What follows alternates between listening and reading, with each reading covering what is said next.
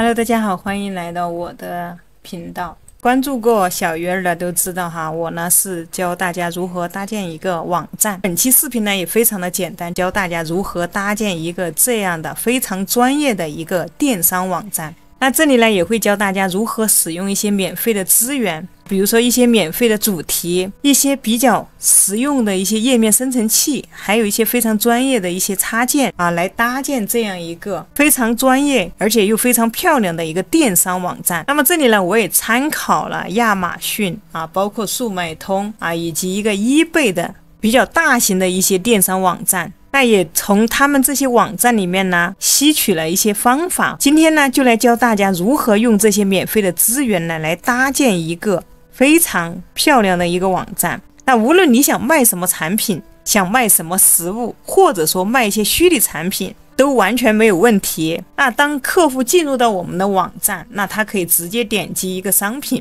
把它加入到购物车，这里直接去结账。那这里呢它会自动的帮你计算出一个运费，还有一些关于税方面的支付方式呢，可以看到这里呢也非常的多，可以用我们的信用卡、支付宝，甚至还可以用我们的微信来进行一个付款，完全都没有问题。那么安全这件事情呢大家也不用担心，那我也会教大家怎么样在我们的网站上安装一个 SSL 证书。那这个证书的话，它可以给我们的网站的数据呢进行一个加密的一个传输，让你的网站呢变得非常的安全。那整个流程的话也是非常的一个流畅，只要是有人呢在这个里面在我们的网站里买了东西，那么你的手机呢就会收到一个通知。那么大家可以跟着小鱼儿呢，我会从头到尾的教大家搭建一个这样的网站。这里呢我们不会直接套用模板你完全也不需要懂代码，也不需要你写代码，那么只需要一点一点的拖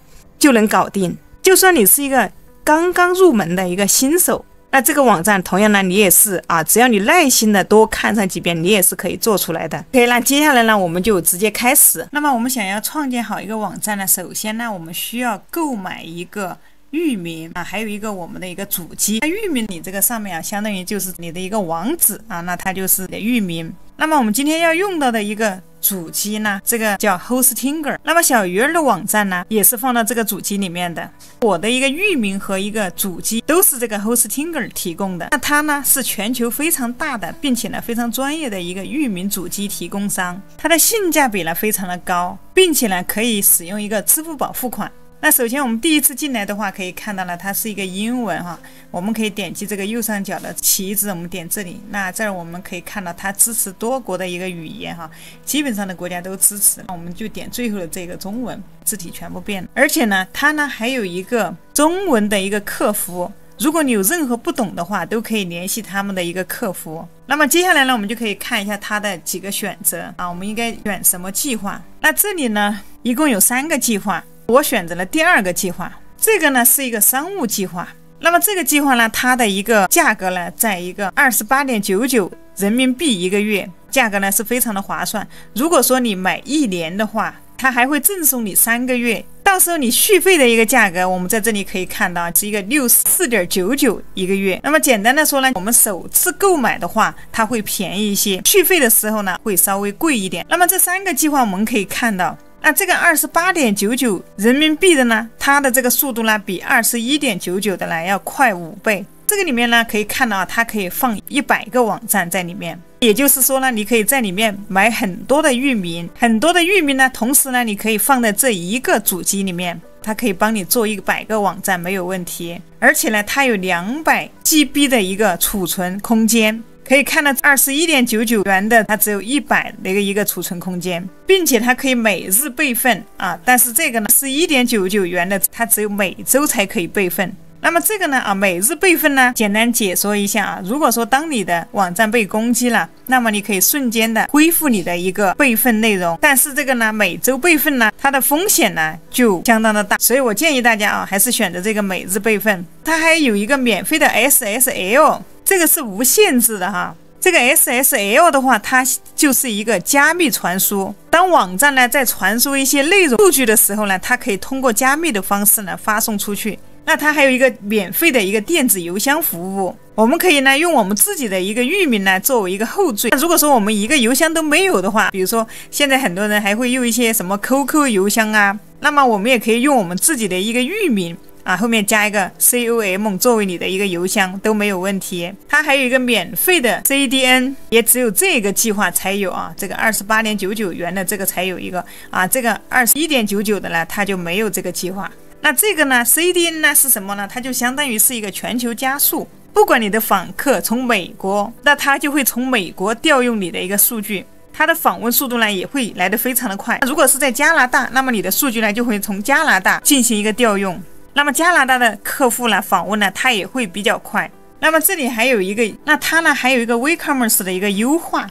那这个呢它是一个专业的一个电商插件，有了这个插件的话，我们就可以做出一些专业的一些电商网站。那它还可以呢一个免费的网站迁移，免费的 WordPress 的一个一键安装。那里面呢可以看到还有 WordPress 的一些漏洞扫描器，自动更新。那下面呢可以看到还有一个 AI 网页制作、AI 文案图像生成、AI 博客生成。那它还有一些恶意软件一个扫描器啊，可以帮我们扫描到一些不好的软件，还会增强一个 DDoS 的一个保护，还有一个免费的一个域名隐私保护。有了这个的话，人家如果查你的域名的话，就查不到你的一些相关信息啊，它都会隐藏起来。服务支持可以看到一个无限制的一个流量啊，99.9%的一个正常运行时间保证，还有一个全天24小时的一个客服支持，还有最重要的一点，它是支持一个30天的一个退款保证。如果在这个30天以内有任何问题的话，你都可以申请一个退款。那你相当于你可以免费试用1个月啊，试用你觉得效果不好，那你就可以申请一个退款。商业计划的话，可以满足我们所有的一些网站的一些创建以及存放。那接下来呢，我们就直接选择中间这个套餐啊，选择套餐。那么接下来呢，它就会跳转到这个页面。那这个页面呢，我们首先可以看到30天退款保障。那下面呢出现了4个计划啊，接下来我们要选择的呢就是一个时间的选择。那么你是需要使用1个月，是需要使用12个月，还是24个月，还是48个月？那如果从长远考虑啊，你的网站是非常稳定的，你要创建啊，至少你的网站要做很多年，或者3年5年，这个48个月呢，它是最划算的。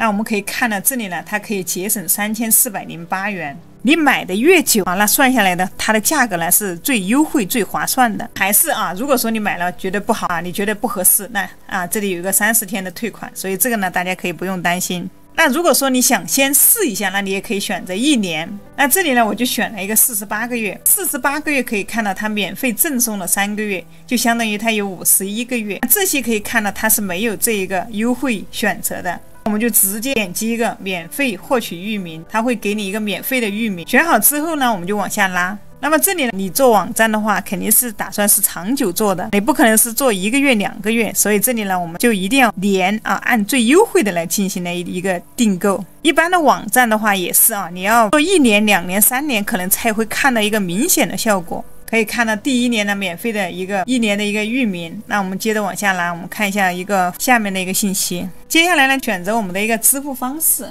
它这里呢有一个信用卡啊，这里可以看到这个是我们国内非常熟悉的一个支付宝，这个呢是一个 PayPal 账户付款啊，这里还有一个银行卡银联。一般的话，国内的朋友呢就可以选择用支付宝付款。选好之后，这边呢可以简单的填写一下。我们可以看到优惠后的一个价格啊，只要1113元。选好之后呢，我们就点击一个提交安全付款。那么到这一步呢之后呢，我们可以点这里啊，继续购买啊，点击这个按钮。那么接下来呢，拿出你的一个手机啊，支付宝打开进行扫码就可以支付。那它这里显示的是一个美元，不过没有关系，你扫码的时候它会按照这个人民币来进行一个扣款。那付款成功之后呢，你会收到一个电子邮件啊，它会给你一些信息，包括一个免费的一个域名领取啊，大家去关注一下你的一个电子邮箱。那么付款成功之后呢，接下来呢，我们就要来到一个 Hostinger 的一个后台。那么第一次进来，我们需要进行一个网站程序的一个安装。那鼠标呢移到最左上角，这里选择第2个网站。接下来我们选择这个添加网站。那这里呢，你可以选择这里有 Hostinger 它的一个人工智能 AI 建站，那你也可以选择从外部嵌入网站。那么这里我们选一个 WordPress 建站，点击一下。那这个 WordPress 的话，它呢支持全球主流的一些语言。那这里我们可以看到这个右上角，我们可以点开，那这里这些国家它都是支持的，你可以进行选择。选择好之后呢，我们就可以进行下一步。在这里呢，你要输入一个管理员的一个电子邮件啊和你的一个密码。这里密码呢，你可以设置，它下面呢按照它的一个要求去设置就可以了。包括这上面的语言啊，大家也是可以选的。那这里我们就点下一步。那大家可以看到，这下面它是有一个进度条的啊。当你要完成的时候，那你可以看到进度条在哪个位置。我们点下一步。那么接下来呢，他问你想建立什么类型的网站？那这里我们就选一个商业和服务，点击下一步。这里可以看到呢，它会又让你选择哈。那这里我们也可以先不选，直接点下一步啊。我们就选择一个创建空白的网站。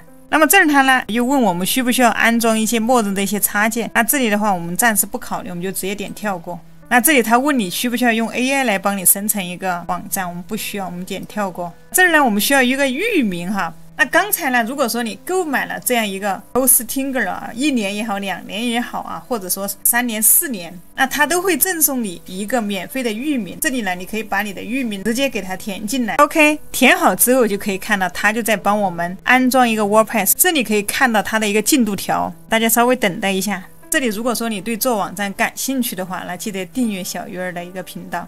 那你呢还可以看小鱼儿的其他的一些网站视频。马上就要创建好了 ，OK， 可以看到这里已经安装好了。那么这里呢我们可以看到又进入到它的一个后台，我们可以在这里预览一下我们刚才的这个网站。那我们的网站呢大概就是这个样子。接下来我们可以点这一个管理面板。那这边呢可以看到它这个呢就是一个控制面板。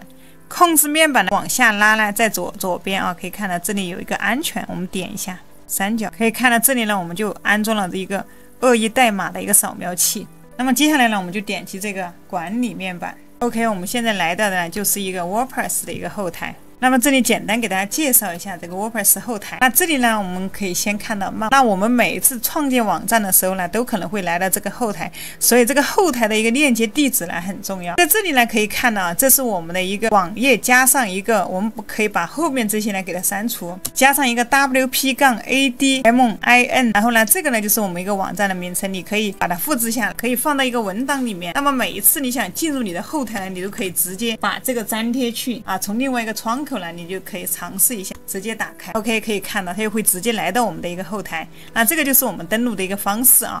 那可以看到这后面呢是一个 WP 结尾的，到这里呢我们就把它保存下来。或者说呢，你每次在你的一个网页后面呢加上 WP-ADMIN 也可以。那么我们往下呢，可以看一下左边这边呢，这是它的一个仪表盘。那这里面呢有一些文章你比如说你要写一些文章这些，还有一个媒体你要添加一些图片或者视频还有一些页面就是我们创建网站需要的一些页面还有包括一个评论一个外观这个呢我们要安装一些什么的主页你需要什么一些主题。那这个是一些插件，我们平时用到的一些插件创建这个网站需要用到的一些插件。再往下呢是一个用户名，那如果说你要更改一些个人的信息呢，可以点进这个里面。这个里面呢是一些工具我们建站呢需要用到的一些小工具这个呢是一个设置。那比如说我们想要设置一些比如说一个固定链接，那你可以到这里来设置，对它进行一个保存更改。那如果说你进来你的页面呢是一个英文的，你想把它改成一个中文，这里呢我们就可以点这个用户下面有一个个人资料，我们点一下。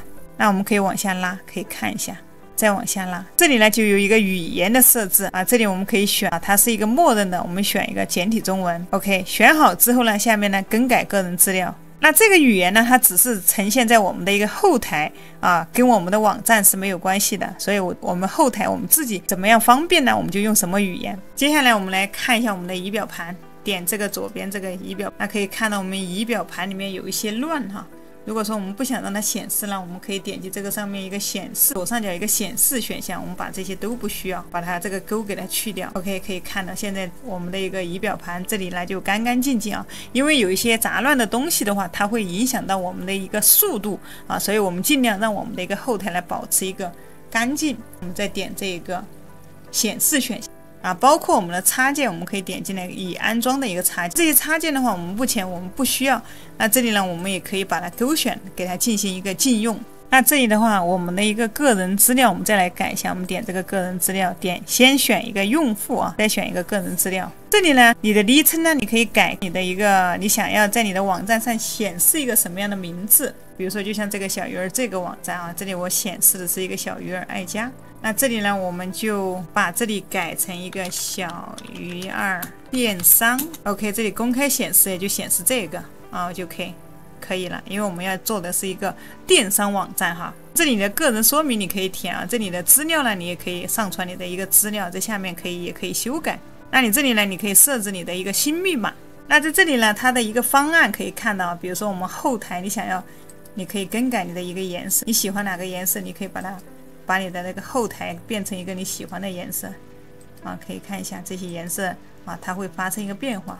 比如说，我觉得这个颜色啊，看起来还可以啊，就选成这个颜色。这边呢，全部改好之后呢，我们点击这个左下角一个更改个人资料。这里呢，因为我们做的是一个电商网站啊，它会进来一些访客，我们必须要允许我们的访客呢进行一个注册，这点非常的重要。那这里呢，我们就点击这里有一个设置的话，这里有个常规，我们点一下。那首先是我们站点的一个标题，那在这里我们把这里改一下。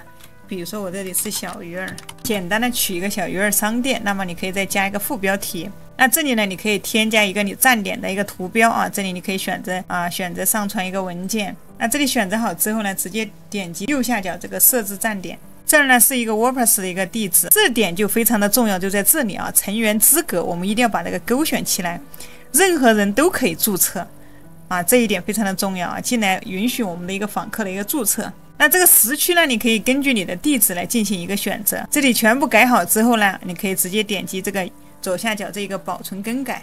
那接下来呢，我们还要对我们的一个固定链接呢进行设置。那这里同样点到一个设置，往下拉，这里有一个固定链接，我们点一下。那这个我们一定要设置一个固定链接啊，让它固定下来了，不能让它变来变去的。那这里的话，我们一般常用的一个固定链接呢，就是一个文章名。那一般前面呢可以看到就是我们的一个网址，后面呢就是我们的一个文章名。那么我们直接选择这个文章名就可以了。选好之后呢，我们这里就点一个保存更改。那么设置好之后呢，接下来我们看一下啊，这里有一个左上角可以看到，这里有一个查看站点，我们看一下我们的现在的网站是一个什么样子的，可以看到啊，它现在是这个样子的。那没有关系，等会儿来啊，小鱼儿就会带着大家来一起来做一个跨境电商的一个网站。如果说你想学习做网站，那记得一定要给这个视频点个赞啊，并且订阅小鱼儿的频道，把它收藏起来。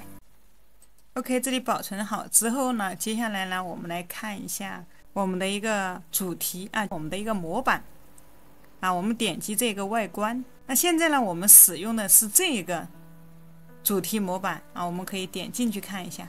那我们怎么样点进去看呢？我们鼠标回到左上角，这里有一个小鱼儿商店，我们点击这个呢，查看站点，可以看到现在呢，我们的网站呢就是一个默认的一个样子啊，就是这个样子的。那等一下呢，我们要把它全部来设置更改啊，成我们想要的一个电商网站啊。回到后台，那这里可以看到呢，它给我们啊，这里面有几个默认的，这里有3个模板。比如说啊，你觉得不喜欢这个，你喜欢这个啊，我们可以点击这个启用这一个啊，点下面的一个启用。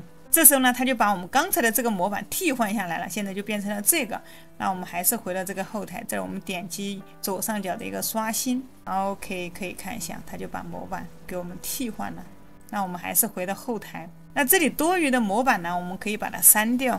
我们要保持我们后台的一个干净哈，这样的话，它会让我们制作网站的时候运行的更快啊，所以我们一定要把一些多余的一些这些东西呢，一定要把它该删除的就要进行一个删除啊。这个呢，我们可以把它点一下，这下面有一个啊，这儿有一个删除键，我们点一下，点击一个确定。那么这个也是一样啊，我们把它点击中间给它放大，点击这个下面哈，点击一个删除。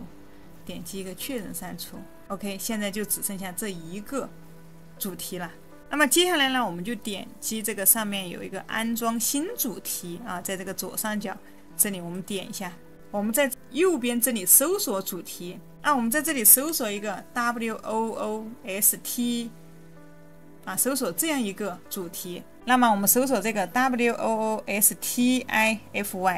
那这里可以看到它就跳出来了。这儿呢，我们可以点击这个详情及预览，我们点击中间这个按钮，我们把它点击看一下它的一个网站的一个样子。那可以看到它现在呢就是这个样子啊，里面还就除了一些英文，其他没有。那我们这里点击这个左边的这个叉给它关掉，那继续回来，我们这里点击这下面的一个安装啊，我们要用这个主题来装修我们的一个网站。喜欢小鱼儿呢，记得订阅我的频道。我们看一下，这里已经安装成功。那我们要点击一个启用。OK， 现在我们就把这个网站呢，现在用的就是我们的一个新主题。那这个呢，我们不需要，我们还是把它放大，点击下面的一个删除，确定删除。啊，那就现在就只剩下这一个了。那这里呢，我们回到刚才的这个，我们来刷新一下看。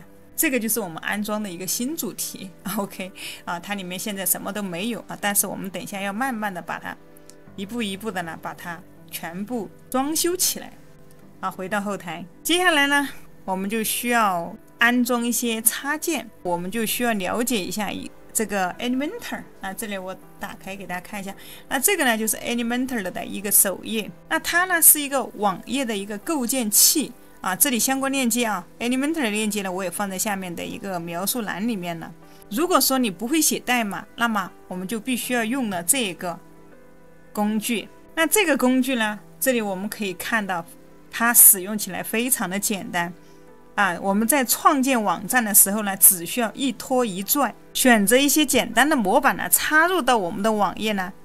它就可以帮我们搭建出一个非常好看啊，而且非常功能呢也是非常多的一个网站。它里面呢也有很多非常好的一些模板。那第一次进来的话，我们可以在这里选择登录一下，我们这里点击一个登录。那这儿呢，你用你的一个谷歌邮箱呢进行一个登录呢就可以了。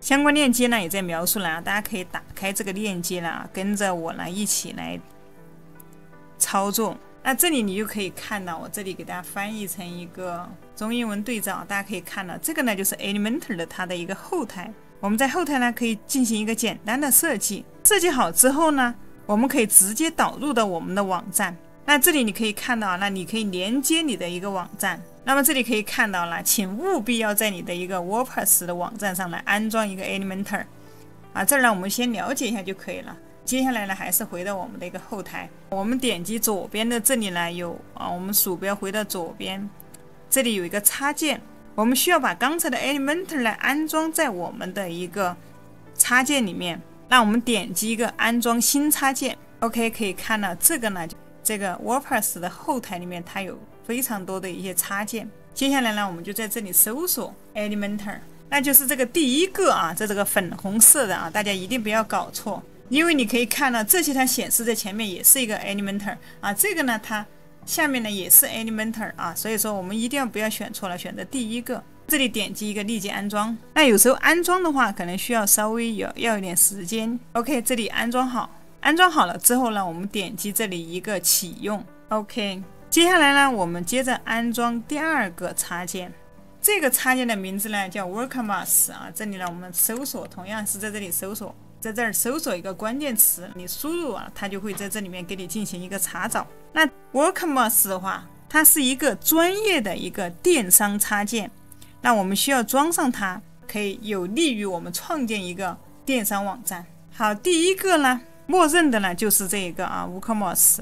我们同样点击这个立即安装，这儿呢大家可以对这个 WooCommerce 呢有个简单的了解。我们可以看到它呢安装它的人数呢已经超过了700万。安装好以后呢，我们还是点击这里一个启用。那这个呢是非常好用的一个创建网站的一个工具。那这个 WooCommerce 都可以想象它是非常非常的火啊。接下来呢，我们还需要安装一些插件。这里啊，我们同样在这里搜索一个插件，那一个TIWOOS， 那这里有的时候我们一个字母不对啊，就像刚才小鱼儿这里我弄了一个小写的 i， 它都打不出来，那么我们一定要把这个字母输对啊。相关的一个插件名字呢，我也会放在描述栏。那么就是我们的第一个哈，这里。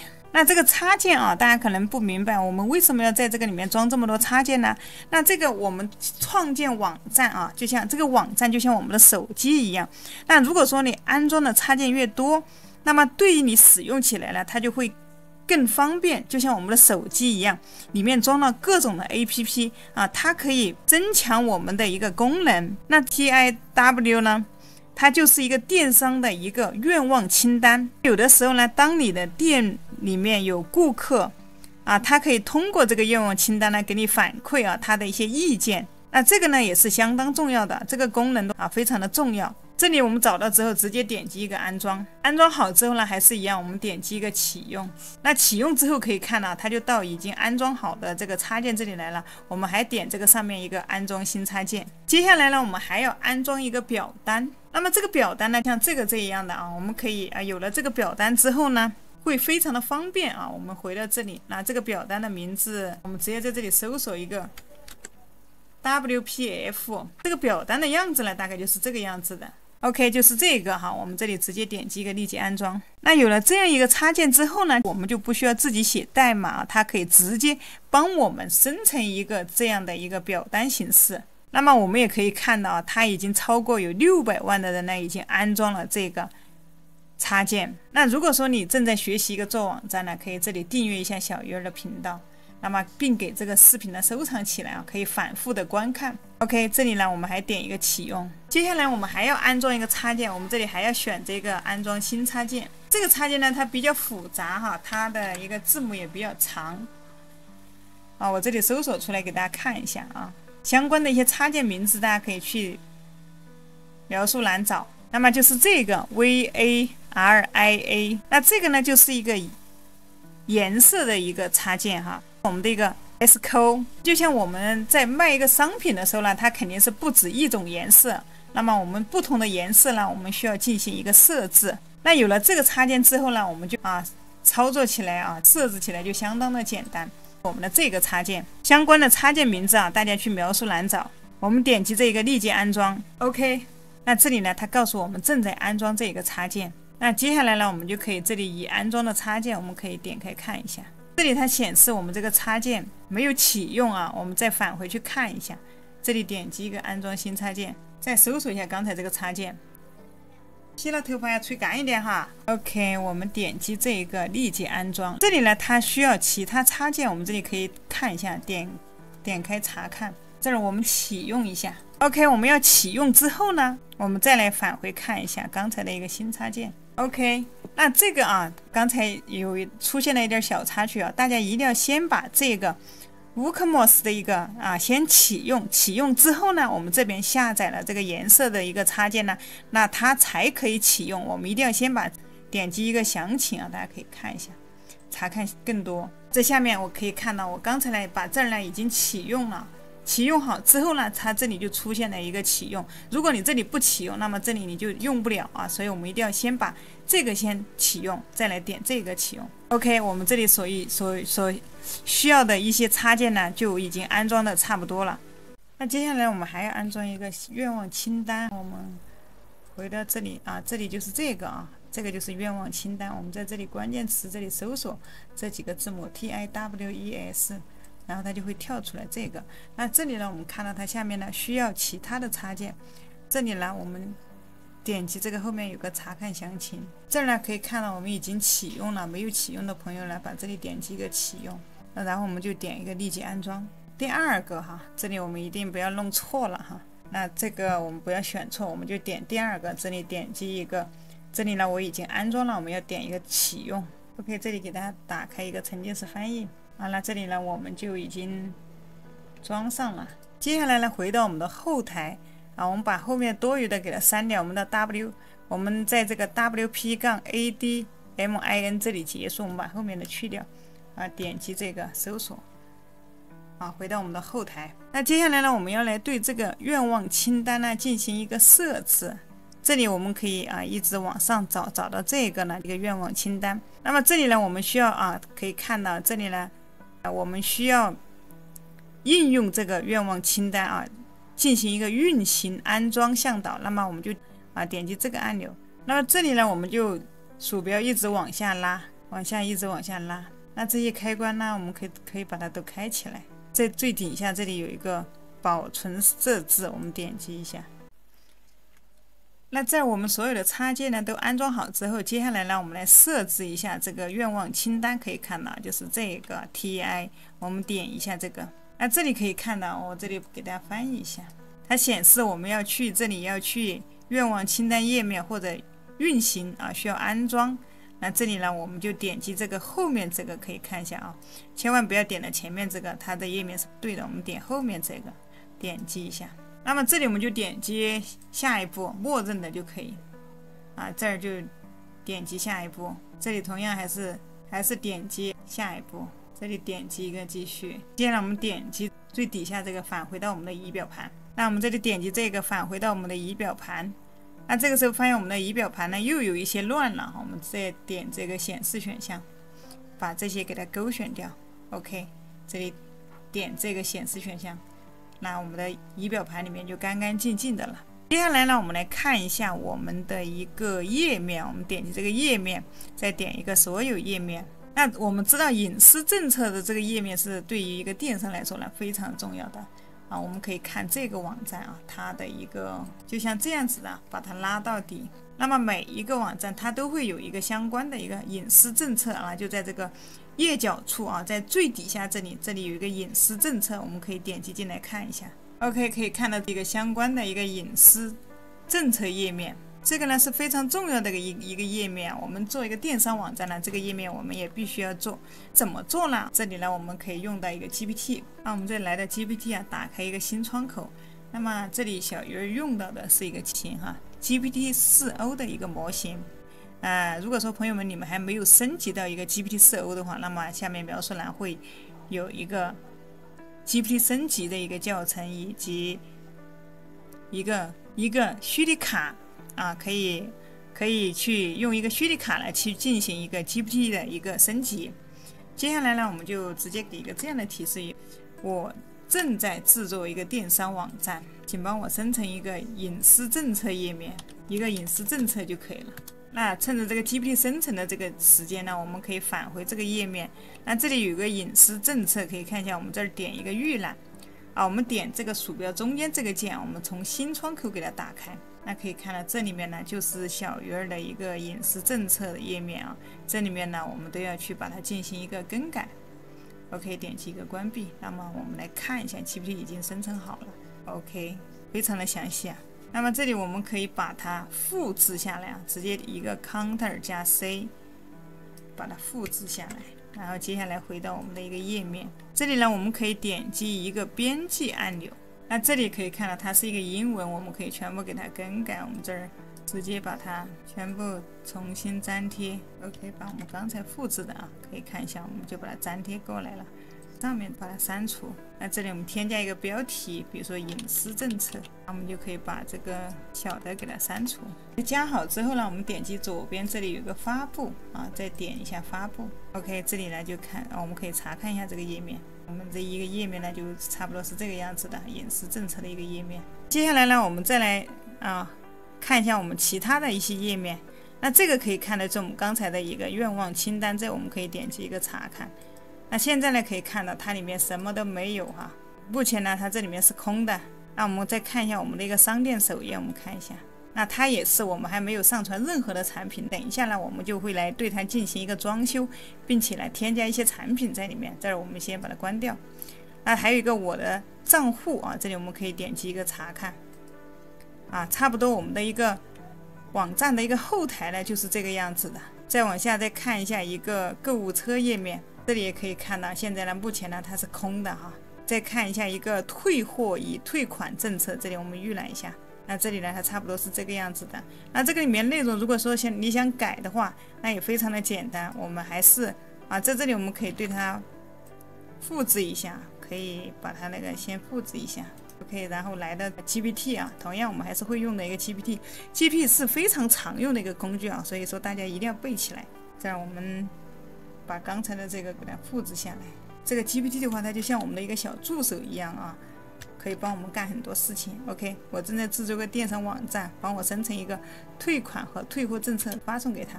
那可以看到啊，它的工作效率是相当的高。那么这里它生成好了之后呢，你可以把它复制粘贴，来到这个页面呢，对它进行一个更改。同样呢，我们还是回到这里，我们点击一个下面这里有一个编辑，我们点击中间的一个键，你可以到这里来对它进行一个修改。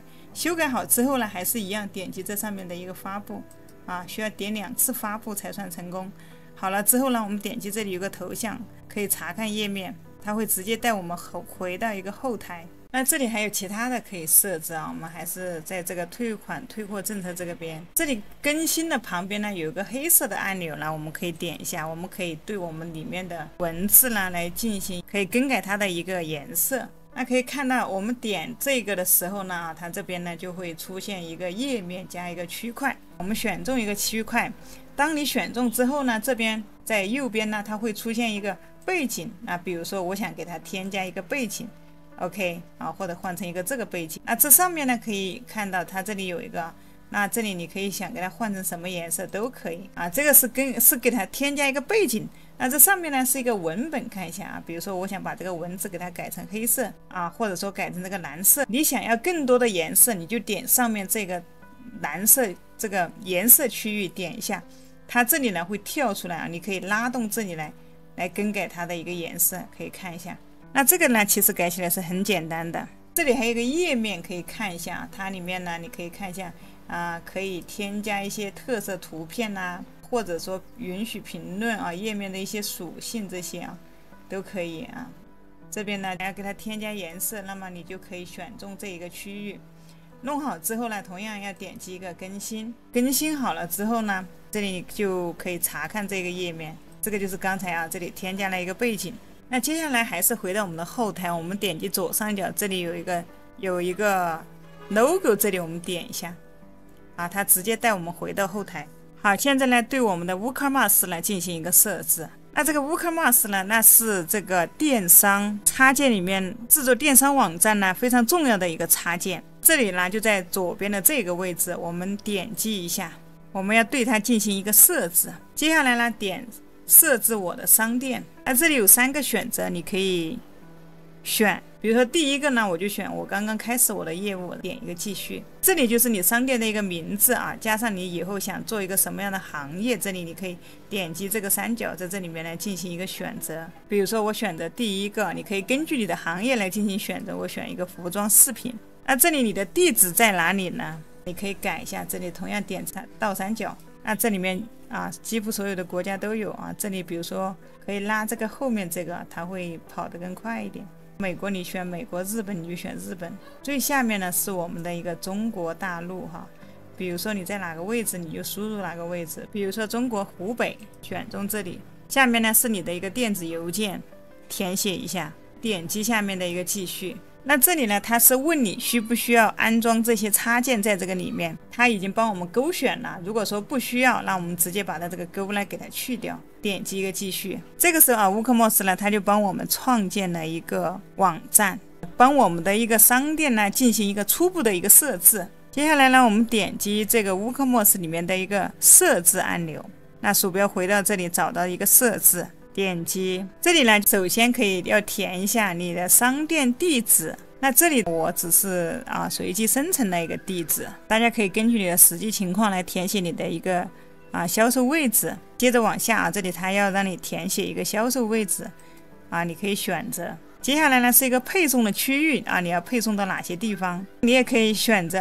只配送到你所在的销售区域，配送到全部的国家，也可以配送到特定的国家，都可以。比如说我们在中国的话，那店铺的话就中国就可以比如说配送到销售的地区。那么店铺所在的国家呢都可以它可以根据一个 IP 来定位。这里可以看到它可以根据一个 IP 位置或者说店铺所在的国家区域你可以选择。那接下来呢启用一个税收功能。如果说你的产品你要把你的税加上去特别是如果说你做的是国外的一些独立站的话，那么一定要启用这个税收功能，这个非常的重要。因为如果说你希望把你的产品的一个税直接加在产品上面的话，那也是可以的。这儿呢我们要勾选一下。接下来是一个使用优惠券，启用一个优惠代码。这里呢我们也可以把它直接给它勾上。那接着往下看呢，是一个货币，货币的一个选择，可以看到这里面有很多货币可以选择啊，你可以根据你的国家来设置你的一个货币。这里呢，这里就是选择的一个人民币。那这里全部设置完成之后呢，我们点击这个左下角，这里有一个保存更改。那这一步完成了，我们到下一步产品。那这儿我们要挨个来对它进行一个设置。首先一个呢，我们先来设置一下它的这个占位符图片。这里呢，我们选择一个8，重量单位啊，主要是它的一个计算的一种方式。这儿呢，我建议大家选择一个克，因为如果你做的是一个跨境电商啊，运费的话，它会非常的精确啊，可能会精确到克啊，因为它关系到你的一个成本，所以这里我们一定要选择一个克啊。接下来一个尺寸单位，我们也可以看一下，那么我们就选择一个厘米，那其他我们就保持一个默认啊，就不用去动它就可以了啊。接下来同样点击这个保存更改。那每设置好一个呢，记得一定要点击一个保存更改啊，不然的话你可能就白弄了。接下来呢，我们点这个税。那如果你做的是一个跨境电商，那在这个税的这个方面的话，你一定要设置好啊。如果说你做的是国内的话，那这一点呢，你就可以直接忽略。这里呢，我们可以先来了解一下，这里有关于税相关的一些选项啊，一个标准费率，一个减税税率费率啊，一个零税率费率。那我们先看一下这个标准费率。这儿的话，我们可以按不同的地方来设置一个相关的税。比如说，我们选择点一下这里的一个国家代码啊，它就会带我们来到这样一个页面。这里往下可以看到，它会给我们不同国家的一些不同的一些代码。这里它写的非常非常的详细。那比如说这里中国，我们可以点一下。那这里呢，它有一些非常准确的一些信息，我们往下拉。这里可以看到它的一些代码，比如说这里有个香港，它的一个代码呢就是一个 HK， 那法国呢就是一个 FR， 美国呢可以看到它的一个代码就是一个 US。 那这儿我们可以复制一下，直接返回，我们来设置一个美国的一个代码。我们点击这个在下方插入行啊，这里我们输入这个美国的一个代码。那接下来呢是它一个省区的一个代码，那如果说不知道呢，我们可以来谷歌搜索一下。这儿我们搜索这个呢，大家可以看一下啊，可以截个图。那这里搜索的话，它就会跳出来。那么就是这个网站，我们点开，这儿用翻译工具给大家翻译一下，看一下。你在这个里面呢，就可以找到它的一些相关的一些区域的一些代码。那如果说你想搜索别的国家呢，那你可以把后面的给它改成，比如说一个法国、德国、俄罗斯啊，或者说意大利啊这些呢，把这里给它改一下啊，你都能找到相关的区域代码。那么这里呢，你就可以看到美国的一些相关的一些税率，它每一个地方啊都有一个它的税收呢都不一样。比如说这个加州是 7.25 啊，这个内华达州呢是 6.85， 爱达荷州呢是6，可以看一下啊，这里都不一样。这儿比如说我们选择一个加州，或者说我们选一个内华达州 NV， 我们可以把这个代码给它写过来。这儿我们就可以输入一个 NV。 那这个税费名称的话，我们可以给它来设置一下啊，我们可以给它定制一下。比如说我们来给它想一个名字，比如说叫一个定制税、标准税。可以看到这个内华达州它的一个税是 6.85。 接下来我们还可以设置一下，比如说美国的其他的地方。那还是回到这里，比如说我们在下方再接着添加一个，在刚才这里这个标准税率我们还没有填，我们看一下它的是一个 6.85， 这儿给它填上 6.85。 这里我们看一下这个加州的一个税率是 7.25。 OK， 这里一样，我们把它粘贴下来。这个配送的话，我们把这个勾啦给它去掉。这里比如说你还可以添加，同样呢还是在美国区域哈，我们换一个地方看一下，比如说一个华盛顿，那这个呢爱达荷州呢，它的费率是 6%， ID 税率是6哈，这里把它填写一下，这里勾去掉。这里你可以根据你的情况呢来进行一个添加啊，那么你还可以复制该行来进行一个修改。那么全部弄好以后呢，点击一个保存更改。接下来呢就是一个配送啊，我们点击来看一下。这儿呢你就需要添加一个你要配送的一个区域，这里是一个区域的名称，可以看到啊，这是一个地域配送类型。那这里呢你可以添加区域啊，我们点击一个添加。那这里区域的名称你可以输入，比如说美国，这里可以看到啊，美国有哪些地方，你可以选啊，这些地方比如说下面这里往下拉，找到美国，勾选一下，比如说这些地方哪些地方你要配送，直接把它勾选起来。 OK， 这上面可以看到，这里就是我们选择好的一些地方都可以配送。接下来呢，我们要添加一个配送方式，你这里勾选一下，比如说你可以设置一个免费配送，点击一个继续。那如果你设置的是包邮的话，那你点击一个免费配送啊，还需要这里点击一个继续。这儿呢，它还有需要免费配送有没有要求，可以看一下，你可以没有要求啊，直接多少都送啊，就没有要求。还有一个有效的一个免运费的一个优惠券啊，它有这个券才可以，要不就还设置一个最小的一个订单金额，比如说设置个199包邮啊，299包邮啊，或者说这两样最小订单金额和优惠券同时有其中一样都可以。那你可以根据你自己的一个要求来进行一个设置。这儿没有要求你就写没有要求点击一个创建并保存。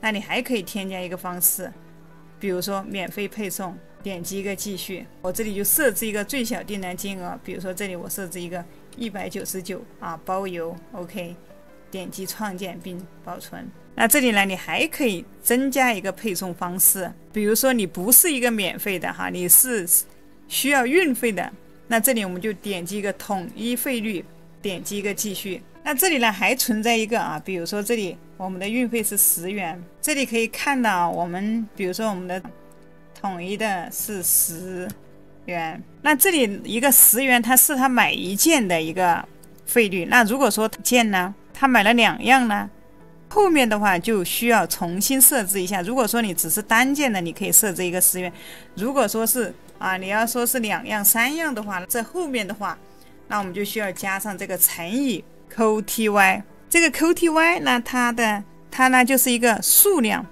那它如果买多件的话，那这里系统的话它会自动的多计算几个运费。如果到时候我们有不同的产品的话，那你可能会运用不同的一个运费。下面呢就可以添加一些配送的一个类别，这儿我们点击一个保存创建，这里也是根据你的物品的一些轻重或者大小这些来进行一个设置。比如说就像我们的衣服一样，它比较轻那这个运费的话可能就比较便宜。那如果说你用的是一个比如说一些家电之类的，那可能它的一个费用呢，我们就可以直接在点击上面的配送你可以点击加配送方式。那在哪里去添加一个配送类型呢？我们点击一下，在我们点击一个统一费率，点击一个继续，在这里可以看到添加配送类别成本，我们点击这个，再我们再点击这个添加配送类型，这里呢就需要添加一个配送的成本。比如说我们的第一个类型呢，它是一个大件这里我们输入一个大件 A。 那这个大件的话，它可能包含一些非常重的一些物品，比如说一些冰箱、洗衣机电饭锅或者说各种柜子这些。这儿比如说我们可以输入一个大件，比如说洗衣机、冰箱 OK， 这里输入好之后我们点击一个创建。那接下来呢，我们还可以建一些比较轻的，同样添加配送类型，比如说一个小件 B， 小件比如说筷子比如说一个洗脸盆。这里我们点击一个创建，这里设置好之后呢，回到我们刚才的这个页面，那我们把这个给它关掉添加一个配送方式，点击一个统一费率，点击一个继续。那这个时候你就可以看到我们刚才呢设置的一个配送类型就已经出来了比如说我们这里是10块，那这里大件呢，比如说这里我们设置一个25，那这后面呢我们一定要乘以一个 QTY， 这个 QTY 就是一个数量比如说大件呢有几件，那小件的话我们就设置成一个5，后面一定要加上这个一定要加上这个 QTY。 那这是一个大件和一个小件的费用。那还有一些其他的费用呢，那么这里我们也可以设置一下，比如说一个3块 OK， 这设置好之后我们创建保存。接下来呢，我们就再看一下一个付款，这里面可以看到它默认呢加了这些付款方式一个银行，一个支票，也还有一个货到付款。但是这些的话我们就基本上是用不到，重新来安装一个付款方式。那接下来呢，我会教大家怎么样去设置。那如果说你做的是一个国外独立站的话，需要支持你的一个网站，这里就需要一个信用卡来付款或者说支持一个 PayPal 的一个付款。我来跟大家说一下怎么样来设置。首先这里呢，我们还先需要来安装一个插件。那鼠标回到左边，找到往下拉这里一个插件啊，我们选一个安装新插件，右上角这里搜索一个插件的名称。那这里呢，大概就是这一个啊，你输入一个 PIYMAEN， 那这里呢它就会跳出来，可以看一下，大家一定不要搞错啊。你可以先对比一下它的这一个 logo 啊，再看一下插件的名字啊，不要弄错了。因为我们需要一个信用卡或者说一个 PayPal 的一个付款方式。那这个插件呢，它就是可以让别人用微信、支付宝，让用信用卡等来付款。这里我们点击一个立即安装，安装好之后一定要点击这里一个启用。OK， 接下来还是回到一个插件，安装新插件。那我们还要安装一个支付方式，我们还是搜索刚才的这个 PAYMAET， 这边可以看到它是一个 PayPal， 那它就可以用它来进行一个 PayPal 付款啊。这里我们点击一个立即安装，这里一定要对应到它的一个图标和它的一个名称啊，我们才能不会把它搞错。安装这个插件呢，让别人呢可以用一个 PayPal 进行付款。这里还是点击一个启用，这里我们直接把它关掉。接下来我们来看一下已经安装好的一个插件，这里已安装插件。那么接下来可以看到我们需要填写我们的一些银行卡信息，那这些信息从哪里来呢？我们可以返回到我们刚才注册万里汇账户这里，这儿我们来需要先登录一下我们的账号，找到一个资金管理，再找一个店铺管理，那这里就是我们刚才申请的这个，我们点击一下，点击后面这里有个详情，那这里有个查看账户详情，我们点一下。那接下来呢，你就能看到你的一些银行卡信息，包括你的银行账号啊、银行名称、地址这些。这个时候呢，我们就回到Stripe 开始填写。首先填写你的一个姓名，那这个姓名呢，要填写你的真实姓名啊，需要写一个英文字母。这里银行呢，你可以到那边去找一个银行信息啊，包括一个分行可以填。那这里账号呢也是有的，这里全部填好之后呢，这里账户需要再确认一下，点一个继续。那接下来呢，我们要进行一个验证哈，我们开启一个2步验证。这儿呢，你可以添加一个谷歌的一个来验证啊，一个谷歌邮箱来进行验证。那你也可以使用一个添加一个安全必要，或者选择一个额外的一个选项。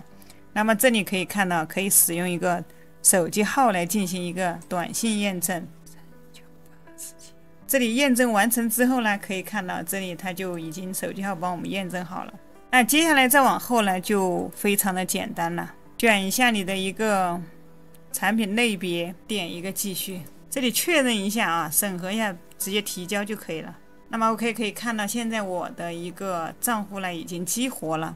第一次进来注册以后的话，它还会叫你扫码，扫一下脸，进行一个实名的一个验证啊。你根据一个需求啊，根据它的要求来进行一个真实的填写就可以了。那这里可以看到，接下来这里我们就已经全部完成了。刚开始的话，我们如果说只是测试的话，我们可以把这个测试模式给它打开，可以看到这里测试模式它不会扣取真钱。这儿我们可以点击这个余额，我们可以点击这个右上角这里有个设置啊，这儿我们点一个设置，这里面有一个付款，我们可以点进来看一下。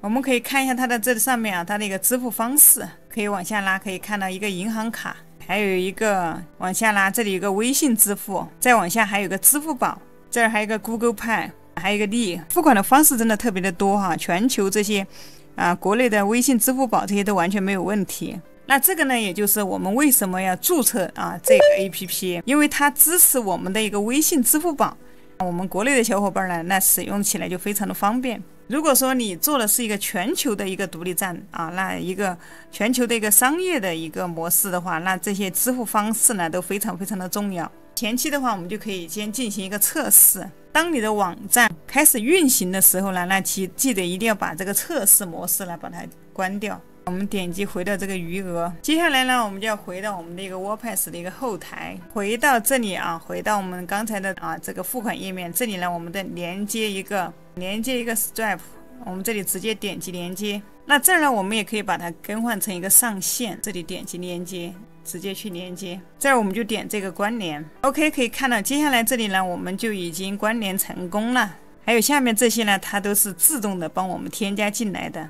那么这里呢，我们往下拉，直接点击一个保存更改。那接下来呢，我们要再来设置一个 PayPal 的这个我们要把它设置一下，点击这里。那这也是另外的一种付款方式啊，因为我们刚才也安装了这个插件。因为我们的网站呢，很多时候大部分的一些客人使用的都是国外的一个 PayPal 啊，它的使用频率呢是非常的高，就像我们国内的一个支付宝一样。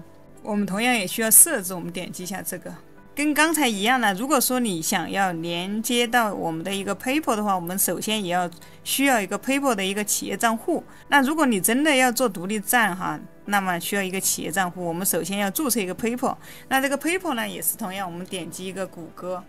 那在这里呢，我们在这里搜索一个 PayPal。那跳出来的第一个在下面第一个呢，就是一个 PayPal 它的一个网站。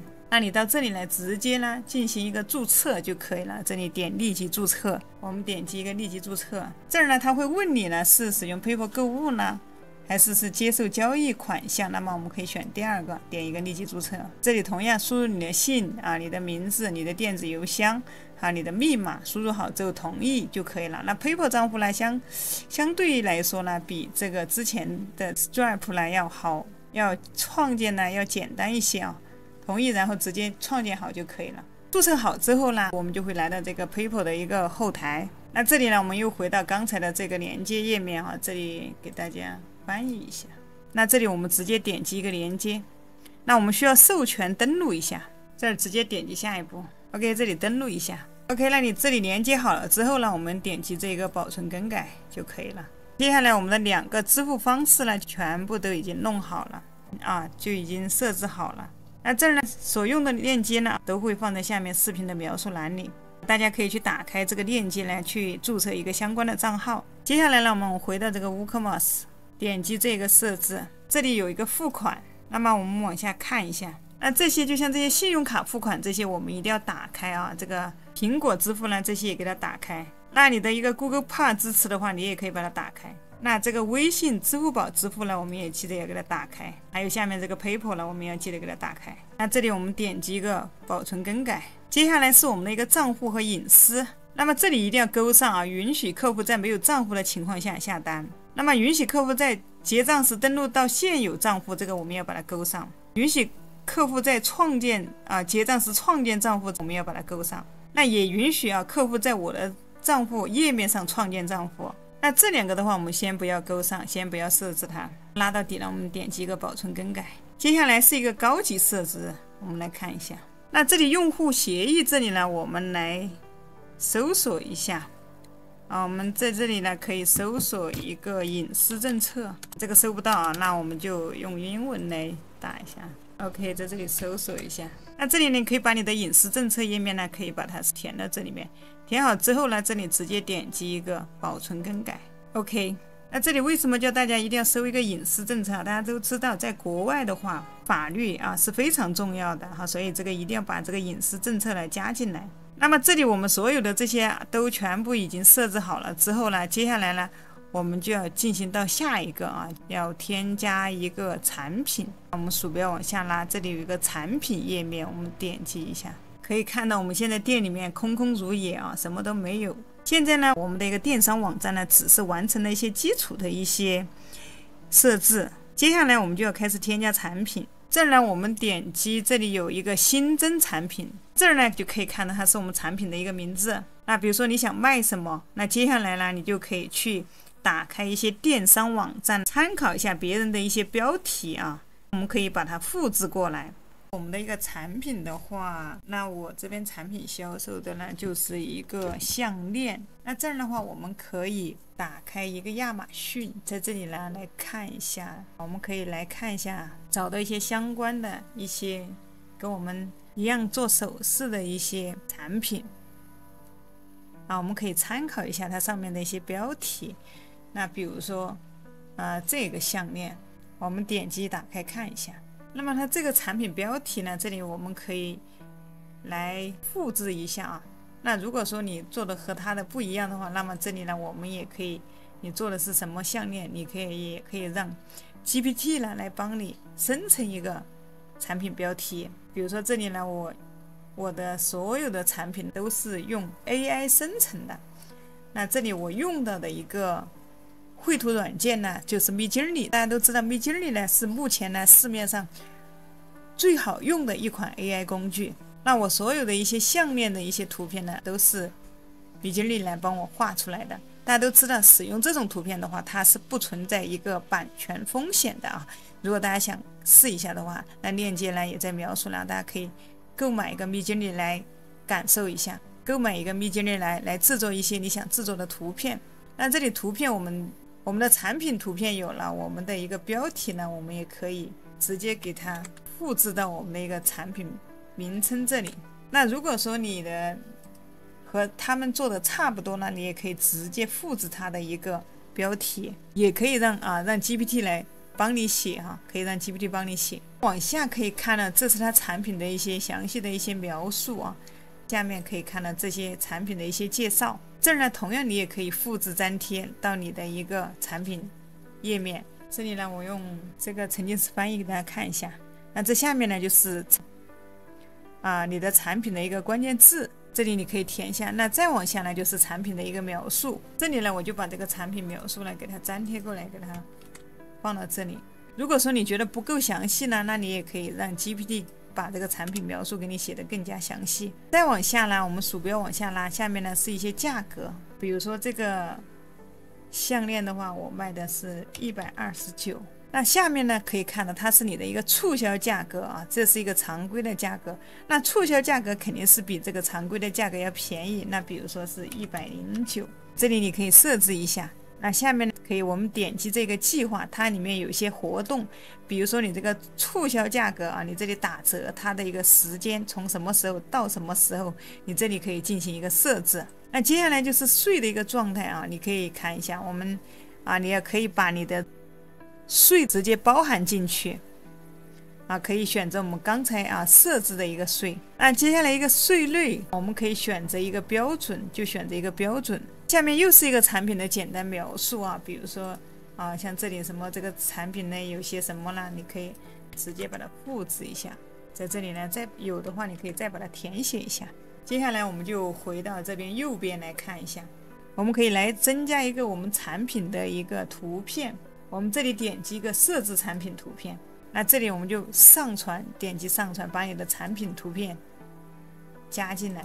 这里面是你可以直接一次性把你所有产品这里呢选的话，大家可以按住你的鼠标不动，直接整个选上，把它一起给它上传进来，点击一个打开。接下来呢，我们要选择一款产品来作为一个主图，比如说这款产品，我们点一下，选中之后这里设置产品图片 OK， 那这里它就已经加入进来了。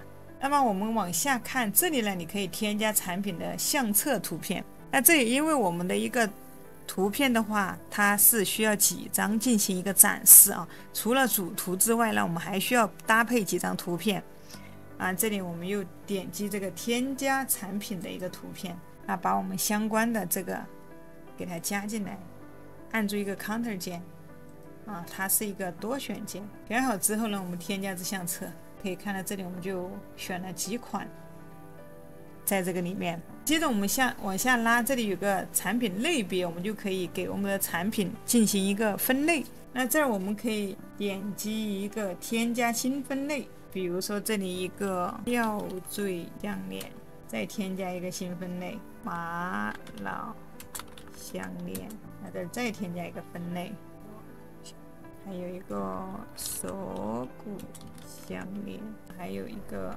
珍珠项链，添加一下。你还可以选择一个负极分类你每一个分类里面呢还有一些子分类。再往下呢，你可以增加一些产品的标签这儿我们可以看一下他们的一些标签。标签的话，比如说项链添加，或者说是黄精致项链，这里点一个添加，这里你还可以加一些标签，那跟产品相关的一些标签呢，那这里呢都可以加进来。那么这边回到左边，我们可以设置一下我们的一个固定链接。我建议大家呢最好用一个英文的，因为中文的话它显示的比较长。这儿我们点击一个编辑，那我们把这个中文给它，我们用一个英文。好，这里我们把这个加进来，点击一个确定。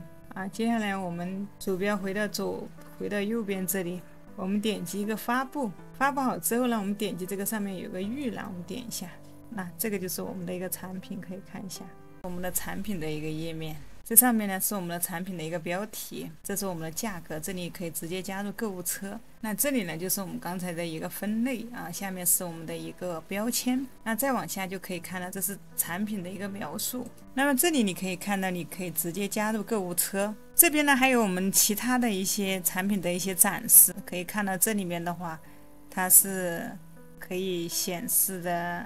当我们的鼠标上来的时候，它是有一个放大的一个作用。比如说我们想看这一款，那你可以直接用鼠标来点，点击另外一个颜色。那这里还有一个这个颜色的一个项链，那我们也是可以看到的。这个就是我们刚才为什么要多添加几张图片因为我们展示的颜色不一样所以我们要把我们其他颜色的图片呢也要展示一下。OK， 这里直接关掉，回到我们的后台。那回到我们的产品页面，这里可以看到我们已经添加了一款产品了。那为了可以让我们的上传产品的速度更快呢，这里呢我们可以来复制一下这款产品，上传我们更多的一些产品。这里直接点击这个查看，后面有一个复制。那这个时候呢，它又来到这个后台，这里呢我们可以把这个标题我们重新写，比如说我们的另外一款把它替换一下。这个产品描述呢，我们也可以把它替换一下。那这里价格呢也可以改，比如说这个是100，这个呢是99，我们的促销价是79。OK， 下面这个税这些都可以不用去改它。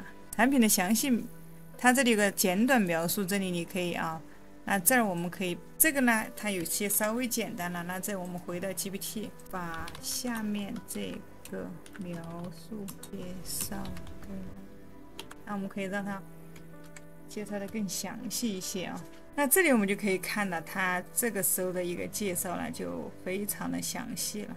OK， 我们粘贴一下，给它粘贴过来。那这个的话我们可以把它复制一下，放到这个简短描述这里。那这个的话我们就给它放到详细介绍在这里，产品的一个描述。接下来回到我们的右边，这里就非常简单了，这个我们直接给它进行一个替换。这样我们把我们的主图先上传进来，接下来我们再把这几张图可以看到，我们直接给它这里有个删除键大家可以看到每一张图片这上面有个删除键，我们把它删除，因为这个是上一款产品的。那我们重新添加 OK， 添加产品的一个相册，这里按住一个 Counter 键，我们要把几款都给它加进来，加好之后直接点这个添加至相册。那么这里分类它属于什么项链，你就可以勾选它。那这里可以看到我们的这个项链它是有不同颜色的，也有不同尺寸的。那这里我们呢也需要来进行一个设置。接下来我们把鼠标回到这边产品的一个数据这里后面有个单个产品，这儿我们可以看一下，我们点击一个可变产品，这儿也就是设置我们的多个颜色。在这个添加颜色之前呢，我们需要进行一个设置。我们把鼠标回到左边，在这个产品这里呢有一个属性，我们点击鼠标中间的这个键我们从这个另外一个新窗口给它打开。那么新窗口打开了之后呢，可以看到这里呢就是一个属性页面，我们来进行一个设置比如说我们的第一个颜色叫什么呢？那么这里呢，首先我们是需要先来选择一个颜色，还有一个排序。这里类型我们要选一个颜色。那我们在名称这里呢，我们输入一个颜色。那下面这里呢，我们选择一个分类这儿就是一个自定义排序。选择好之后呢，我们就点这里一个增加属性。那可以看到这边我们就已经在这里添加好了。接下来我们就来配置一下它的类别，我们点击这一个，比如说这里我就输入一个红色，那这里选择颜色啊，鼠标回到这儿可以看，这里有个选择颜色，下面有红色 ，OK， 这里就选好之后添加新的颜色。那么这里可以看到红色我们就已经选好了，接下来比如说还有一个银色，找到一个银色，看一下一个银色 ，OK， 银色也加进来了。比如说还有一个，可以看一下我们的产品，比如说还有一个黄色，这儿我们选择一个黄色。那么这个颜色不一定非要一模一样啊，只要能代表这个颜色的就可以。这儿还比如说还有一个白色，添加一个白色，黑色，选好直接点添加。那这里根据你自己的产品有些什么颜色呢，你都可以把这些相关的颜色呢给它加进来。那可以看到这边我们需要的颜色全部都已经加进来了。那么除了颜色，可能有的时候我们还需要一些尺寸，比如说一些大小。那我们还是点击这个属性，我们还是点这个属性。那这里就写一个尺寸，这样我们选择一下，选好之后我们这里添加属性。OK， 可以看到这里呢，我们同样还是来配置一下它的类别，比如说第一个尺寸。那这儿呢，因为我做的是一个项链啊，大家可以根据自己的情况，比如说你可以选这个大小号啊，大号、中号、小号，或者说 S 号、L 号、M 号啊，这种都可以。那比如说我这里的一个尺寸呢，它就是按照一个厘米来的，比如小号，我这儿写一个尺寸在上面 ，OK， 这里添加新的尺寸。那可以看到，比如说我这里又来一个，还是中号，它的一个尺寸是40到45 ，OK。那我再添加一个大号，它是50厘米的，点击添加 ，OK 了。那我们这里尺寸也添加好了。那么这个时候我们回到我们的产品页面，我们点击全部产品。回来之后呢，我们先点击这里有一个保存草稿，我们先保存一下。OK， 再往下拉，再回到这里，我们点击这个左边这里有个属性，这里可以看到有一个添加现有值，我们点击一下，这里有一个颜色。那这儿呢，你可以选择搜索，可以看到它有什么颜色，它有一个白色，还有一个黄色，还有一个银色。那么你也可以点击下面这个添加所有的一个颜色。那这样我们那个颜色 SQ 呢就已经添加好了。那么这里我们保存一下属性，接下来我们添加一个尺寸，点这个尺寸。那这里同样你可以选这个所有的这几个，那我们一个尺寸的一个 SQ 呢也设置好了。那么这里我们保存一下属性，接下来我们可以看一下这个变量。那接下来呢，我们点击这里有一个属性，那么接下来我们点击这一个变量，这里我们点一个生成变体，这儿我们点击一个确认，这样的话它就会把这些尺寸、颜色都会自动帮我们生成。看一下，现在这里一个白色、红色、银色这些颜色的，包括一个尺寸、大号、中号、小号这些都全部已经出来了。那么在这个后面可以看到，这里可以添加价格。那如果说你的价格是统一，你可以在这里设置一个统一的一个价格。我相信大家的，如果说你的尺寸不一样的话，那你的价格肯定会有所不同。那么接下来我们可以设置一个单独的价格。那在这个后面删除后面，这里有个编辑，我们点一下这里我们可以先上传一张图片。比如说现在是一个白色，这里我要上传一个白色的一个项链。OK， 这里图片有了之后呢，你可以看一下它的价格卖多少。那么这里我们可以在价格填一下，比如说它是一个99卖的是一个79。那这儿货物状态我们就写一个有货。那接下来是它的一个重量，这里你可以设置比如说长度、宽度是多少。运费的话可以看到再往后面这里有个倒三角，我们点一下。那像我们这个呢是属于一个小件，我就点一个小件。那这个税率的话，我们这里也要设置一下，你要怎么收税？这里我们可以点开，这里点开看一下，有个零税率还有个减税税率。那么这里呢，我们可以写一个标准的你可以根据自己的情况来选。那接下来以此类推呢，你可以把下面的全部进行一个设置，包括这些库存这些你都要把它显示到有货的一个状态。那方法都是一样的，可以依次去进行一个点这个来去编辑，编辑之后来去填写。这里全部设置好了之后，记得点击下面这里有个保存更改。那接下来我们把鼠标往上滑，滑到这里有一个库存，我们点一下，我们来设置一下这个库存数量。在库存数量呢，我们点击这里，它这里显示是1个，比如说我们可以给它改成100个，点击这个发布，这里有一个预览更改，我们可以看一下。那么这个就是我们的一个项链。那这个上面这个固定链接地址呢，这里我们还是要编辑一下，我们点一下。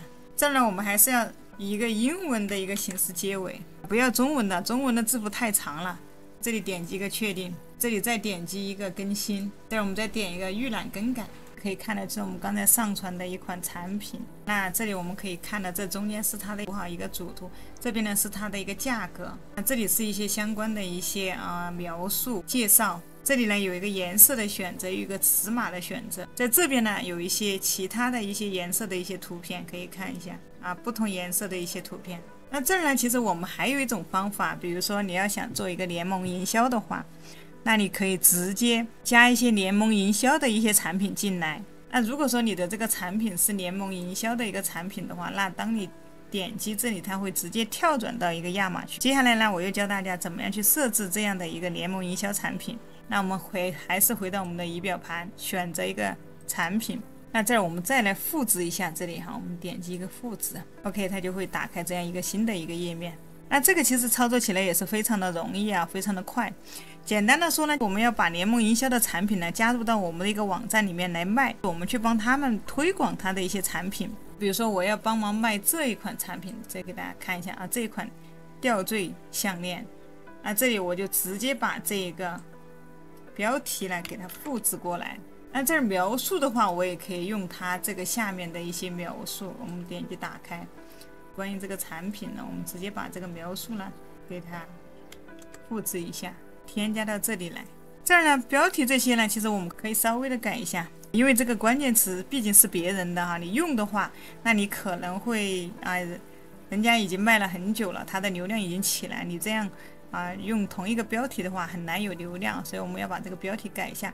那如果不会写的话，你可以让 GPT 呢来帮你重新生成一个新的一个标题。那么接下来呢，我们要把它的一个商品呢搬运到我们的一个网站里面去呢，我们就必须要会用到一个联盟营销产品的一个链接。我们通过这个链接就可以关联到它的这个产品。这里呢，首先需要你注册你可以去注册一个联盟营销的一个账号。那这里你可以打开一个 Google 搜索一个，在这里搜索一个亚马逊联盟计划。那如果说你做的是美国的亚马逊呢，那你可以注册一个美国的亚马逊联盟营销账号就可以了。因为你有了这个亚马逊的一个联盟营销的账号之后呢，你比如说你可以直接获取一个产品的一个推广链接，上面这个链接，那这个链接呢是它一个产品的一个链接。那我们一个推广链接的话，它没有这么长，这个是它正常的一个链接。那么我们是不用这个链接的。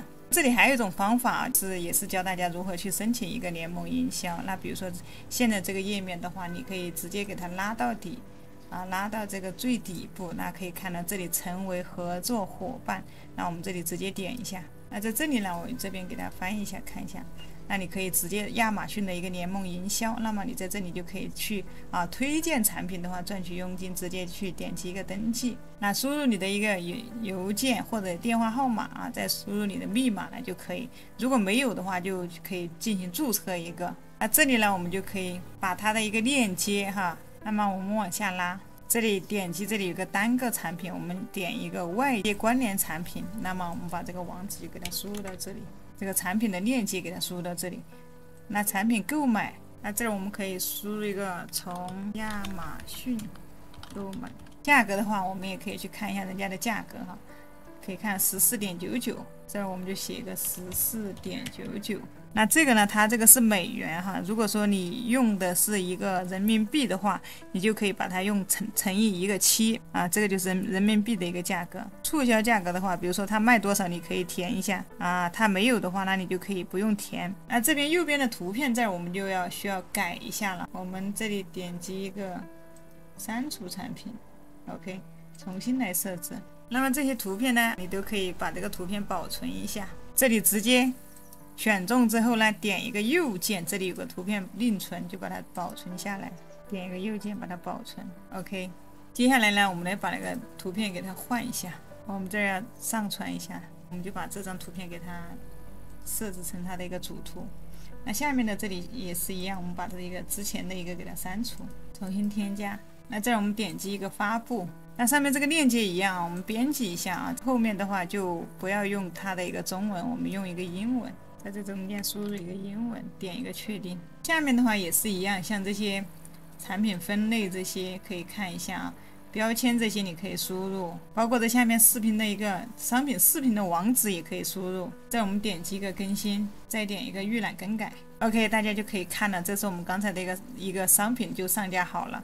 那这里可以看到啊，因为我们这个链接上的一个亚马逊的一个链接，那这里呢它就会呈现出来的从亚马逊购买啊，它不是说是我们自己的商品，我们是直接从亚马逊上面直接加过来的一个联盟营销的一个产品。那这里我们可以点击一下它，这里它就直接跳转到了一个亚马逊，可以看到这里是一个亚马逊啊，跳到了这个页面。那如果有人通过这个链接呢购买了你的一个产品，那么你就可以获得一个相应的佣金，获得一个提成。那如果说你不想销售自己的产品啊，不想自己去进货这些这么麻烦的话，那你就可以通过这个方法来卖一些产品。那除了这个之外的话，如果说你还想卖一些其他的产品呢，那你还可以添加一些虚拟产品。比如说呢，想卖一些虚拟产品啊，比如说像这些大学生啊，1对1啊，或者说这种系统规划或管理师这些呢，你就可以去卖一些这样的一些服务。比如说你可以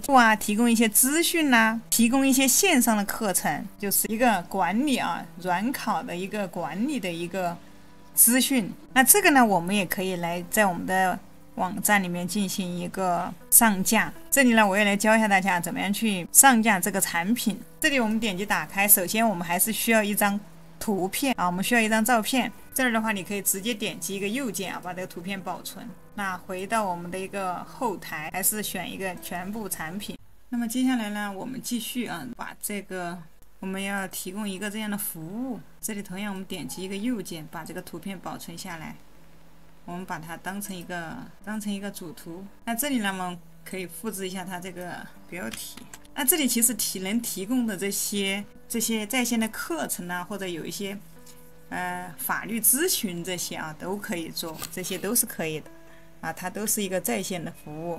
这里我们可以再复制一个 ，OK， 我们把这个标题给它改一下。那这下面这个产品描述也需要改一下。那这里可以看到它是一个网课视频教程，再加上一个素材。那么这里我们就直接可以这样啊，工程师考试网课教程真题素材。我们再往下拉，中间这里产品描述也可以描述你的提供的这些东西。那再往下拉，这里产品的话啊，这里我们给它改成一个单个产品。这时我们这里就选一个虚拟啊，我们这个是一个虚拟的，你一些什么法律顾问啊、在线咨询啊这些啊都可以进行，它这些呢统称为一个虚拟的一个销售。那这里其实我们可以看它的价格是一个298的一个价格，我们到这里来可以把它的价格来给它改一下，298就308，它的一个促销价就是298。改好之后，这边这些啊，我们刚才的这些图片我们都要把它删除，这些也要把它删除。再我们设置一个产品图片，点击一个上传，那我们把这个图片给它上传进来 ，OK， 这里点击一下。那下面的话，你还可以添加产品相册图片，那这里把它添加进来。这标签的话，你也可以给它加进来哈。比如说这两个我们就把它删除了，因为我们不属于项链。在线课程视频教程，在线视频，点击一个添加。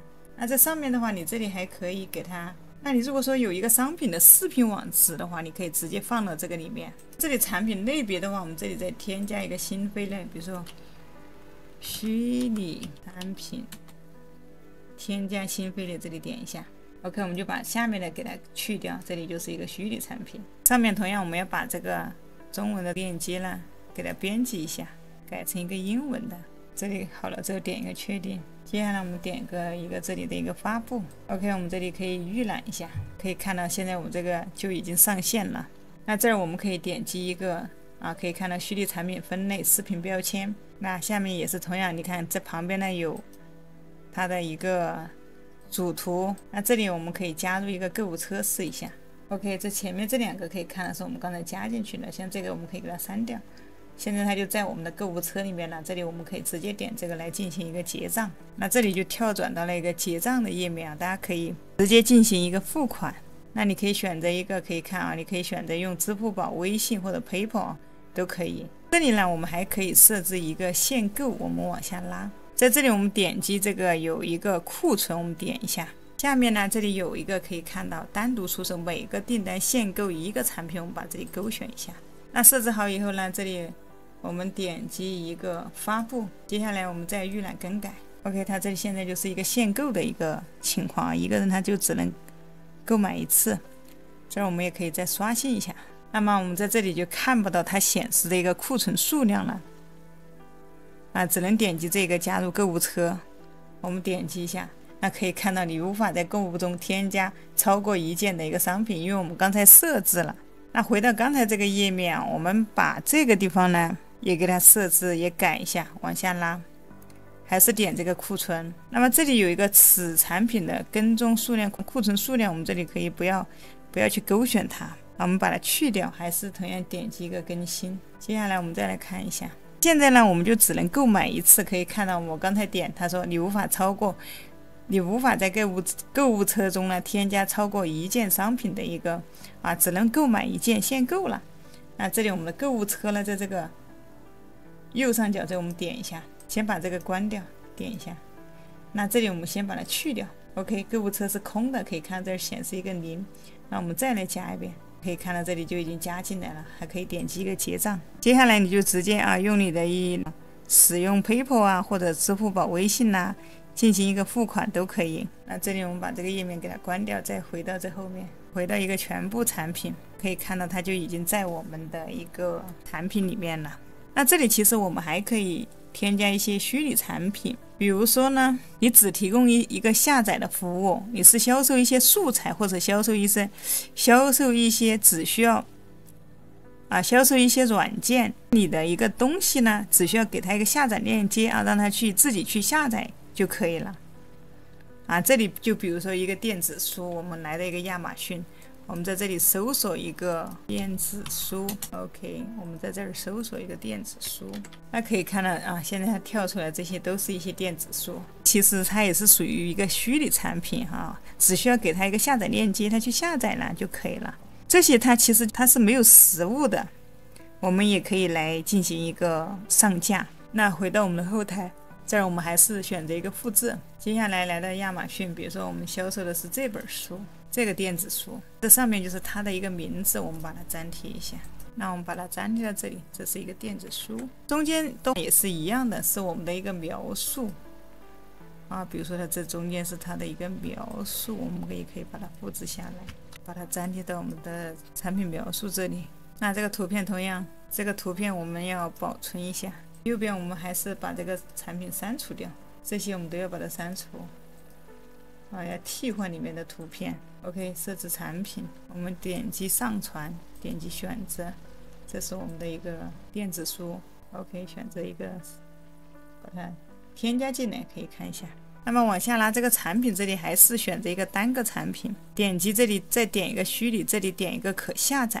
那么你这里这一本书卖多少钱，你可以参考一下，它卖的14.99你这里可以比如说卖个15.99优惠下来的就是14.99。那么再往下呢，你可以填写这里增加文件，把你的这个文件你看可以增加，输入你的文件名，就是你的一个电子书的名字，这里可以选择一个文件，选择上传，选择文件桌面，这里比如说这个我们把它打开。那这里可以看到我们上传之后呢，这里文件就选择，那可以看到这里就会自动跳出来一个链接，或者说呢你把链接呢直接粘贴进来也是可以的，又或者说呢你可以把你的一些文件下载的一些资料呢可以提前上传到一个 Google 的一个云盘，或者说上传到你的一个百度的一个网盘里面生成一个链接，直接把链接放在这里了就可以了。那么当有人在这里来购买付款的时候呢，他付款成功之后，这个链接就会显示出来，那这里啊，记得一定要选一个虚拟产品，这里可下载这2个一定要打开。那么接下来呢，可以设置一下这下面的，那这里可以点开看一下。那这儿你可以选择一个下载限制，也可以选择一个下载不限制哈。下面下载到期，这里你可以看一下。那么你是永久有效，那还是想要怎么样的一个效果？那再往下这2个税收方面，我们可以不用动它，就这里直接来点击一个发布。我们看一下更改预览，那这个就是我们的一个电子书，看一下下载限制这里呢，大家其实啊可以去把它设置一下。这就是我们的一个电子书哈。当你这里加入购物车付款的时候呢，它就会显示一个下载地址。就根据这样的方法呢，我们可以在我们的店铺里面呢多上架一些产品。根据刚才的方法呢，我们就可以将你的所有的产品都添加进来。那这里当我们店里面的产品添加的差不多的时候呢，那接下来呢，我们要设计一下，我们要给我们的网站呢增加一个优惠券。在我们点击这边呢，左手边这里有一个营销，那这里有一个优惠券啊，大家回到左手边，我们点一下这个优惠券，鼠标回到中间，创建我们的第一个优惠券。这儿我们可以设置一下优惠券的一个代码啊，比如说我这儿设置一个小于2，那这个就是我的一个优惠券代码。这个优惠券代码的话，你可以手动自己来输入啊，也可以呢系统帮你来生成。那这里你也可以点这个生成优惠券代码，可以看这个就是系统帮我们生成。接下来呢，你可以看一下你的一个优惠的一个折扣类型，比如说在这里呢一个百分比的优惠啊，比如说我优惠5%。那同样呢，你设置一个固定的优惠金额也可以哈。我们点这里固定的一个产品优惠，比如说一个优惠10元。这里面还有一个固定的购物车优惠，那这里你去设置也是可以的。那这儿我们就设置一个百分比，比如说一个5%。再往下，你可以设置一下你的一个优惠券过期的一个时间，我们可以点一下，比如说是多少号，比如说要到多少号结束。接下来呢，我们可以看一下它的一个使用限制，看一下。那这个里面的话，比如说我们可以不限最低，也可以限制一下，比如说满199啊，可以减10%的一个优惠，最低花费金额你这里写199或者299或者99。那么不限最高花费，这个我们就可以不用去管它。这里可以看一下仅限单独使用，如果优惠券不能与其他优惠券一起使用，请勾选。那如果说你还有其他的优惠，你这里就可以把它勾选一下，它这个优惠券就只能单独使用。接下来呢，你的哪些产品呢要使用这个优惠券啊？这里你可以搜索。那么即使你想用到一个全店啊，也是可以的。那有一些产品呢，你觉得本身就价格高它的一个利润不是很高，我不想设置它也是可以的。那你就可以把这个产品呢给它排出来，产品类别是不是所有的产品，排除类别啊，你可以直接有分类的话，你就按照分类的去给它挑选出来就可以了。接下来可以看一下它的一个使用次数，那么这里可以看到你的每个优惠券的使用次数，那你想怎么样设置是使用一次呢，还是不限制无限使用就可以，它可以反复的使用，还是呢它只能使用一次，那一次你就可以在这里输入一个1。那每个用户的一个使用限制这里你都可以来进行一个设置一下，改一下。接下来我们还是回到这个常规，比如说这里我还是给它选择一个百分比吧，优惠个5%或者8%。这里我们可以复制一下我们的这个优惠代码这里我们点击一个发布，在右手边这里有一个发布。接下来呢，我们就打开一个产品，我们选择一个产品，这里的话我们点击一个查看。那这儿呢，我们来测试一下，比如说这个项链它是79我的设置的一个百分比是优惠8%。那么这里我们加入一个购物车上面这个我先删除，点击一个结账。那么这里可以看到在右边这里有个添加优惠券，我们点击打开，输入它的一个代码，我这里把它粘贴一下，点击一个应用 OK， 可以看到现在它减了$6，它现在是付款是72.68。那么可以看到它这个优惠代码就可以直接帮我们价格给它进行一个打折。那这个呢就是我们优惠代码的一个设置。那如果说有人在我们的网店里面下单以后呢，我们也能看到的，我们还是回到我们刚才的后台，在我们点这个 WooCommerce 这里啊，可以看到这里有一个订单，我们点一下。那有人在我们的网店里面下单以后呢，那我们就可以到这个里面来查看卖家的一些信息。那比如说这里呢，你可以看到这里有一个添加订单，你会看到买家的一个他的一个账单，他的一个配送地址，他付款的一个时间，在这里可以看到他的一个付款状态是一个待付款，或者正在处理，或者已完成，已取消，或者说已退款、失败订单，这些都能看到。那我们还可以对我们的订单呢进行一些操作，比如说当我们的订单在这边呢，可以这边右手边这里有个订单操作，我们这里可以点开看一下。当我们的订单处理好了之后呢，我们可以给我们的客户呢发送一个邮件的一个收据，或者说一个订单详情，那或者说给他发一些其他的一些动作，那么都是可以的。接下来呢，可以看到我们的产品呢是都已经添加进来了当然我们看一下我们的首页，点击这个左上角，这里有一个我们的商店，查看我们的站点，我们的网站空空如也。那我们的网站呢，接下来呢，我们要开始来装修我们的一个网站首页了，我们要开始装修了。首先我们是需要创建一个页面，还是回到我们的一个后台，点击一个仪表盘，那鼠标往下滑，在这个媒体的下面有一个页面，我们点一下，点击这个新增页面。那么这个页面里面可以看到它这里有一个新页面，就是要新增一个页面的意思。那我们点一下 OK， 在这里添加一个标题，我们现在要创建我们的首页，就取一个首页吧。这里有个发布，我们点一下，再点一次发布。接下来呢，我们鼠标回到这个左上角，这里有个使用 Elementor 编辑，我们点击一下。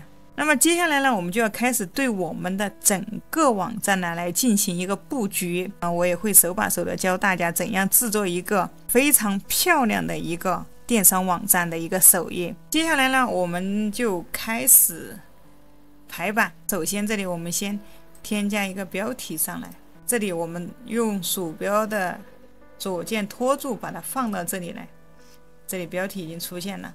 接下来呢，我们要给大家看过，我这里面所有的都是一些我的产品呢，都是一些项链我就需要一个比较吸引人眼球的一个标题。那么这个标题怎么写？接下来回到我们的 ChatGPT， 那我让它帮我生成10个关于项链的产品标题，字数呢在10个字左右，我直接发送给他。那么 GPT 不满意，你就可以让它重新写那这里呢，我觉得它这里单个写的一个产品的一个标题，我这儿让它总结总结一下，写出包含所有一个项链的一个标题。 OK， 这个就非常奢华时尚。粘贴一下，回到我们的这个页面。那这里呢，我们的文本大家不是在这里来改回到我们的左侧栏，这里我们把这里给它粘贴进来。 OK， 可以看到这里就已经加进来了。那你如果中间需要空格，完全没有问题，那我们都是在这边标题这里，在这个位置来进行更改。那这个标题下面呢，你还可以在这里放置一个链接。接下来我们可以看一下它的一个样式在这个内容的旁边这里有个样式，大家点一下。那你可以这里看到它的一个标题该怎么放，比如说向两边对齐，向右居中，或者说向左或者居中。文本的颜色这里我们可以看一下，这旁边有个斜杠，我们点一下，可以改成红色什么颜色都可以这里可以看一下，什么颜色都可以，改成一个绿色系的，完全都没有问题。那这里排版我们也可以，这个排版我们也可以点一下。那字体的大小可以看一下，我们可以把字体给它变大，也可以给它变小。字体的粗细这里可以看一下，都是可以改的。大小转换字体的斜体或者文本装饰也是可以的。这里比如说你要加个上横线，或者说你要加个下划线或者默认的这个无都是可以的。行高这里字符之间的间距这些词间距这些都是可以调的。那这里还有一个文字描边哈，这个你也可以对它进行一个描边。文本阴影这些啊，大家都可以自己来，你想要让你的字体怎样，你都可以对它进行一个更改。那如果说不小心这个界面不见了，大家可以看到，我们可以点一下这个，点一下这个地方，那它就会跳出来一个样式在这里。那这里在这个左下角的话，这里有一个设置按钮，第一个啊，我们可以点击一下啊，它就是我们的一个设置页面的一个布局。那再往第二个呢，就是我们的导航器啊，让我们点一下。那这边呢，在右手边这里就会出来一个导航器。那如果说我们在这里面添加了一些东西进来的话，我们怎么样去找一些东西，我们就可以点这个导航器，它每一个容器在这里面啊，每加的一样东西在这里面都能找到。比如说我们点这个容器啊，它就会带我们来到这个上面的这个页面。当我们点到它的时候呢，它就会跳转到对应的一个模板。那再往这个旁边呢，这里第三个呢就是一个历史啊，我们操作过的一些呢，它就会在这里出现。所有你前面的一些历史的一些记载啊，你制作的每一个页面，那么这里都会有一个相关的记录。那再往下，这里是一个响应模式，我们可以点一下。那这儿我们把鼠标回到这个最上面，这里可以看到，这是一个电脑端的一个展示方式呢，这个是一个平板端的一个展示方式，这儿是一个手机端的一个展示方式。那我们点击这个回到一个电脑端，在后面呢，再往后呢，可以看到这是一个预览更改，我们可以点中间这个，我们可以点击一下啊，这里我们就可以预览这个页面。这我们把它先关掉啊，这旁边就是一个更新键，每当我们做好一个页面的时候呢，我们就点击一个更新。那接下来呢，我们就来开始教大家呢如何来制作这个页面。回到这个设置页面，首先我们选中这里，那这个呢我们现在不需要，我们点击一个右键，这里最下面有个删除，我们把它先删除掉。那我们这儿首先点一下这个设置，这里呢我们来改一下我们的页面的宽度。那这里可以看到这里有一个页面布局，我们点一下，这儿呢我们就点一个全宽，选择第三个。接下来再点一下这个设置，那我们把这个标题呢，我们这儿点一个，先把它隐藏掉。接下来我点一个更新，接着我们再回到上面点这个9个点，那回到我们这个基本元素的这个页面，这个上面我们之前不要的这些容器呢，我们全部给它删除掉，点击一个删除 ，OK， 这里就没有了。那么这里我们找了左边这一个容器，我们把它拖过来，那我们就往这里一放。那首先的话，我们就先来设置一下容器的一个背景颜色。那这里呢，我就打算给它设置成一个渐变色。那鼠标回到左边，我们点击中间这个样式，那么背景类型在这里，那我们选中间啊，这个背景类型中间有一个渐变。首先一个颜色，我们在这后面选一下，这里你可以选一个适合你的网站的一个颜色。那么接下来点一个次要颜色 ，OK， 我们就弄这样一个的渐变颜色。那接下来呢，我们再点这9个点，我们在这里拖入一个标题栏进来啊，鼠标左键按住把它拖到这个中间。标题栏的话，我们可以给它命名一下啊，比如说这里叫做一个热销产品，鼠标回到这边，我们来改一下热销产品。那这儿字体的话，字号可以来更改一下，点击这个顶上这个样式，点这个排版。字体的话，我们可以给它改小一点，这里我们改了个19就差不多。那它的颜色的话，我们可以改一下文本颜色，这里我们点击这里旁边这个有一个，这我们可以给它设置成一个白色。你自己可以看啊，你觉得什么颜色比较显眼就用什么颜色啊。那这儿我就用这个颜色，这个黑色也可以的。那这里我们也可以点击一个加号，创建一个全局的颜色。如果说下次要用到这个黑色的话，就非常的方便。点击这个加号，这儿写入一个黑色，这里点击一个创建。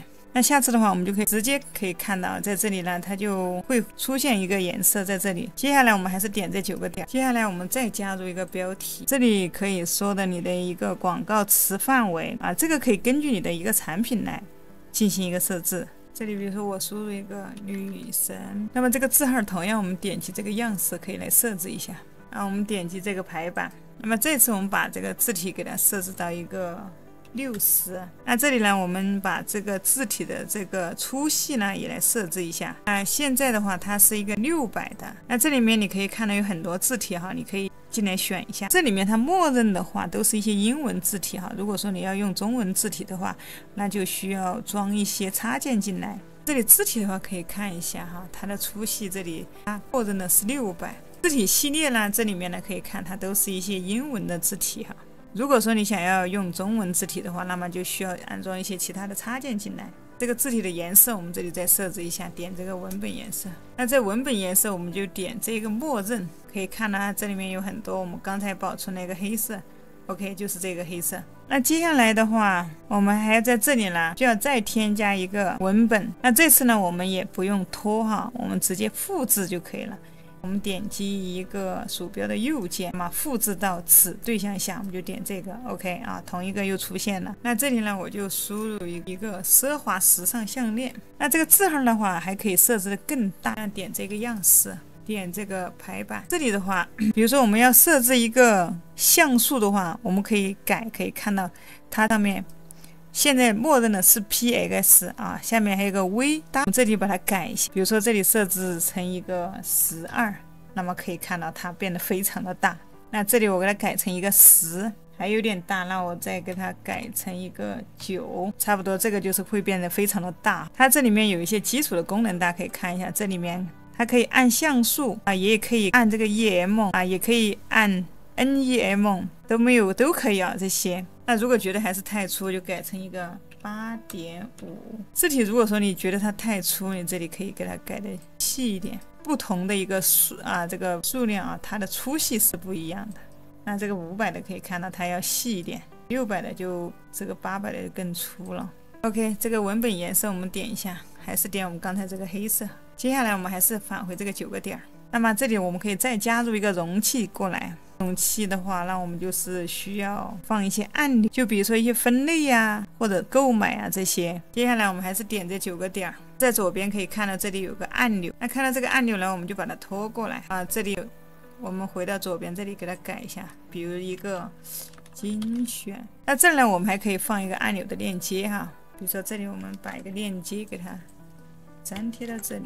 那这里设置我们给它设置一下，在新的窗口打开。下次我们点到它了，它就会直接用新窗口打开。那接下来我们点这个样式，我们看一下这个边框的类型，可以看到它这里面有好几种啊，都可以选。比如说一个实线，可以看到它外面多了一圈白色的双实线、点线，还有这样曲线、凹槽，那就是这几个选项。边框的宽度的话，也可以设置一下。比如这里设置一个2，那可以看到它直接变成了一个长方形。那这里我们还可以设置它的一个颜色，比如说呢，我们要把它改成一个白底黑字，那这我们就选择一个，那这里呢我们选一个颜色，比如说这里一个白色。那这里我们选这个悬停，这个文本的颜色，这里我们就文本的颜色还是一个白色，这个边框的颜色我们这里点一下，我们也把它变成一个白色。那这里我们要更改一下它的背景的一个颜色，我们点这个背景类型，点这个经典，这里有个颜色我们点一下，把它改成白色。那我们把它白色，那我们把字体这里文本颜色一样，把它改成黑色。OK， 可以看到这里就改。那接下来呢，我们还需要一个这样的一个按钮。同样，我们直接点击这个按钮，点一个右键，复制到此对象下。那第二个这个按钮呢就添加进来了。那这里我们可以看到旁边的这个导航器，可以看到我们的容器里面呢有2个按钮。那我们点一下这个容器啊，因为有的时候如果说你不点它，有可能会弄错。接下来我们就回到左边的一个布局，这里可以看到在左边这儿项目下面这里有个方向。那这里呢，我们就选一个行水平，可以看到啊，这里有个行水平 ，OK， 它2个就对齐了，它们就跑到在同一行来了。那接下来我们再来设置一下，这我们还是来把这个字体改一下，这里比如说我们改成一个立即购买。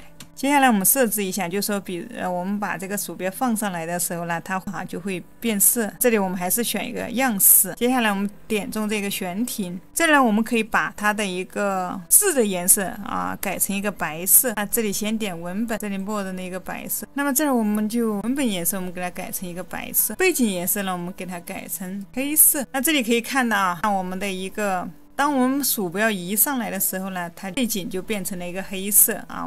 鼠标不在的时候，它就是一个白色。这里我们可以点击一个复制，这里呢我们可以选择一个粘贴。那这样可以看到它就被复制过来了，非常的方便。第一个我们可以在这里点这个笔给它改一下，这里我们就设置的差不多了。接下来我们点一个更新，更新好之后呢，我们点一下这个预览更改。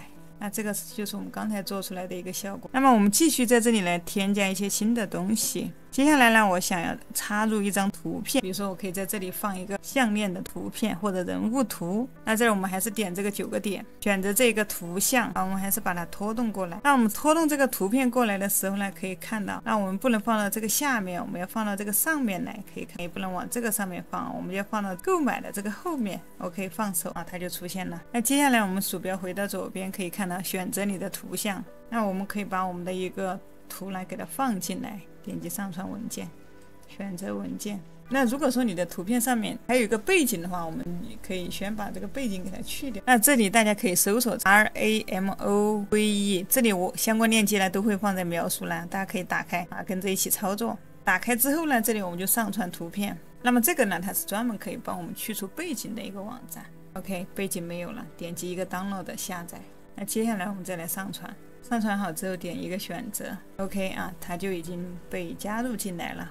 可以看它是没有任何背景的，所以我们一定要把背景给它先移除。接下来我们还要进一步的来设置一下，我们点这个图片，点这个高级设置。那我们可以先来设置一下这个外距。那这儿我们可以把这个值呢给它连接在一起。比如说我设置一个500，那可以看到它上面就空出来很多。那我这儿设置一个-500。OK， 可以看到了，它就跑到这个上面来了。那我们可以把这个值给它连在一起，你也可以把这个值给它取消，这些你就可以改。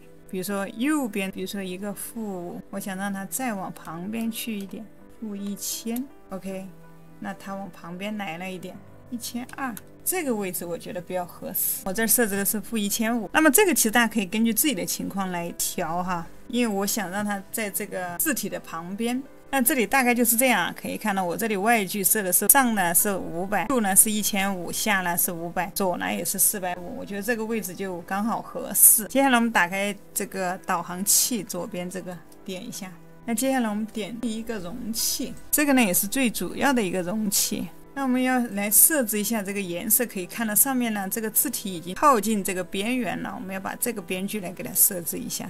选中容器之后，还是点这个高级。我们先来设置一下它的一个类距，先把这个值连接在一起。这样我先给它改成一个250，那么可以看到上面它就已经宽出来了。接下来我们再把这个连在一起的值给它取消。这儿的话靠右我们改成140，大概是这样一个效果，可以整个在中间。那如果说你觉得还右边宽了10或者200。上是200，右200，下是100啊，左是100，可以看它上下左右的一个边距情况。个人觉得这个就差不多。那这里呢，外距如果说你想调也是可啊，比如说这里这个外间距，我这里输入一个-450，那这个呢也可以后面整体来一起来设置它的一个外距哈，这我们也可以先不管它。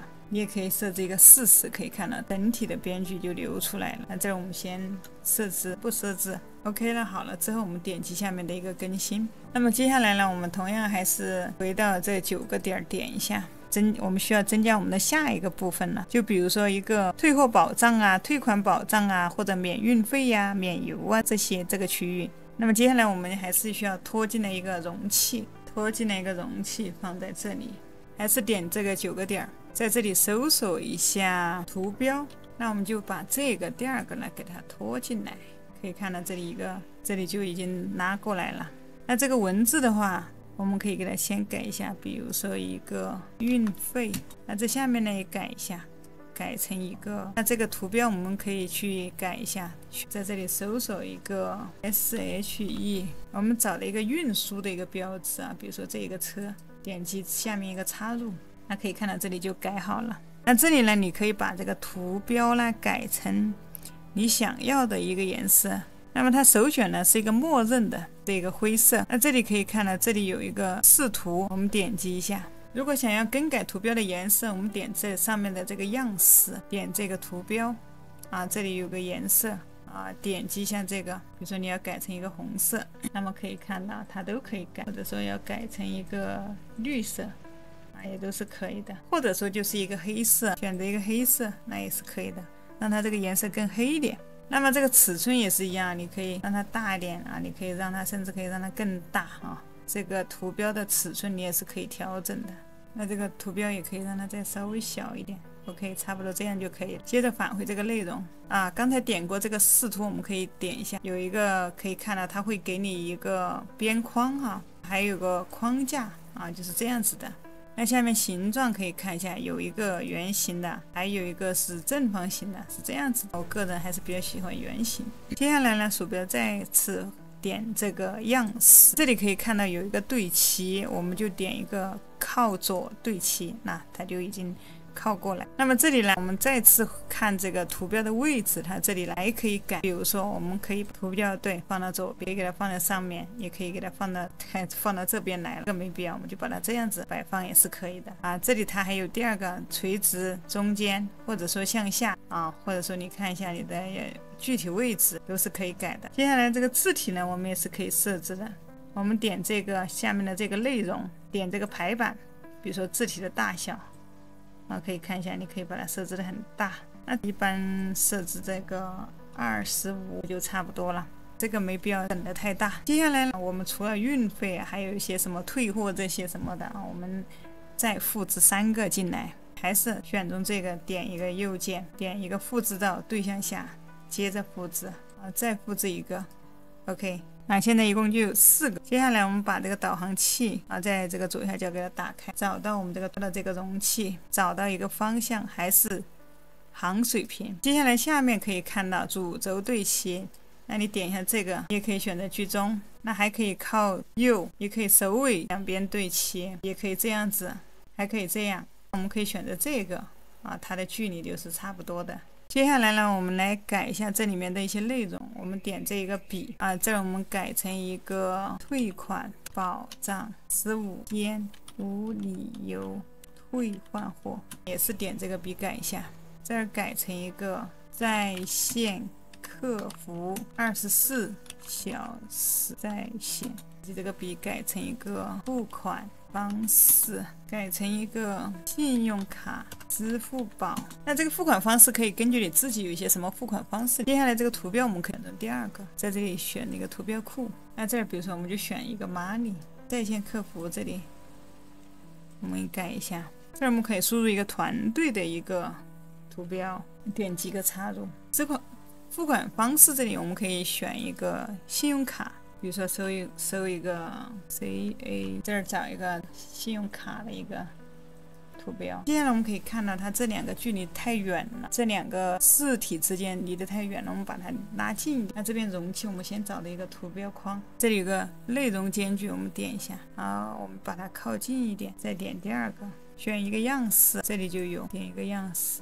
OK， 这样就离得近一点。这几个图标之间的距离呢，也是可以把它边距这些也是可以改的。这个的话，我们点一下它，我们点击高级类距。这里怎么设置呢？我们点击这个容器，我们点间距，可以看一下这里呢，我们可以给它改成一个10。距上的话，我们改一下；距上面的话，我们改成一个让它离上面远一点，80。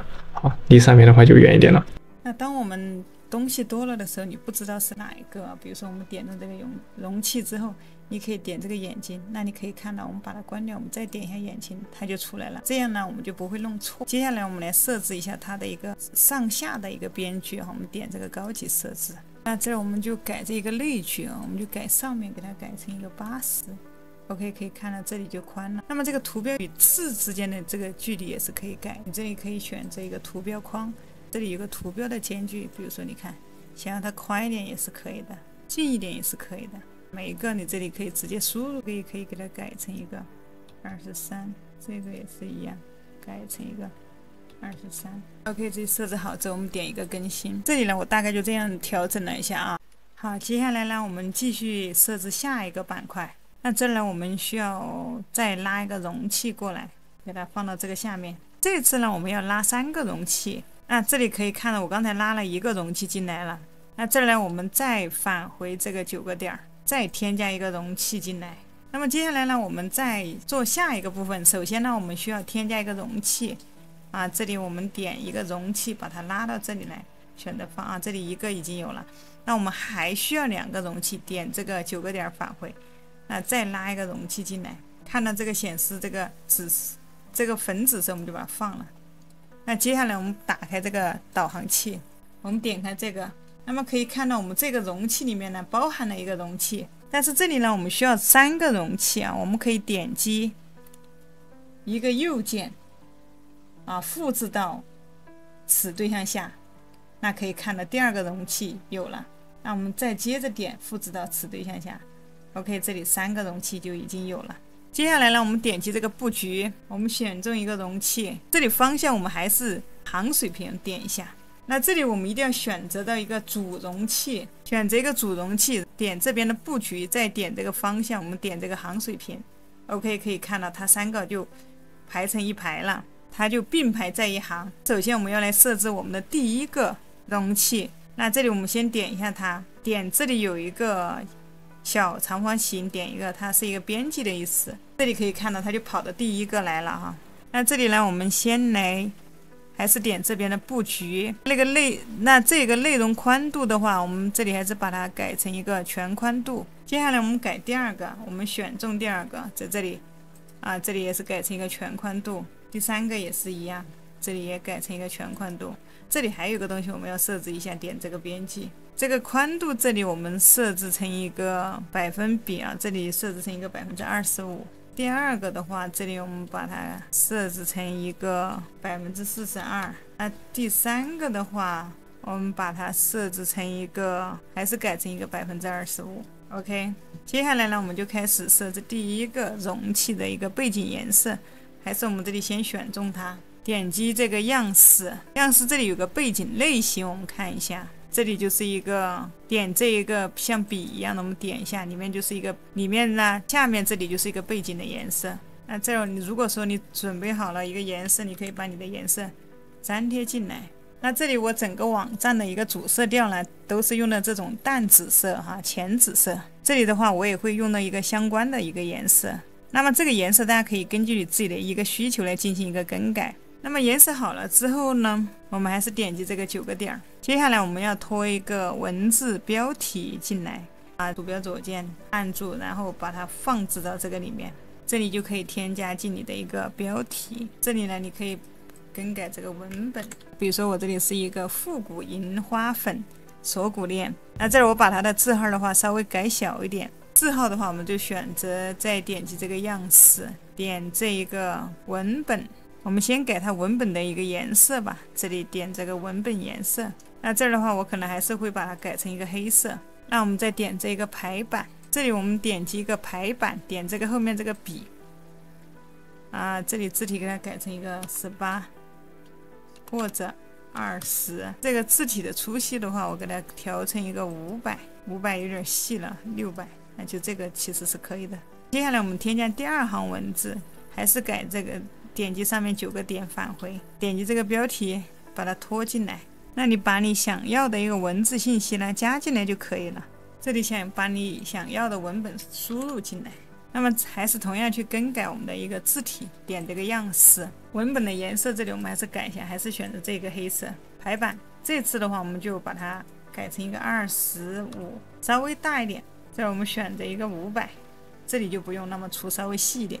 接下来我们往上拉，这里有一个按钮，这儿我们点击一下，点击这个按钮之后呢，我们选一个右键复制一下，我们选择一个复制，这里我们来到这个后面，给它粘贴一下，点一个右键，点一个连贴。那我们先选中这一个按钮，可以看到在这里呢，我们这样直接粘贴是不可以的，直接复制是不可以的，我们要找到这个按钮，可以看到我们在这里来，在这个导航器里面来复制这个按钮，我们点一个右键，点一个复制。那接下来我们到这里来，点一个右键，点一个连贴，然后可以看到这个按钮我就把它复制下来了。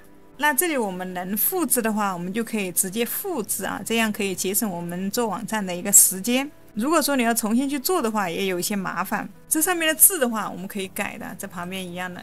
比如说精品选购，或者说呢精选产品。那接下来呢，我们来设置一下它的一个间距。那这里呢，我们要来点一下，需要点击它的一个容器啊。这儿我们要回到这个容器，在这里点这个容器。现在呢，我们是这个第1个容器，一定要点中这个容器啊，不然你没法设置。可以看到我们这里面有3个容器，我们点第1个容器。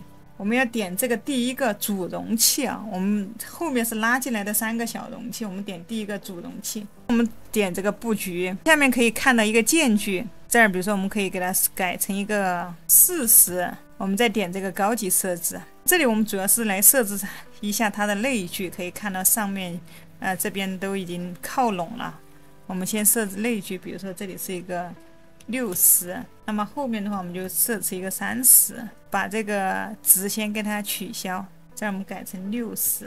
那这里面第一个容器的一个间距的话，我们需要点这个第一个容器，我们点这个高级类距，现在我们来设置一下它的一个类距。OK， 你看呢，我这边设置了一个60，那么把这个值先取消一下，这儿也改成30。这儿也改成30 ，OK， 可以看到现在它是属于一个居中的哈，两边的距离、上下的距离都是差不多的。我们点击这个样式啊，我们可以给它增加一个圆角，就这里的话，我们可以让它变成一个圆角，可以看到现在是一个直角的。点击这个边框啊，这里有个边框圆角，我这里给它设置成一个30 ，OK， 可以看到现在啊，它这里就变成一个圆角了。下面的话，我们加入一个图片，接着我们点这个9个点儿。啊，这里我们需要添加一张图片进来，这里有一个图像，我们把它拖动到这里，把它放开，在这边啊，左边就看到啊，选择图像。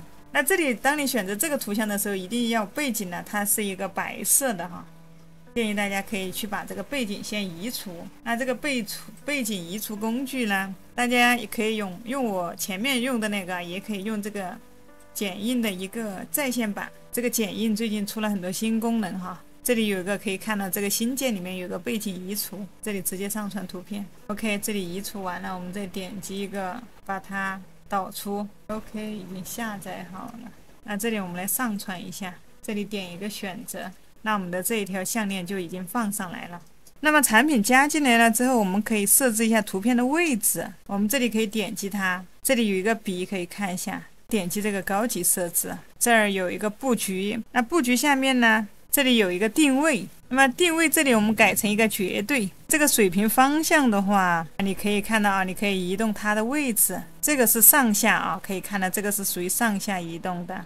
那这样如果说你感觉不是很好了，那你也可以按一个 Ctrl 加 Z 啊，返回到你刚才的这个界面啊。如果说你觉得这样子摆的可以，那你也可以选择就这样摆。那这里我只是教大家一个方法啊，你就可以去调整你的图片。那接下来呢，我们来增加第二个的内容，还是点击这9个点儿。那么这个地方呢，你想随意摆放都没关系，等一下我们再统一来调整它的一个位置。那在第二个容器里面呢，它需要包含2个容器，所以这我们需要再拖入一个容器进来。接下来选中这个容器呢，我们需要来这里设置一下它的背景颜色。那么我们点一个样式，点一个背景粘贴一个颜色，背景颜色已经加进来了啊，因为我这是用的一个代码哈，大家也可以一样把你的颜色代码记下来，每次直接粘贴就可以了。那这里再设置一下它的一个边框，那我们还是填一个30吧 ，OK， 做成一个圆角的。那这里呢，如果为了方便起见呢，其实我们可以把第一个容器里面的文字、信息这些都可以复制过来，改一下就可以了。啊，我们这里点一个复制，选中这里可以看到这里有个标题，我们到这边来复制 OK， 到这里来进行一个粘贴，可以看到已经粘贴好。第二个也是一样，当我们选中这边之后，我们要把鼠标回到这边来，点一个右键，选择一个复制，点一个粘贴。当然这里粘贴不要去用 Ctrl 加 V 粘贴，我们这里直接点右键粘贴啊，这样才能把它复制下来。那这里改一下，我们可以去内容需要改一下，那么都是在左边改哈。颜色我们也可以去改一下，点这个笔，点这个样式，这里有一个文本颜色，我们点一下，这个颜色也可以改。接下来还是一样，我们把这个按钮复制一个，选中这一个，可以这里点一个按钮。那么当你点哪一个按钮，它在外面的框可以看到，它就会跳到哪一个按钮。那我们这里就直接在这边复制，点一个复制，到这里来点一个粘贴 ，OK， 粘贴好了。那么这个字体我个人觉得它可以再粗一点啊，这里选择这个，当你点这里有个笔点一下，然后点样式哈，这里有个排版，我想让这个字体稍微粗一点，哎，这样就更显眼。再点这个笔，我们改一下这个，改成一个情人节礼物。接下来呢，我们还是返回这个点9个点返回，我们需要添加一个图片 ，OK， 放置到这个下面。那这里添加一张图片。那这里呢，接下来我们把图片给它上传进来，我们选择点这个图片啊，鼠标回到左边选择图片。这里其实我们先要去把背景给它去除一下。OK， 我们再点击文件。那么有时候会遇到这种情况啊，图片这里处理错误，那我们就先上传其他的图片。OK， 那这里呢，我们也可以把这个图片的大小来设置一下它的一个位置和大小。我们点一下，这里有一个笔，点一下。接下来鼠标回到左边，我们点击一个样式，我们点这个高级设置，在这里有一个定位，这里面我们点一下。我们这儿还是选择一个绝对，那它会根据我们右边的变化呢，跟着一起变。然后我们再点击一下这个图片，点这个高级里面有一个布局，这里点完了绝对之后呢，这儿有个水平方向，我们还是选择一个右。那垂直方向的话，我们选择下。在下面再可以看一下这个偏移，我们可以看一下，可以这样子啊，可以往左往右一点，那位置差不多就在这个位置，我们往下挪一点。那如果这个图片你觉得太大的话，可以把它变小一点，鼠标往上，这里有个宽度，那么我们想要把它变小一点，我们回到上面点一个样式，这里有个宽度，我们可以看到，我们可以把它变小变大，我们这儿这个拖动就可以了，可以变大变小。那么这里也可以按照这个像素来哈，可以看按照这个像素也是可以调整大小的。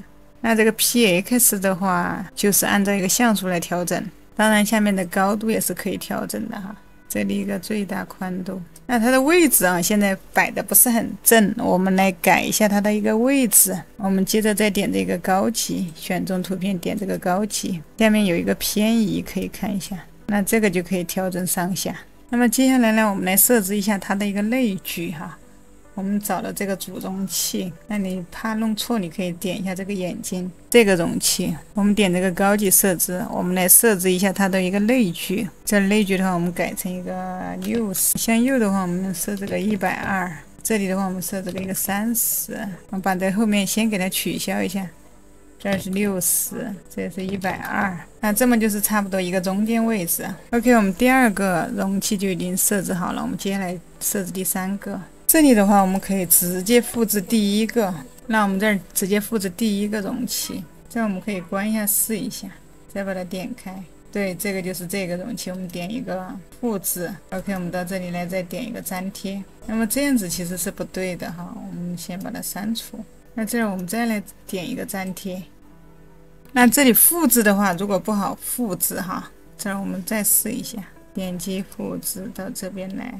点击一个粘贴，那这种是不对的啊，把它撤回。那这儿复制不过来，那我们就直接重新在这里来添加吧。首先我们点一个背景颜色，这可以选一个颜色，那我还是选择这个浅紫色。接下来我们可以把这个文字给它复制过去，这个我们也可以把它复制过去。那这个呢，我们也是可以点击一个右键点复制。OK， 接下来我们就是来改一下就可以了。接下来我们来改一下就可以了。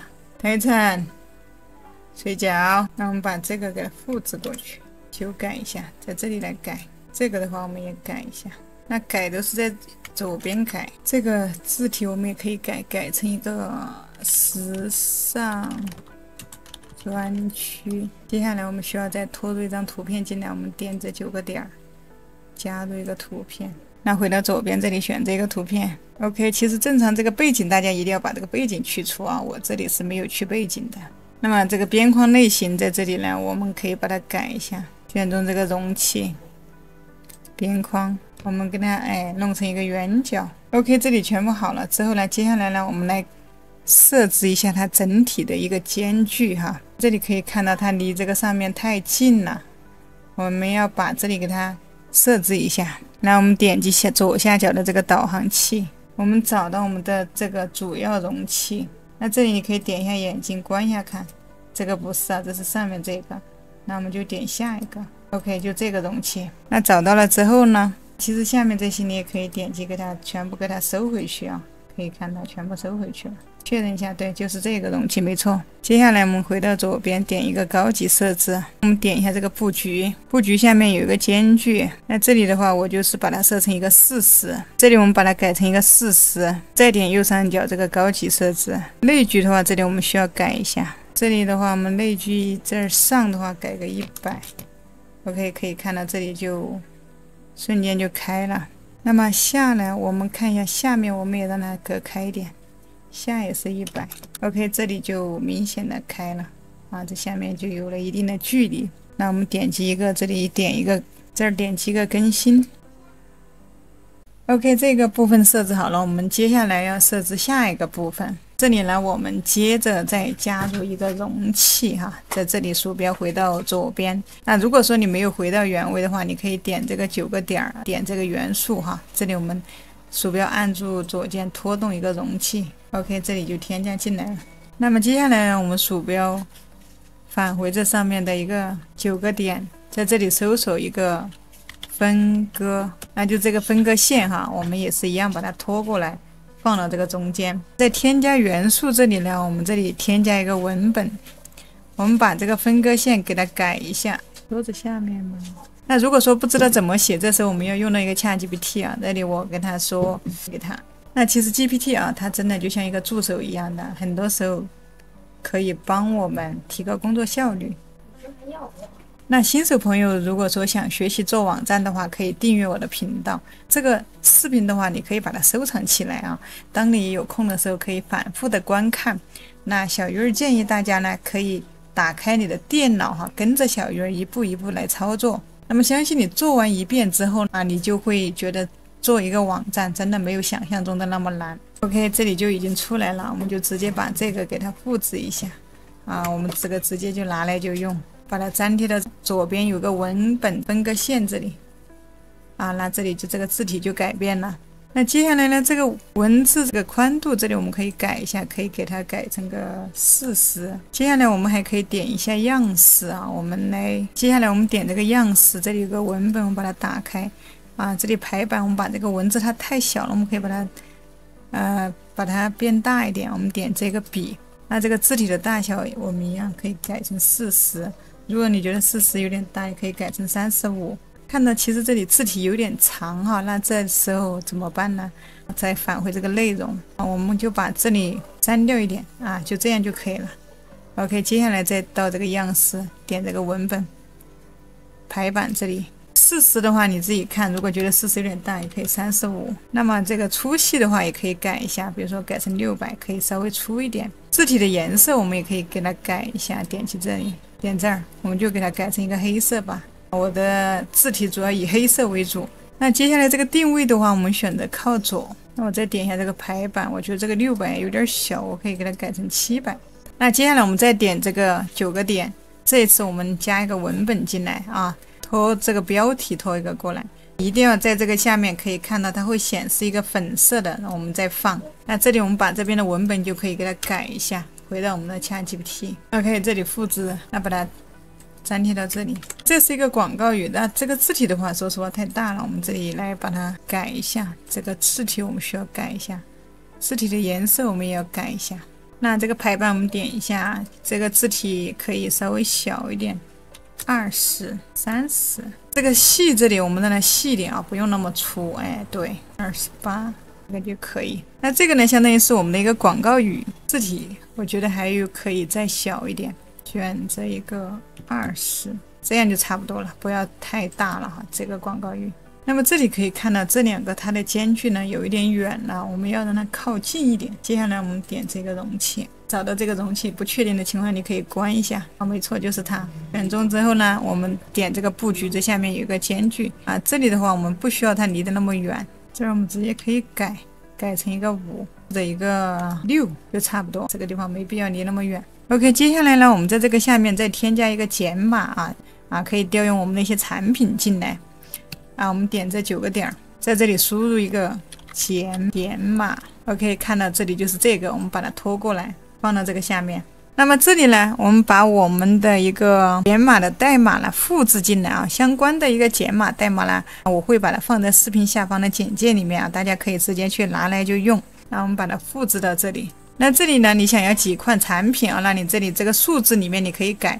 那后面呢，就是你的一个分类啊。我们这个时候在哪里去找我们的分类呢？我们可以回到我们的这个产品首页啊，点击一个产品往下看呢，这里有个分类。那比如说复制一个吊坠项链 ，OK， 回到这里，把这儿就直接改成一个吊坠项链 ，OK， 可以看到，当我把这个项链复制进来的时候呢，它就直接的这些产品就自动添加进来了。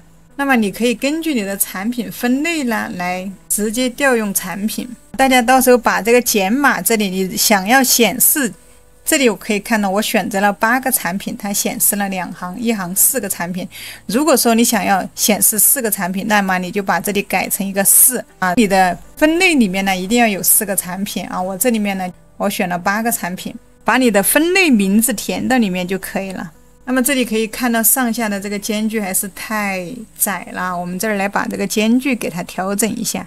我们还是点到这个容器，不确定的可以把这个眼睛关一下。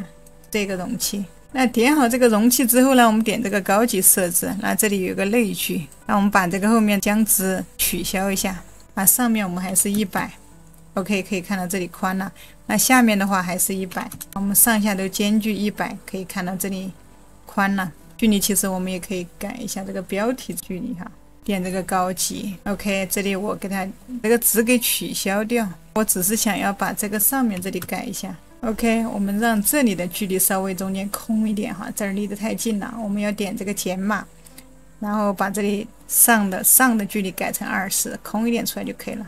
那这里我们可以点，这里有个三角，我们把它先关一下，我们可以看一下它大概的一个效果，还是非常不错哈。我们再点，把它返回来。那么这里改好之后呢，我们在这里点一个更新，左下角这里更新一下。那我们随时要养成一个更新的习惯。那么接下来呢，我们要设置到一个广告的一个板块，那我们返回这9个点，我们需要再添加一个新的容器。那这里拖动到这个下面这里放开，那么可以看到我们的这个容器哈。那么我们需要在这个容器里面再添加一个容器，再点这9个点，再添加一个容器到这里。OK， 这里可以看到啊，容器里面又多了一个容器，我们点击这个，我们复制到此对象下。OK， 这里有2个了，那么我们这里还是点一个方向，可以看一下。选择这个容器，那这里方向我们选一下。我们添加了一个容器之后呢，我们点一下这个方向行水平哈，我们在这里复制一下这个容器。这儿呢，我们复制了一个容器之后呢，可以看我们再找到这个主容器，找到主容器之后呢，我们把这个方向给它行水平。OK， 可以看到啊，现在就跳到一横排了。那这个我们可以把它先关起来。那接下来还是点这个主容器，我们需要设置一下它的一个背景颜色，点这个样式，点这个背景，这里选一个颜色，我这里主要是以一个浅紫色的一个为色调哈，这我选这个。OK， 这个浅紫色的背景好了之后，大家可以看到，其实这下面就是我们颜色的它的一个代码啊。如果说你要每一次都想要相同的一个颜色的话，那你可以把这个代码记下来。那好了之后，接下来呢，我们就可以来生成一些广告语。那这里我们还是返回9个点，我们添加一个标题进来 ，OK， 然后回到 GPT。那这里呢，我们就把这个粘贴过来，文字在这边来修改。接下来我们可以对这个字体来进行更改，这里有个笔。我们点这个样式，我们可以先设置一下这个文本的颜色，那么我就选这个黑色。排版这里我们可以看一下，这个字体大小我们可以把它改小一点，行高的话这里也是可以改的，30如果觉得小可以改成35或者32。下面这个行高的话，这儿比如说行高我设置成一个45，那它这个位置就非常的合适。OK， 那接下来我们需要一个购买的一个按钮。那我们返回到上面这个按钮这个页面，我们点一下，把这个容器给它打开，选中一个按钮，我们点击复制一下。那么现在再拉到下面来，在这里来复制一下，点击一个右键粘贴 ，OK， 可以看到这个按钮就被我们复制下来了。那么接下来呢，我们选中这个容器哈，我们把这个上面这个给它收回，选择这个主容器，在这个布局这里呢有一个主轴对齐，我们选一个居中啊，包括下面这个呢我们也选一个居中。接下来呢我们就来设置这一个啊，我们还是点这个9个点，添加一个文本进来，啊，这里的话，这里我们到这边来改，比如说全场8.5折。那这个字体我们来改一下字号啊，我们点这个样式，这个排版，这字体颜色在这个上面，换个颜色，换一个这个颜色，换一个这个颜色。字体大小我们点一下排版，这里我们输入个20，这个不用这么大啊，20有点小，就25。OK。那接下来我们再来点一个9个点，再拖一个文本进来。那当出现这个粉色的时候再放哈。这里写什么呢？这是因为我们说的都是一个广告活动的一个板块哈。那这里呢，我们就会写到一个。那如果说你不确定或者是想写其他的，你可以问问 GPT 哈。比如说买1送1这种类似的活动啊，可以。那这里啊，活动就出来了。这里买1条项链送精美手链1条，这个就不错，限时优惠。OK， 这个粘贴到这个里面。这个活动信息的话，我们可以把它这个字体可以给它放大一点点这个样式。这个字体颜色的话，你也可以改哈。我们看一下还有没有什么其他的颜色。这个颜色不明显，这个颜色可以。点一个排版，这里字体我们输入到100，稍等，我把这个内容限时优惠。先把它去掉 ，OK， 买1送1，买1条这个1，我们写成这个1，可以给它改成这个1，120有点大，可以选择110，你可以看一下105。行高这里我们可以改一下，这个行高这里我们来设置一下哈，可以看一下100，如果觉得小，我觉得可以设这个130，这样这个字就不挤了。这个颜色如果说你觉得不够显眼的话，其实这颜色更多的我觉得还是这个黑色，黑色也不够显眼，绿色，这个绿色也不行，黄色也不行啊，就这个颜色。接下来呢，我们再加一个图片进来，还是返回这9个点，点一个图像 ，OK， 这个图片我们就把它加进来 ，OK， 我们点左边这里选择图像，再我们上传一个文件，这里一定要把这个背景给它去掉哈，就是这个 ，OK， 这个的话我们就把这个上传进来。上传进来之后呢，我这里是把背景去掉的啊，大家可以去把背景去掉。接下来我们来设置一下它的这个位置，那我们来点这个笔，先点一下，再点一个高级设置。那我们来改一下它的一个外距，我们先把这个值取消一下。外距的话，这里我们改成一个-100 ，OK， 可以看到它上去一点了。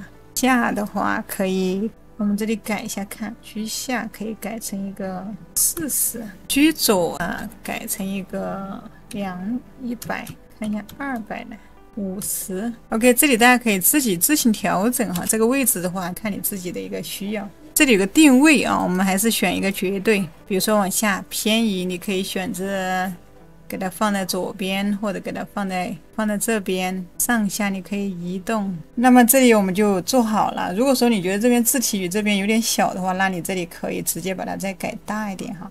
这里点这个笔，点完这个笔呢，在这里有一个排版，那么这个字体你可以给它改大一点啊。60的话有点太大，你可以，我觉得改到50，这个40就可以了。OK， 接下来我们来设置一下它的一个上下的一个距离哈。可以看到这里内距它太近了，我们选择这个容器，我们可以关一下看哈。OK， 不要找错了，这里就是这个容器。我们来设置一下它的一个距离，点这个高级，我们这里把这个值取消，这个内距上的话还是100 ，OK， 可以看到。那下的话输个50啊，这儿就差不多。当然也可以选择100啊，我们上下距离100那是最好的。OK。这里我们点击一个更新，接下来我们继续操作下面的。那建议大家把这个视频收藏起来啊，可以拿出你的电脑来一步一步跟着小鱼儿来进行一个学做网站。下面的话我们继续添加一个产品，这次其实我们也可以不用自己做啊，我们可以直接把上面的呢直接复制下来就可以。那我们回到上面这里，我们找了这个，我们点一下看看这个分割线。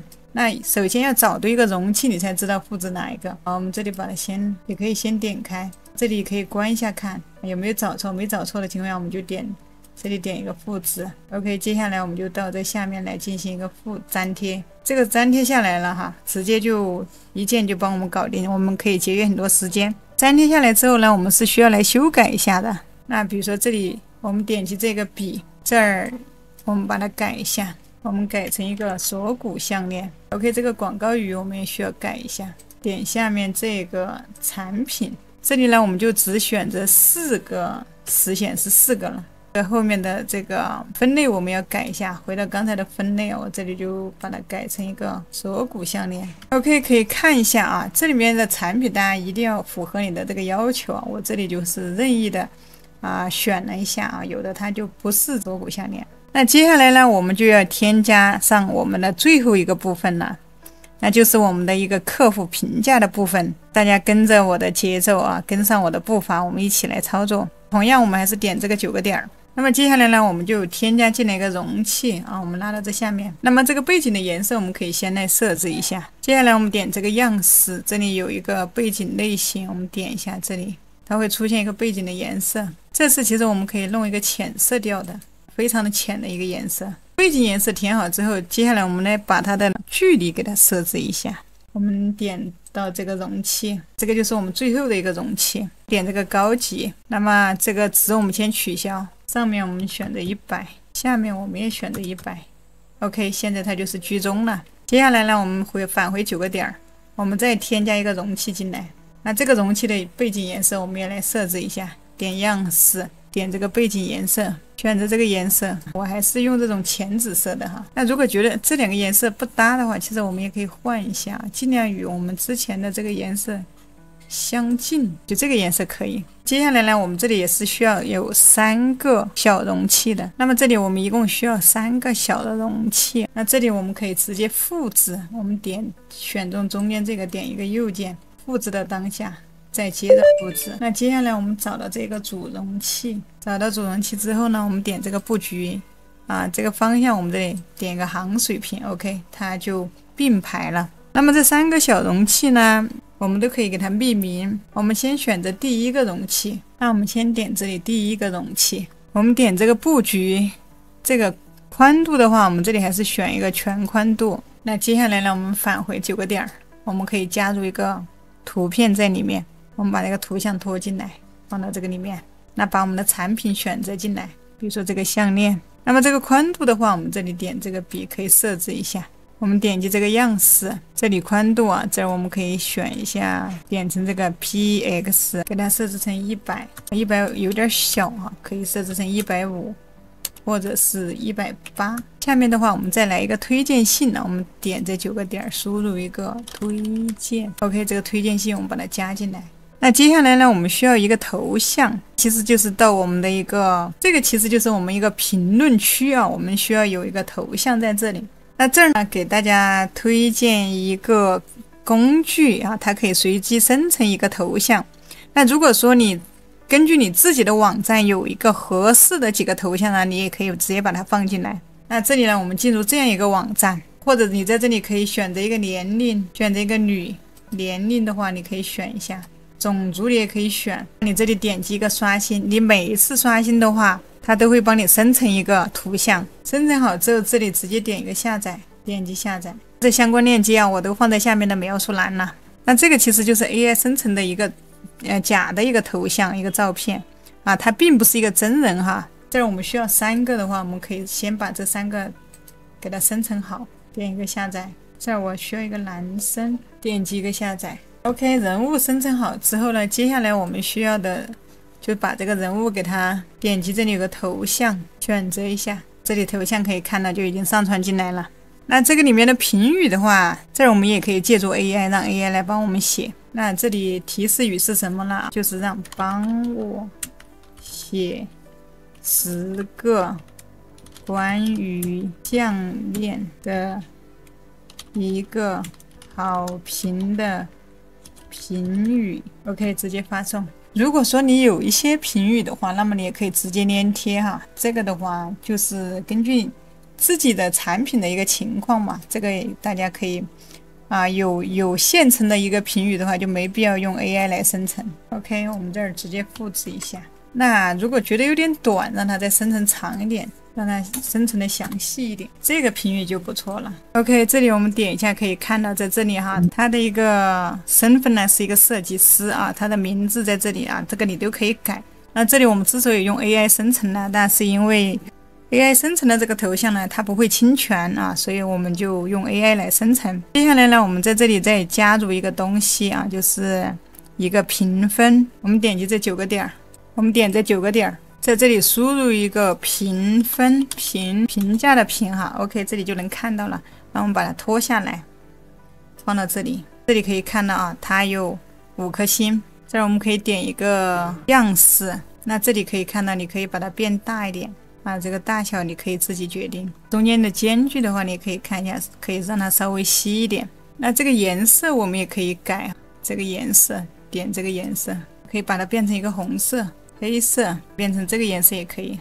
我个人觉得其实红色挺好的，显眼一点红色，这个红色。接下来呢，这里它是靠左的，我们让它居中，我们点这个样式，这里有一个对齐，我们点一个居中 ，OK， 这里就弄好了。弄好之后呢，我们来设置一下它的一个间距，那我们就只是更改这个小容器的一个间距哈。我们点这个，点了这个小容器，往下这里有个间距，我们把它间距设置成0。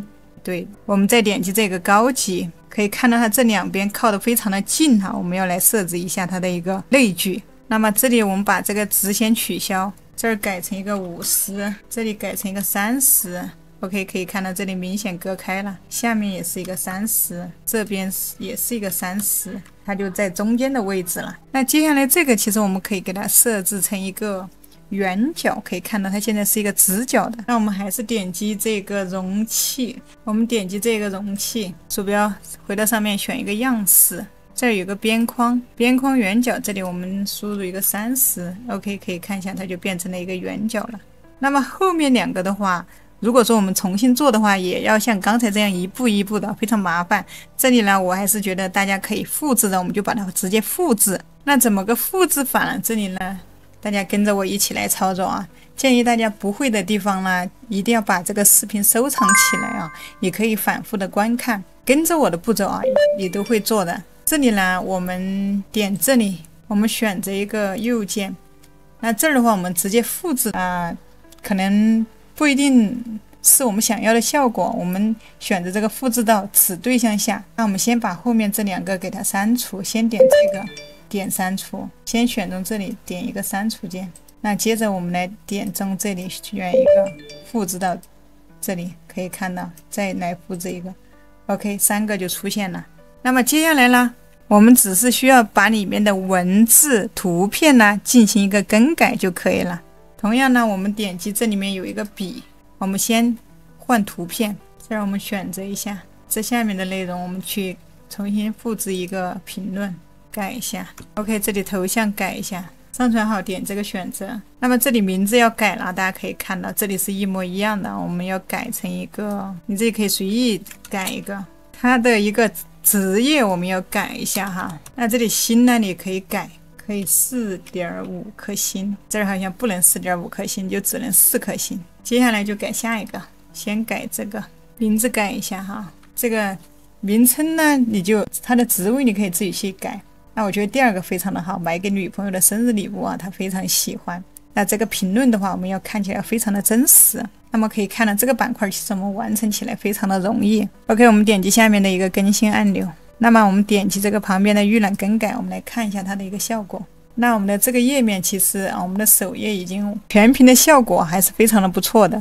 可以看到这里面有我们的一个横幅啊，有我们的一些免费的一些保障啊，包括这下面呢还有我们的一些分类。那你还可以手动设置啊一些产品。那最下面可以看到还有我们一个客户的一个反馈。这里的好像这个这儿头像没有改哈，返回来我要改一下这个头像。OK， 这个一定要换啊，不能看起来是一样的。再点一个更新。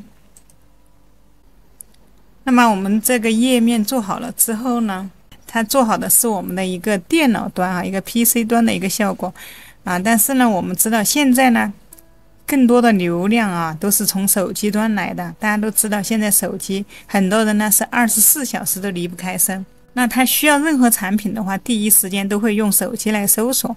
所以说，我们一定要来把我们的手机端呢给它进行设置一下。这里呢，我们点击这个3角返回啊，在左下角这里可以看到这里有一个响应模式，我们就点一下它。这个时候你就可以看了，这个呢，第一个出现的就是我们一个电脑端，第二个就是我们的一个平板端，这个是平板端的一个效果。第三个呢，就是一个手机端的一个效果啊，可以看到它里面很多都没有展示出来。接下来呢，我们就要把我们的这个平板端和手机端呢都进行一个设置。那在这里的话，如果说我们去改手机端啊，它不会影响到我们电脑端的一个效果。这里我们可以放心的改我们的平板呢，它也不会影响到电脑的一个效果啊。我们就从这个手机端开始改。那接下来我们可以在电脑上来浏览一下我们在手机端的一个效果，这个只是我们在这个后台它的一个效果。那么这里我们可以在这上面，在 COM 这里啊，我们把这个网址给它粘贴一下，打开一个新的网页。那么这里我们可以打开它的首页，我们来浏览一下这个它在手机端的一个效果。那这里我们点击一个右键，这里如果不点的话，大家可以看到这儿默认呢是一个电脑端的一个效果。我们点击一个右键，鼠标往下拉，可以看到这里呢有一个检测啊，检查，我们点一下。OK， 这里现在呢你就能看到它会有一边是代码哈，有一边呢就是我们的一个网站。那这里我们鼠标回到这上面，这里有一个符号，我们点一下啊，现在看到的就是一个手机端的一个效果啊，给大家看一下。那这里可以看到它是没有显示全的。那你除了可以看这个手机端，你还可以看在其他设备上面的一个效果啊。点击这上面看有一个倒三角，比如说我们可以看一下在 iPhone 12上面的一个效果。那这里看其他的一些设备上面啊，手机的一个效果都可以看。那这是其他设备啊，手机设备上面的一个效果都可以看到。那么这里你还可以查看一下它在平板上面的一个效果，你看一下。那这个是在平板上面的一个效果。接下来如果说你要看一下它的布局哈，你要改一下它的布局的话，这里可以看到这儿有3个点，我们点击一下，在这里3个点啊，你可以把它放在下面。那再点这里这个3个点，那可以把这个放在左边，再点这3个点啊，你还可以这样放啊。这里有几种布局，我个人还是觉得这种布局呢比较好一点。那这边可以看到，这就是相关的一些代码，主要是用来预览我们手机端的一个效果哈。这里接下来我们点击这一个叉给它关掉，点这个叉。接下来呢，我们就回到我们的一个编辑页面。首先打开我们的一个导航器哈，在这边，在这个左下角的第2个选择这里有个导航器，那你点一下它就不在了，再点一下可以看到在右边这边它就跳出来了。接下来呢，我们就挨个的每一个部分呢进行更改。我们先点击第1个容器，我们这一个，那这里可以看到它这儿有点偏哈，我们可以回到这里可以看一下，我们的整个第1个布局是这样子的。但是在这个里面完全看不到了，所以我们来改一下它的一个布局。我们选中之后呢，可以把这个第1部分点开。我们先点一个高级，这儿点一个类聚，我们类聚这里先给它取消掉，我们这儿先把它清除掉。这里比如说我们改成一个60，返回这个上面看啊。那第2个的话，我们改成个15，这再改成一个60，这儿再改成一个20。那么这儿改成一个20，看一下。那这个可以根据你自己的情况来看一下哈。一般情况下就调整到这样子就差不多。这我调个30。那这里可以看到差不多这个字呢，它就已经在中间了。但是这个图片的话，我们要进行一下设置。我们点击一下这里面有个图片，我们点一下，这里可以看到哈，这儿中间的图片已经完全不见了。那我们点中这个图像之后，我们点这个高级设置，让我们这里来把它这个外距给取消掉。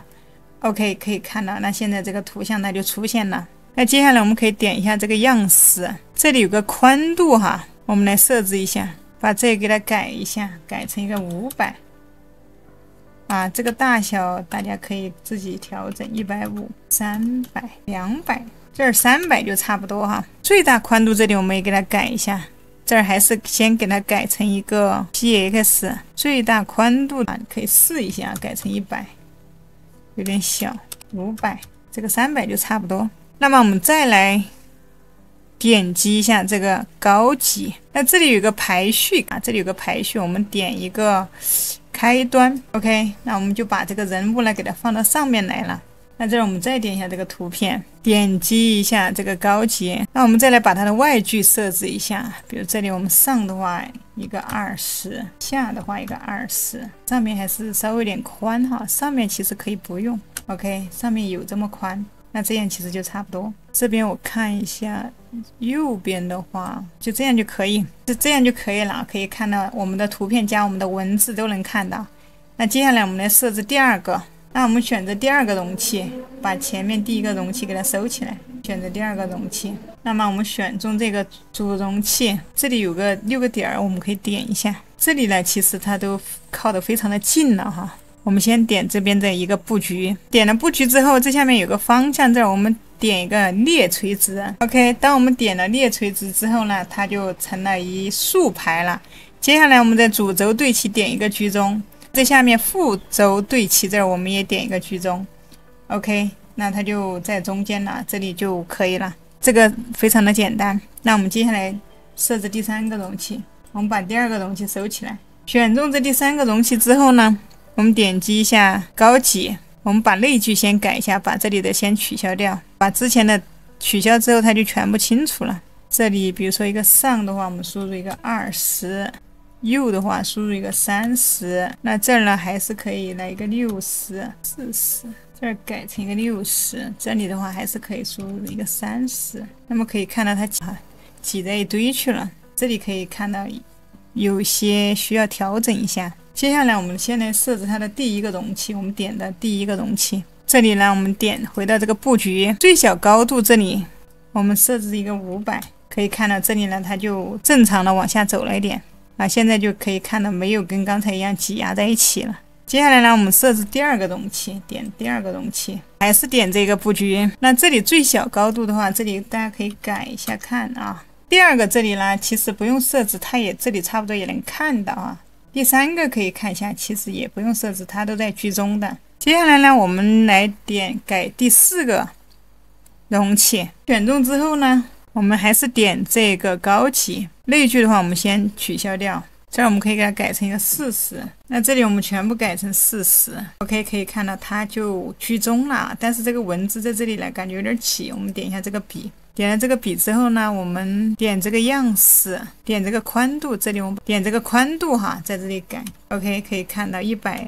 如果觉得大，可以选择90，那么100就可以啊。它把整行字都给它展现出来了。这边就正常的显示了。那对齐方式你可以选择一个居中，那你也可以选择居左、居右，但是这里好像没有什么反应哈。接下来就是我们的第二个广告语了。接下来我们还是点一下这个高级，那我们把这个类距的话给它改一下，所以我们试一下全部给它改到30。OK， 可以看到其实上下左右变宽了。那这儿我改成40试一下，30其实就可以了。接下来我们往下看啊，这些都没有问题，这些都是居中的哈，没有问题。OK， 那接下来就改这个部分了。那么如果说你不确定那是哪一个容器，你这里一样可以把这个眼睛给它关掉，就是这个。我们接下来改这个，选中这个容器之后呢，我们点这个高级，我们来把它的类距改一下，改成一个40吧。OK， 可以看一下它就居中了。那这里其实我们还有个图片的哈，这个图片是不是现在我们也看不到了？这边居中40，我再试一下30、20。这大家可以根据自己的情况来调整啊，50、35，只要能看到就行。那这个图片不见了，我们看一下这个图片跑到哪里去了。那么我们要找到这个图片，点一下这个图片 ，OK， 可以看到它在这里哈。那么选中之后呢，我们点这个样式，这宽度的话，我们可以选一个 PX， 那么这里要露出来一点了。这里其实这个图片大家可以自行调整啊，这里的话我做了一系列的调整啊，外距、内距啊，包括它的一个绝对啊，我把的这里有一个大家可以看到这个偏移啊，你可以移动这个图片啊，向左向右这些都是可以移动的。OK， 这个上下也是可以移动的啊，这里呢一定要选一个绝对才行啊。那可以看到我现在在选择这个容器，类距的话我这儿再改一下 OK， 这里呢我就给它设置的这个人物就小一点，那么这里我们就能看到了。我们接着往下，接下来到这个容器了。那么这个字还是感觉有点大了，我们可以来把这个字给它改小一点。点这里有一支笔，点这个样式，点这个排版。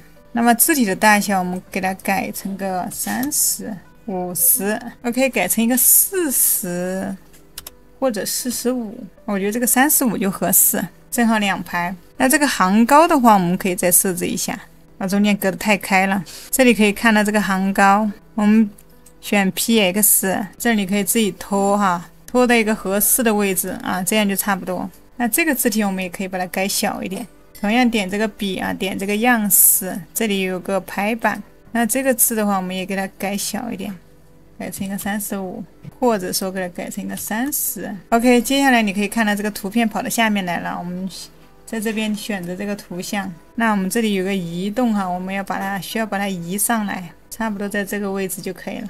接下来啦，这里我们同样点这个笔，这我们把字体给它改小一点，35。那这里我们直接改成个100%哈，这里就展现出来了。那这个图片的话，我们可以点一下，这里我们可以设置一下它的一个20 ，OK， 可以看一下，都能看到了。接下来就是我们最后一个容器了，这里我们都可以先把它收起来，这是我们最后一个容器。那么我们选中这个容器之后呢，点一个高级。我们把这个类距给它调整一下就可以了，这里把它直连在一起，设置一个40、35 ，OK， 这里我设置成了一个30啊，就差不多了，就居中了。那接下来呢，我们就返回到最上面，我们来看一下，这个效果还是可以的哈，全部都能从手机端里面展示出来了。现在呢也变得非常的可以看到，几乎所有的都是可以看见了。这里检查好之后呢，我们点一个更新。那么接下来我们可以再检测一下，我们回到刚才的这个首页来检测一下手机端的一个效果。我们点一个右键，点这个检查啊，点击这里有一个，点击这个键，那么这上面选一个 iPhone 12 OK， 可以看一下它的一个效果，看到这些都是可以展示出来了。iPhone 14看一下啊，这个效果都是非常不错的哈。那我们就直接给它关掉。手机端弄好了之后呢，接下来呢，我们要开始制作我们的一个平板端。那这里我们回到下面这个导航器啊，在这里上面可以看到一个平板端。那么平板端可以看到这里还有点乱啊，这个平板端还有点变形，看一下这里，我们来稍微的给它更改一下。同样找到下面的这里个导航器，点一下。我们把这些先返回，从第一个开始，先选中这个容器。那这里其实这个字就有点小了，比如说这个热销产品，我们可以给它变大一点。那这里我们先点中一个标题，那么在这里我们再点一个样式，我们先选中这个，点一个样式，这里有个排版。那这我们可以拉一下啊 ，OK， 可以看见。那我们把这个字体给它变大一点，这里我们给它改了一个35就差不多。那这里图片可以看到已经看不到了哈，这儿我们选中这里的一个图片，需要来改一下这个图片的位置，点击这个样式，那么这里宽度我们改成一个 PX， 改成一个500看看，500，最大宽度这里我们要改一下，这儿也需要改成一个 PX， 最大宽度改成一个400，然后我们点击一下高级，外距的话我们先把它清零 ，OK， 可以看到它现在它就展现出来了。外距的话，下面改成一个-300、-30啊，这个地方这儿啊，我们想让它往上走一点，这里我们就可以再调整一下，-100、-80。那如果让它再往上一点的话，你就把这个再调整一下。那我们这里来让它再往左一点 ，OK， 把它往旁边移一点。那么这个样子就差不多了，这里我们就调整到这个样子。那接下来我们还是把这整个的类距给它调一下，我们选择第一个容器，点击这个高级，这里类距我们先把它清零，比如这里我们再输入个150，再输入一个50，这儿一个50，这儿一个50 ，OK， 那这个样子就差不多了。这个设置好了之后，我们点下一个容器，第二个容器这里我们来看一下，那这里基本上这几个都能看到，其实也不用太刻意的去调整。那么我们再接着看下一个。第三个容器，这里我们点这个高级，选中第三个之后呢，这个高级设置我们点一下，这个类距我们再改一下，把它改成一个60，让它往中间靠一点。如果太宽了，你可以选择设置一个50或者40也是可以的。这第一个我们看一下哈，这个宽度的话，我们给它设置成一个100%。那么可以看到，这里面我们是有3个容器的。那有3个容器，我们找到这个主容器。那这里有个布局，这个方向的话，我们选择一个，那我们再选择一个列垂直。OK， 我们把它重新排序一下。主轴对齐的话，我们选这个首尾半啊，点这个。接下来我们要来设置一下它里面的这个图片。我们选择这个图片，我们现在把这个图片来改一下，选择这个样式。这里宽度的话，我们来改一下。那这里我们给它改成一个 px。这儿比如说我们来个200，明显可以看到这个图片它变小了，或者说250。那这里你根据你的这个大小来改正哈，我觉得200就差不多。接下来点这个高级，我们就可以去移动它的一个位置。OK， 给它放到这个位置。那这里啊，这个偏移上下左右是可以拖动的。接下来我们看一下，我觉得可以不用改哈，再往下一个也可以不用改。那我们就接下来往下看了。这里这个位置我们可以给它调整一下哈。现在是我们的第4个容器了，不确定的情况下我们关一下这个眼睛。OK， 那就是它了。这里类距我们来调整一下，把它调整成60。OK， 整体就往中间移动了，可以看一下。那么这里这个字体我们可以把它变大一点，我们点这个笔。这宽度的话，我们可以给它改成一个100%。OK， 接下来我们设置下一个了。就是我们这个折扣区了，这儿把这个关起来，我们点这个。这里字体我们改一下，点这个笔。这里中间这个样式，点击这个排版。那这字的话，我们给它改小一点，就这个30我觉得小50，这样就差不多哈。或者再看一下60、55、60就可以了。50就可以了，刚好2行。行高这里一样的啊，你可以看一下它的行高。OK。紧凑一点。这里的话，这个全长9字这有点小，我们点一下这个笔，点这个样式，点这个排版，我们把字体给它稍微大一点，哎，这样子差不多哈。OK， 这个图片又不见了。那我们到这边找了这个图像，找了这个样式，宽度的话，这里需要设置一下，这儿自己根据自己的情况来调整啊。这里你可以移动它，上下的位置你也可以移动哈。那不想挡到字的话，就给它往旁边移。OK， 那这个自己来调整啊，你调整这个偏移，这个这个人物不出来的话，这里你把类距给它调一下啊，包括样式这里最大宽度这些给它设置一下，它就会出来了。接下来我们把整个类距给它调整一下。把这个直线取消，调整到一个60，把它调整到10。OK， 这个图像的话，我们把它稍微再移动一下啊。接下来设置下一个哈，我们把这个容器先给它关掉，点击这个容器。那我们这里先把这个文字这里给它设置一下，这儿我们改成一个100%。OK， 再点到这个容器，点一个高级，我们把类距给它改一下，改成一个40。OK。一个40就可以了，全部都居中了。下面这个评论区我们来看一下。那么接下来呢，我们把它设置一下，选择最后一个容器，这儿类距我们来改一下，比如说我们改成一个20。OK， 可以看到啊，边上有一个距离，有一点位置就可以了。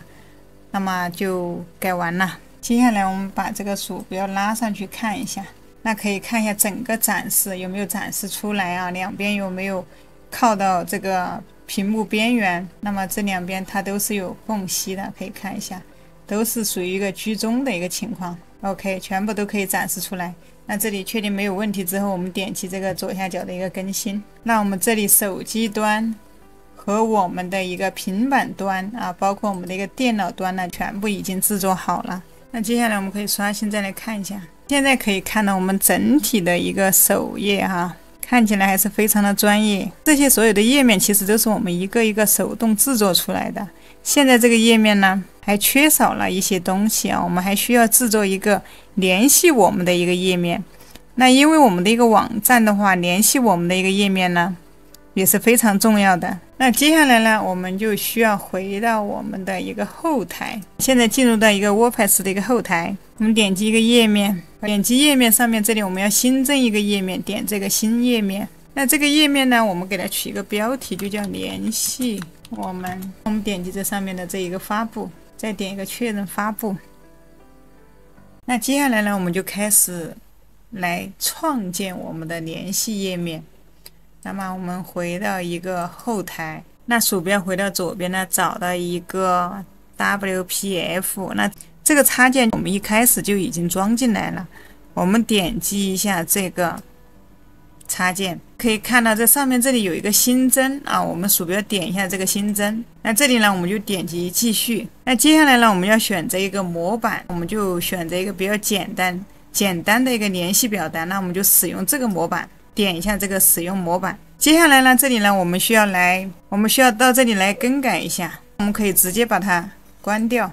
我们首先选择这上面这个字段，那我们这儿先设置一个第一个名称的这一个部分，这里我们鼠标点一下名称，这里我们点了名称之后呢，这边呢我们点一下这个第二个按钮，它会跳出来一个字段，这里呢我们就选一个大型啊，它会把这个格子变宽。那接下来是第二部分电邮，那同样我们还是点第二个按钮，这里我们还是选一个大型。那么第三个部分我们也来改一下评论或消息，那么这里呢我们可以给它改一下，我们选中这个区域之后可以点这个通用啊，它这里有一个标签，那这里这个字体我们是可以改的，比如说改成请问有什么可以帮到您 OK。 那这里我们改了之后呢，那买家他可能有什么的话，他就会在这个下面留言。那这儿我们点的第二个电邮，还是点这个通用，这里我们把它改成一个电子邮箱。这里呢我们还可以来添加一个字段，我们可以看到这里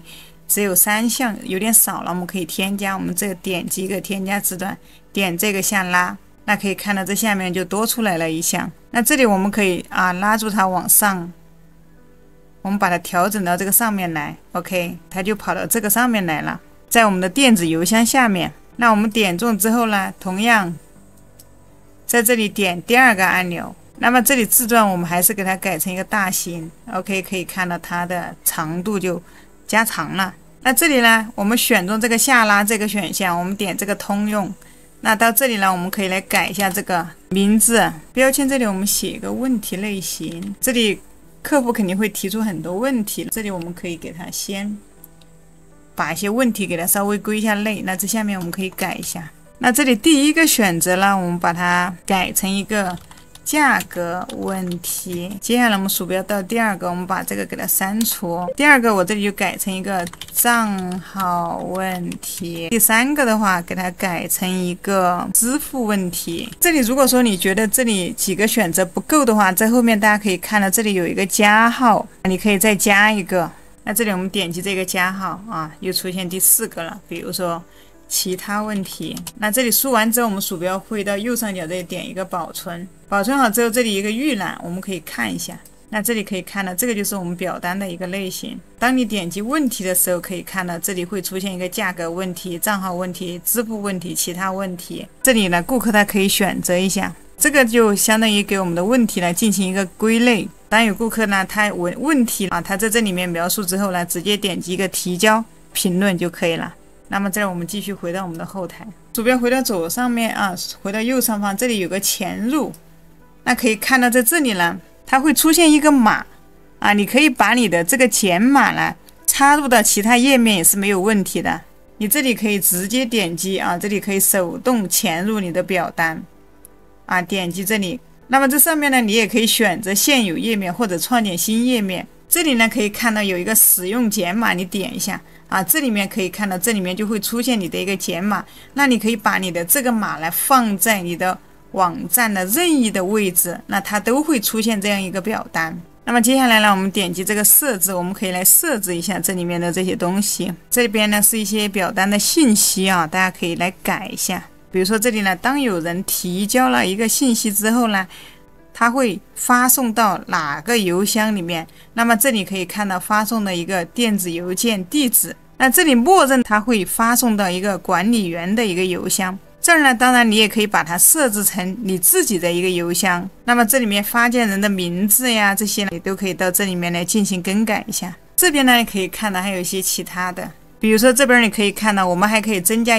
一个验证码，比如说当有客户提交信息的时候呢，他需要输入一个验证码，那么你在这里呢可以选一个确认一遍，那这里呢就是一个确认信息，那当买家购买了之后，那这里呢，我们还可以在这里面来确认一遍。那么这里呢，我们也可以设置一下，当买家发送信息以后，我们也会让他看到这样一个消息：谢谢你联系我们，我们会尽快与你联系。那么这里全部设置好以后呢，点击一个右上角的这一个保存。那接下来呢，我们就需要打开我们的一个联系页面。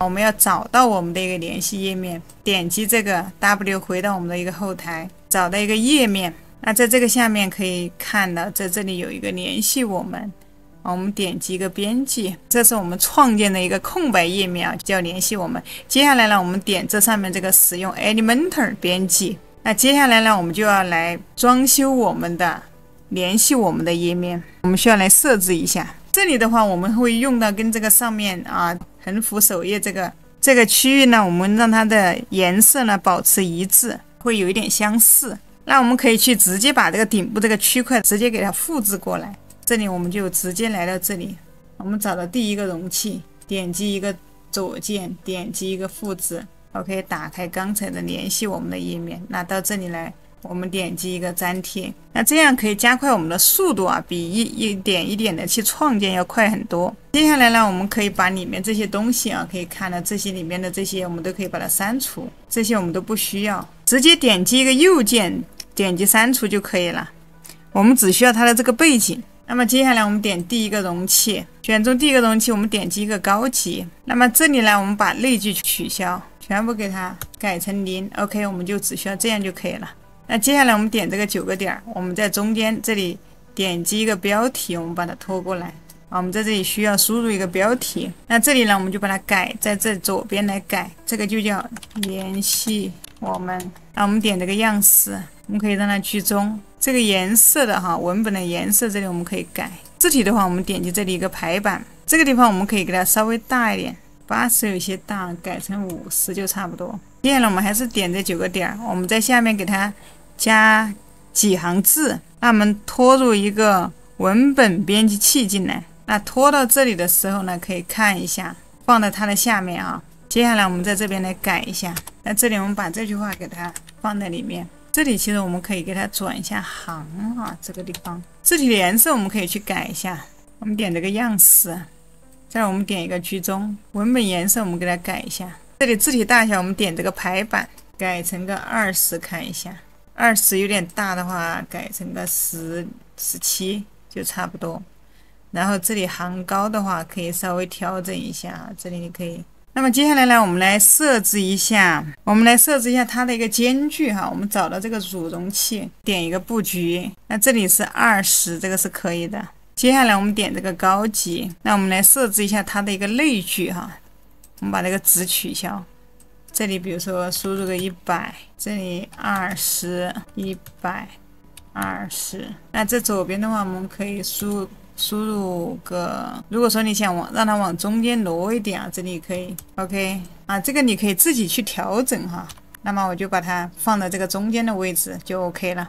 那么上下左右的位置就差不多了。接下来点击个更新，那么这我们可以点击这个预览更改看一下 OK， 大概就是这样一个样子哈。那这里大家制作网站的时候一定不要着急啊，这里可以把这个，如果说你也想学习做网站的话，你可以订阅我的频道，并且给这个视频收藏起来啊，打开你的电脑啊，跟着小鱼儿一步一步来实操。当你自己去做一遍呢，你才会知道这个网站它其实创建起来并没有那么难，一定要耐下心来的去一步一步的去制作。那这里我们接着往下面制作。接下来呢，我们点击这下面啊，在这个左下角这里有个设置，我们点一下。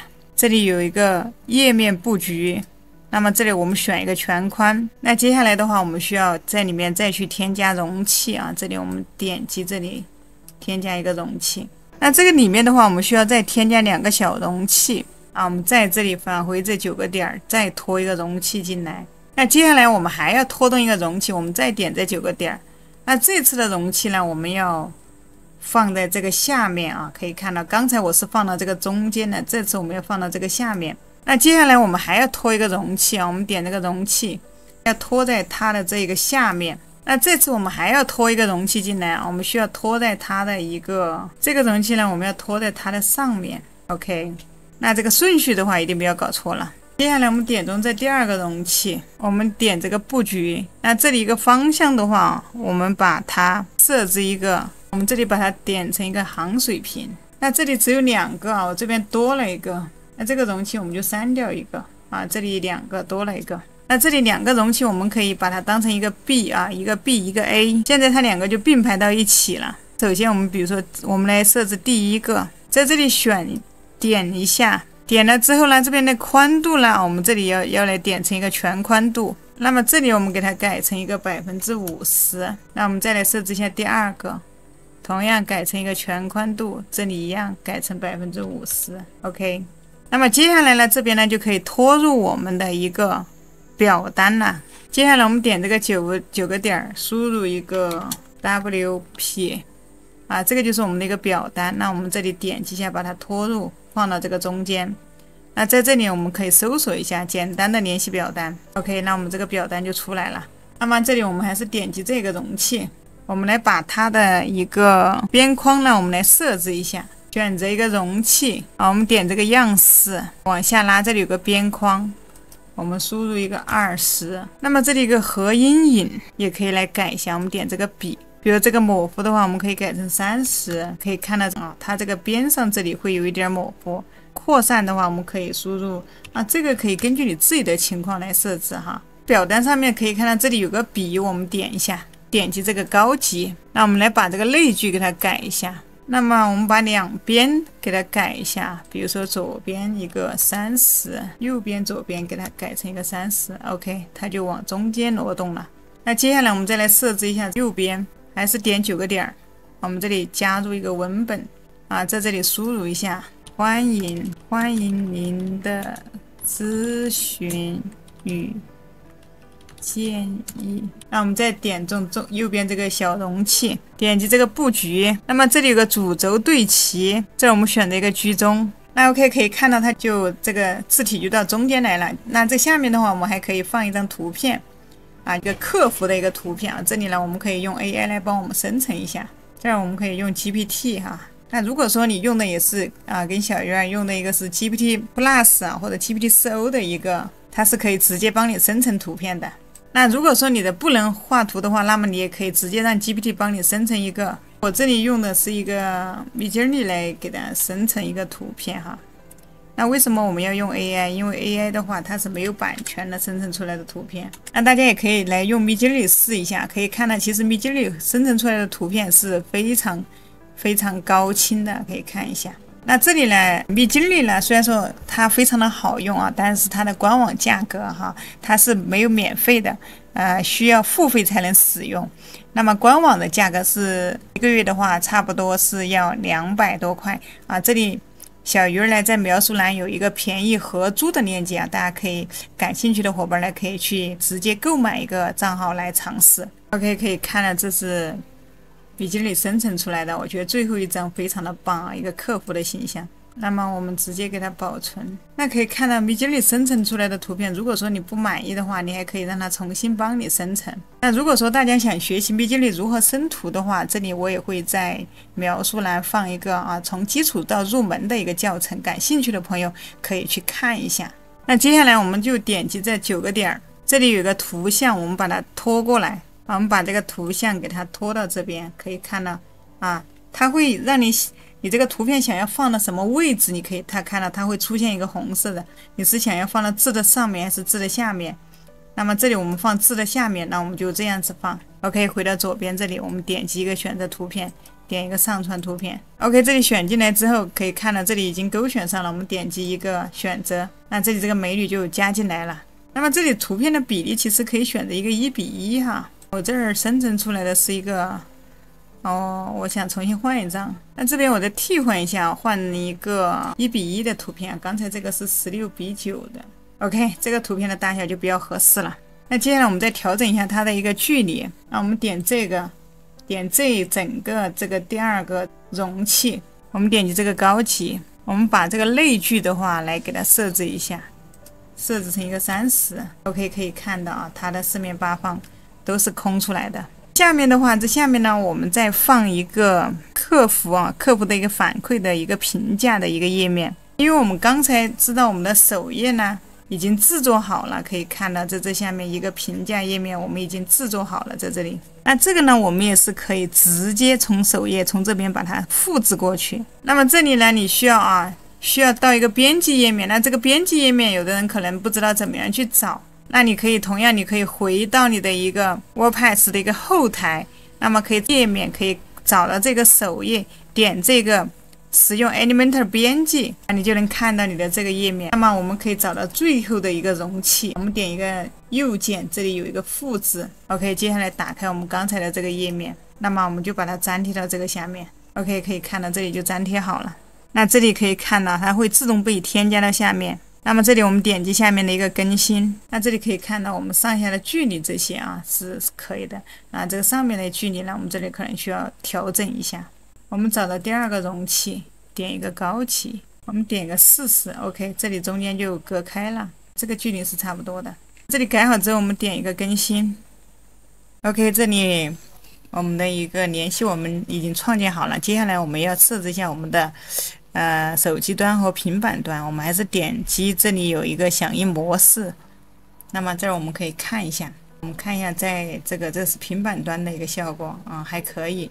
再看一下手机端差不多这里都能展示出来没有什么影响。OK， 那这里我们就不用管它。接下来就回到我们的一个后台这里一定要更新这个更新大家一定要点。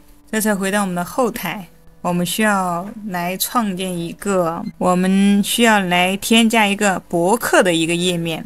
大概我们一个网站的话，它肯定是需要写文章的，就像写一些这些文章它也可以利用我们的一个搜索引擎优化。一旦我们的文章被谷歌或者被百度收录以后的话，那么我们可以获得一些免费的流量。那么接下来就回到我们的一个后台，我们开始来设置这样一个博客页面。这我们同样选择一个页面点击这个页面。那这里呢有一个新页面，我们在这里点击一个新增页面。那么新增页面这里的话，我们就可以给它直接取名一个博客。那这里写好之后，我们点击一个发布，需要点2次这个发布。那接下来我们点击这个左上角，我们回到一个后台，我们可以看到这里有个所有文章，有个写文章，还有一个文章分类。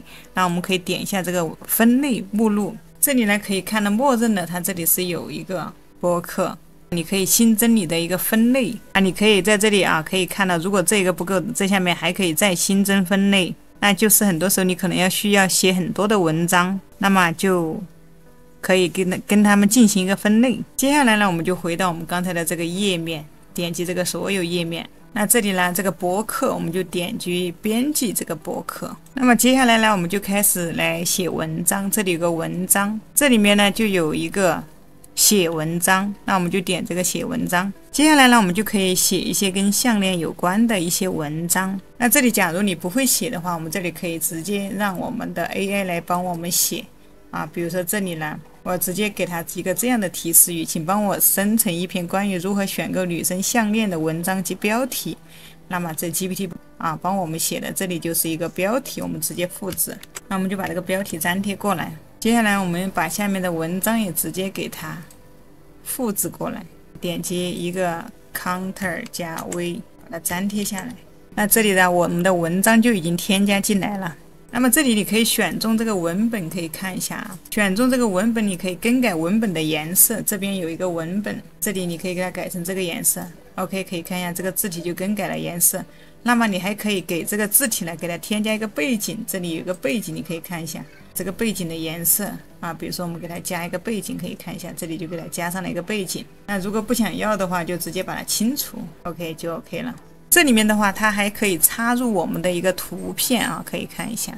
那这个图片怎么插入呢？鼠标可以回到最左上角，这里有一个加号，我们点一下，点这个加号往下拉，这里一直可以看到这里面有很多的一些功能那么就可以找到，在这里媒体这里就可以找到这下面的一个图片，我们点一下。那在这里你可以点击一个上传这里可以从媒体库，也可以用链接插入我们这里点击上传图片，这里就可以上传一张图片。OK， 可以看到这里我们的这张图片呢就已经加进来了。那这个图片的话，如果说你觉得它太大，你还可以设置一下它的一个宽度。那么这边我们可以鼠标回到右边这里，我们可以给它改成个300。OK， 可以看一下这个图片变小了，或者说500啊，这个太大了，500。高度这个也是可以设置的。那么这里可以看到啊，在这个图片的上方呢，这里有一排，也是一排这个它的一些工具啊。我们这里可以点一下，这里有个对齐，那么我们可以点一个居中 ，OK， 它就已经把它放到中间来了。这里你还可以在这个图片上面加链接啊，也是在这上面，这里有一个这个链接啊，你这里可以把你的链接加进来啊。比如说我们回到这个后台，我们找一个产品啊，比如说我们的这个产品，那这里你就可以把这个产品的链接给它加进来。啊，把这个链接给它粘贴到这个里面，点击一下这个按钮啊，把这里给它勾选一下。那当有人看到这篇文章的时候，点这个图片的时候呢，它就会直接跳转到我们的这个产品页面啊，就可以查看我们的这个产品。这里我们就把这个在新窗口打开了这个按钮给它打开就可以了。那其实我们写文章的一个目的，也就是为了引流啊，让他们了解我们更多的一个产品，并且来购买我们的一个产品啊。这个左上角可以看到，这里面可以加的内容非常的多哈。这里面啊，你不光是可以加文本啊，你还可以加媒体，还可以设计一些东西。它这里面还有很多的小工具，还有主题等等啊。这里面啊，你还可以嵌入一些相关的链接，非常非常的多哈。感兴趣的伙伴呢，其实可以去好好的研究一下啊。里面接下来鼠标回到右边啊，这里现在它是在区块这个位置，我们点击这个文章，我们还可以来对我们的文章呢进行一些设置。那往下呢可以看到，这里呢会有一些文章的形式作者这里包括这里下面文章的一个分类目录比如说你在这里可以新增一个分类这个名字就叫心形项链。这里可以看到，我们就把这个项链给它进行一个分类了。那再往下，这里一个标签这里我们可以在里面设置一下，比如说像我们这边女生项链，我们就可以，这就是一个标签，我们直接把它粘贴过来。这儿我们用一个逗号，他说了用一个逗号给它分开。那这里你还可以写一些其他的比如说是这儿有个锁骨链，这些跟产品相关的一些标签呢，你都可以填到这个里面。那在下面这里你还可以添加一张特色图片，我们再点击这个图片，在这里就可以添加一张这个图片进来。这里选好之后，这里就点这个右下角设置为特色图片。在这边设置好之后呢，可以看到我们这边文章这些都有了，都弄好了之后呢，我们就直接点击这个右上角，这里有一个发布我们需要再确认一遍它就正在更新可以看到它的一个进展。 OK， 这里表示我们已经发布成功。我们查看一下我们的文章，这个就是刚才小鱼儿写的一篇文章，可以看一下那么在这里呢，你能看到这是我们作者这是我们的一个分类这前面是一个日期这是我们整个的一个文章。那这样的文章的话，你可以多写几篇。那这一篇文章是仅仅不够的，我们需要再多写几篇文章。这里我们回到一个后台这里点击一个文章，我们可以看一下这里有个所有文章。那这里它其实默认有一篇这个呢我们是不需要的，我们这儿可以给它勾选一下，把它移至回收站。这一篇是我们刚才写的。接下来呢，我们可以再多写几篇文章，我们点这个写文章这样你可以多打开几个窗口同时写。那接下来就用到我们的 AI 所以这里建议大家呢可以这里建议大家呢用这个 GPT-4 GPT 升级的一个 GPT 它写文案的话分分钟就帮我们搞定了如果说大家还没有一个 GPT 账号这里呢我描述栏也有一个成品账号购买大家可以直接买来就用，相关链接呢都在描述栏。接下来我就让它帮我写5篇关于项链的博客，项链的文章，写5篇不同的关于项链的文章和5个相关的标题，帮我写这样直接发给他。可以看到这里他就帮我写了5篇，并且呢是5篇不一样的第一篇是讲材质还有搭配指南，第二篇是想写这个项链的历史与文化，那这一篇呢是从脸型来选择一个项链啊，这个是项链的一个保养护理啊，我觉得写的非常的好。那接下来呢，我们就直接一个复制粘贴啊，把它标题先给它粘贴过去，接下来把内容给它粘贴过去。现在是下一篇文章，其实这个文章写起来是不是非常的快啊？现在有了一个人工智能啊，其实写作真的变得非常的简单。这2篇文章已经有了，第3篇、第4篇。那如果说你的要求比较高的话，那 GPT 帮你写出来之后呢，你还可以自己去进行一个修改哈，那样的话其实就是更加的完美。这里如果说你用的是一个 GPT-4O 啊，如果说大家想升级 GPT 也是可以的啊。怎么样升级的话，这里相关的链接呢，我也会放在下面啊，有一个教程，感兴趣的朋友可以去看一下啊。怎么样把你的 GPT 从 3.5 来升级到 GPT-4O？ 那这里的话，我可以直接让它绘图啊，根据以上5个标题帮我绘图 ，OK， 可以看到啊，这个 GPT 的话，它就直接帮我们画图。那如果说你也可以，你如果没有 GPT-4的话，那你也可以用这个 Leonardo 绘图也是可以的。小鱼儿平时的话也会有那么1-2款替代工具，比如说啊，这个用不了的时候，那可以用另外一个。那还有这个 Plum AI 呢，也是小鱼儿常用的哈，相关链接都在描述栏啊，它也是可以画图的啊，可以看到这里呢 AI 图片生成啊，这个可以看到，这就是小鱼儿之前画的一些图片啊，我也制作了一些产品图 ，OK， 可以看到啊，它帮我们制作了5张图片出来，那这上面有一个保存，点击这个下载就可以了，点击这个下载，那你可以把这些图片把它保存在你的一个文档里面，那接下来这些文章里面你想去加一些图片啊，完全都是可以的。比如说这个，我想在这里面去添加一张图片，点击这个图片添加，点击上传，点击上传 OK， 这里点击上传，那这里弄好之后呢，就直接点一个发布，这些步骤都是一样的，大家把文章写好之后，直接把这些图片给它加进来啊，那么你也可以根据你自己的一个博客内容啊，去添加一些相应的图片啊，或者说你可以把你的博客内容写得更加的丰富。我这里呢只是简单的给大家做了一个示范啊，文章的话就是这样子写。那我这几篇文章的话就已经写好了，这里我们可以看一下我们的所有文章 ，OK， 可以看到这里文章就已经全部写好了，这我们可以查看一下。OK， 我们的博客好了，这里我们的博客已经写好了。接下来呢，我们来简单的设置一下，回到我们的一个 WordPress 的一个后台啊，我们需要先点击一下下面的一个设置按钮啊，鼠标回到左边这里，我们点击这里一个阅读，这里呢我们选一个静态页面。那主页的话，我们这儿就选择我们的一个首页，是我们刚才制作好的这个首页。那文章页的话，这里文章页可以看一下，我们这里就给它改成一个博客。接下来我们点这个一个保存更改。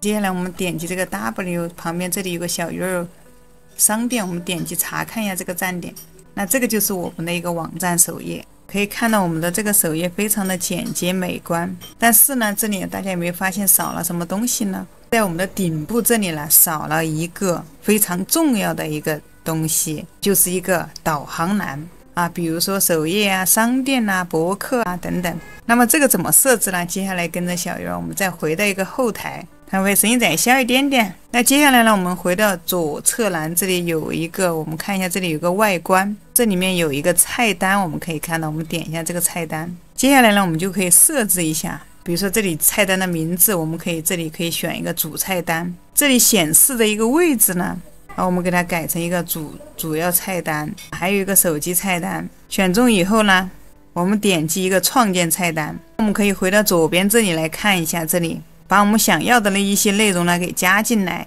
啊。这里可以看到有一个查看所有，比如说这里我们可以把首页加进来，博客也可以加进来。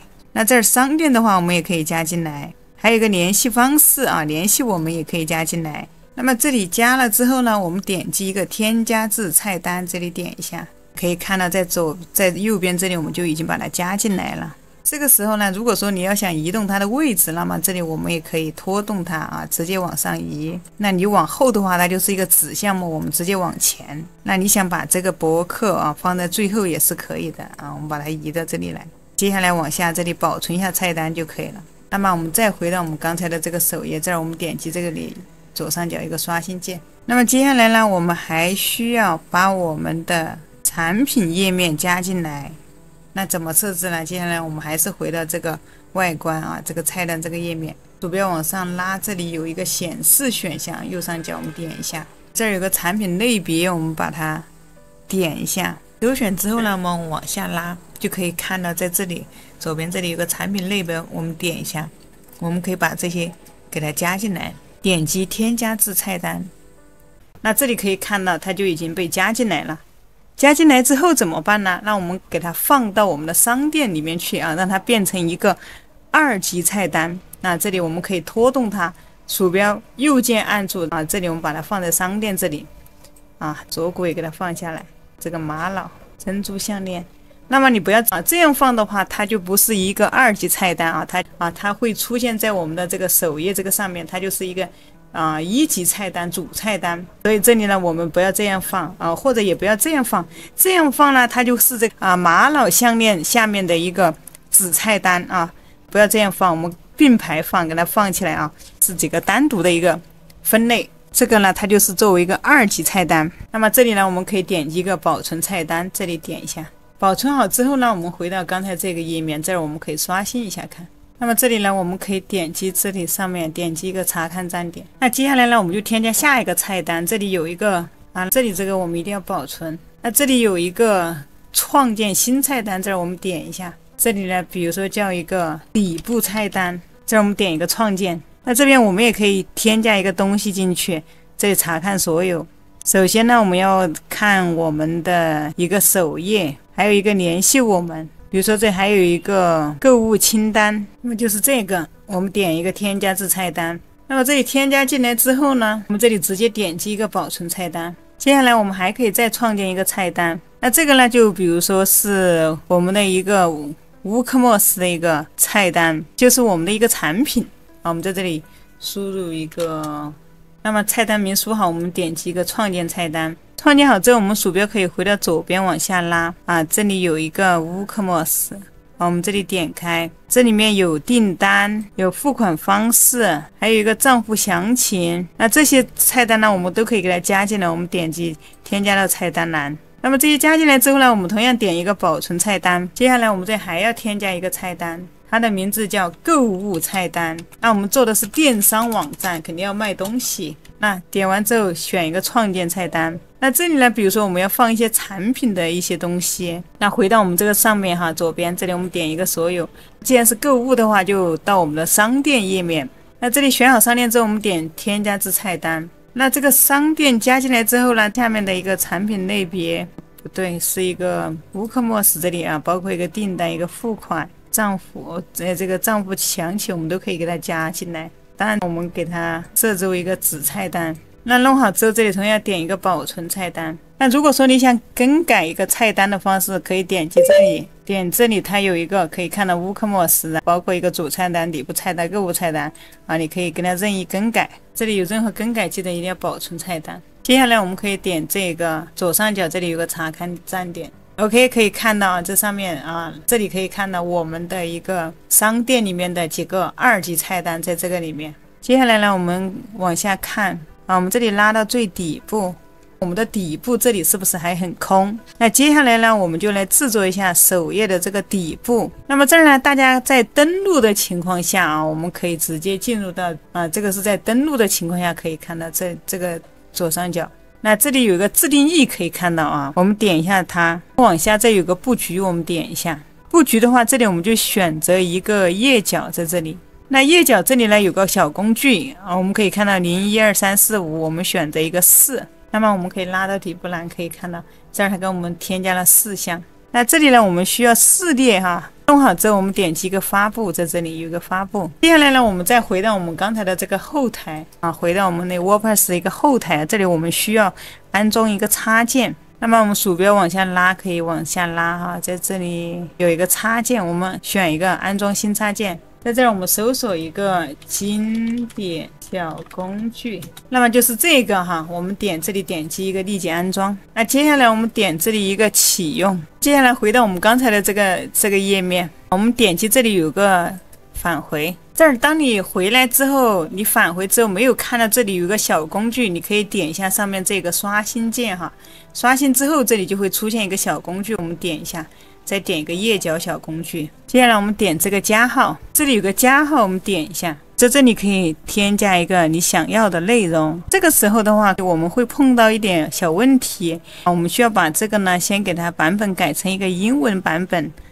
因为在中文的状况下面呢，可能是收不到的这里我们还是返回我们的刚才的一个后台我们往下拉，在左下角这里有个设置，那这个设置点了之后呢，可以看到这里有个站点的语言，我们点一下，给它改成一个英文。下面这里保存更改，保存好之后回到刚才的页面，在这里我们点一下上面这个刷新键，我们再点一下这个小工具，页脚小工具，再点这个加号。那接下来我们在这个上面这里搜索一个，这里你可能搜不到英文的话，那这下面有中文哈，我这边直接选这个中文。那这个呢，添加一个文本，这边我们拉到底可以看一下，这里多了一支笔。在这个上面的话，我们可以写入一个标题，这儿比如说可以写入你的一个品牌的名字，这儿比如说小鱼儿商城，你可以根据你品牌的比如说你的项链卖的东西的一个品牌名来写这个标题。那么这里可以看到，当你写好之后，这下面呢它就已经出现了。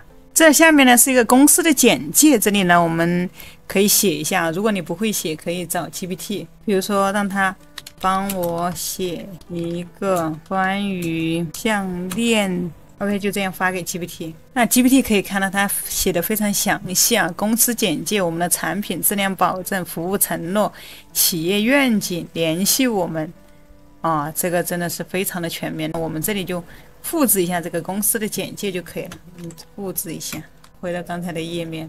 那这里我们把它粘贴到这个里面就可以了。接下来我们就点一下这个发布。那如果说你的这里文本切换成了一个英文，你可以直接再去后台刚才看到这个后台这里直接把你的文本呢给它再改成一个简体中文但是我这里可能是电脑反应迟钝它还是没有更改，所以我这边显示的还是一个中文。建议大家呢一定要跟着小鱼儿的步骤，网站就要做哪怕你今天做一点，明天做一点，相信你呢花上几天的时间也可以制作一个网站一定要把这个视频收藏起来，反复的观看。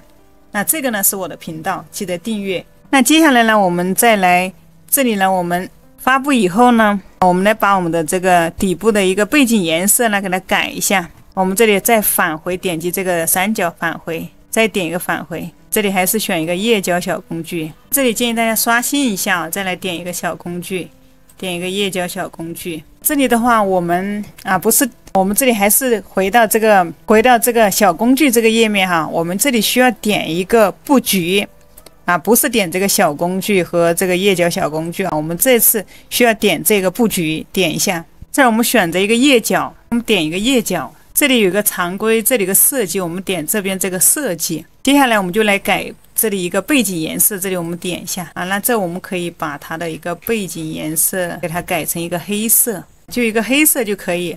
那也可以直接点击这下面有个黑色。这里改好之后呢，我们再点一下这个黑色的点。那接下来我们可以改一下文本的颜色，可以看到这我们的一个标题都看不见了标题颜色这里我们点一下，我们给它改成一个白色。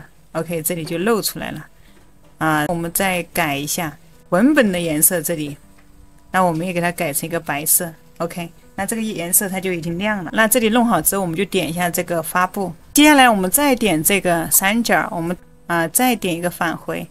接下来呢，我们再来点这个小工具，点一个页脚小工具。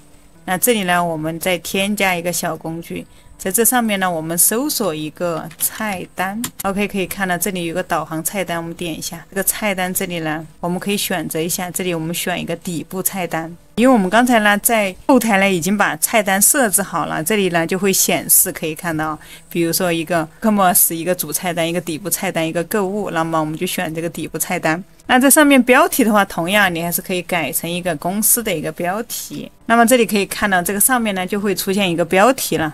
那么继续点击这个添加小工具，我们这里还是搜索一个菜单，还是选这个导航菜单。接下来我们添加我们的第二个，比如说我们的一个购物。OK， 可以看到这里呢就出现了我们的第一个商城商店。那这里的话，你可以选择，你可以写一个我的店铺，继续在这里添加一个小工具，还是搜索一个菜单，导航菜单。接下来呢，可以选一个 WooCommerce。那这上面的标题可以改成我的账户，可以看到 OK， 这里我们的底部栏4个就全部已经设置好了。再我们点击一个发布，那接下来我们可以来首页预览一下哈。我们在后台这里点击一个查看站点，这我们拉到底看一下 ，OK， 这里就出现了哈我们的一个页脚。那么可以看到这下面呢还有一个版权信息，我们可以稍微来改一下回到我们刚才的这个页面，这里还是点一个三角。再点一个三角，这儿我们选一个布局。那我们这里还是选择一个页脚，这里有个常规。那在这里呢，你可以看到，在这里面呢，你就可以来更改你的一些相关信息，版权归谁所有。那这里面你就可以来对它进行一个设置更改。这里你需要把你的版权改成你自己的。弄好之后，还是点击这上面的一个发布。接下来呢，我们再来看一下我们的一个商店页面。我们这儿点一个商店。那进来之后可以看到我们的这个商店呢，感觉还是不够好不是那么的专业。那我们也要进一步的来对它进行一个设置。那在这个商店页面，我们还是可以，我们直接点上面这个自定义。那这个左边可以看到有一个，这儿有个 WooCommerce， 我们点一下，这里有个产品图片，我们再点一下。这个缩略图这里可以看到一个缩略图裁剪，这儿我们把它改成一个自定义。这里或者改成一个，比如说一个4:4或者3:3或者用它默认的这个1:1也是可以的。我们一定要点这个默认的1:1。我们这儿点一个返回，再点一个返回。这里点击一个布局，可以看到这下面往下拉，这有个侧边栏。那这里有个产品档案页面我们这里可以看一下。我们点一个左侧边栏，那这里就可以看到这些小工具呢，它就跑到左边来了。这儿我们点击一个发布。那么我们再返回这个侧边栏，这里有个小工具，点一下这里有个 WooCommerce 的一个侧边栏，我们再点一下。接下来呢，这里我们就可以给它增加一些小工具需要让这里呢做得更专业一点。我们点这个添加小工具，在这里输入一个搜索，这个就是一个搜索 ，OK， 就可以看到这里出现了一个搜索框那接下来继续添加，我们再添加一个，还是一个搜索。这儿我们这次选择一个搜索产品，这里可以看到，这里就有一个搜索产品。继续添加，我们点这个小工具搜索，这里输入一个价格这里就按价格筛选产品。那么可以看到这里呢，它也跳出来了。那这里可以看到这个价格筛选。选进来之后呢，你可以拖动这个来调整你的价格，比如说你要多少价格以内，可以直接拖动这个就可以。接下来我们再继续添加，这里添加一个，这里一个产品类别，那我们的产品就出来了，我们的分类也出来了。这里呢可以看到，在这边我们也可以给它设置一下，包括这个标题我们可以改一下，比如说一个产品分类。那这下面呢你可以看到比如说你可以对这些进行一个设置比如说有的分类里面没有东西或者说空的呢，这种呢我们就可以把它隐藏，比如说我们点击一个隐藏空的分类。 OK， 这里我们再接着添加工具，这下比如说可以输入一个产品标签 OK， 它这里就会出现一个产品标签。那这儿我们还可以添加一个最近预览过的产品列表我们点一下，那这里呢最近预览的一个产品列表。那么这里呢你甚至你可以把你这个预览的产品你可以往上拖，都是可以的。接下来我们就点击一个发布，再回到我们的首页，这儿我们刷新一下看一下，我们点击一个商品，这里加好之后呢，大概你的商店它就会是这个样子的那这里会有搜索，会有价格，会有分类，产品分类这些在这里。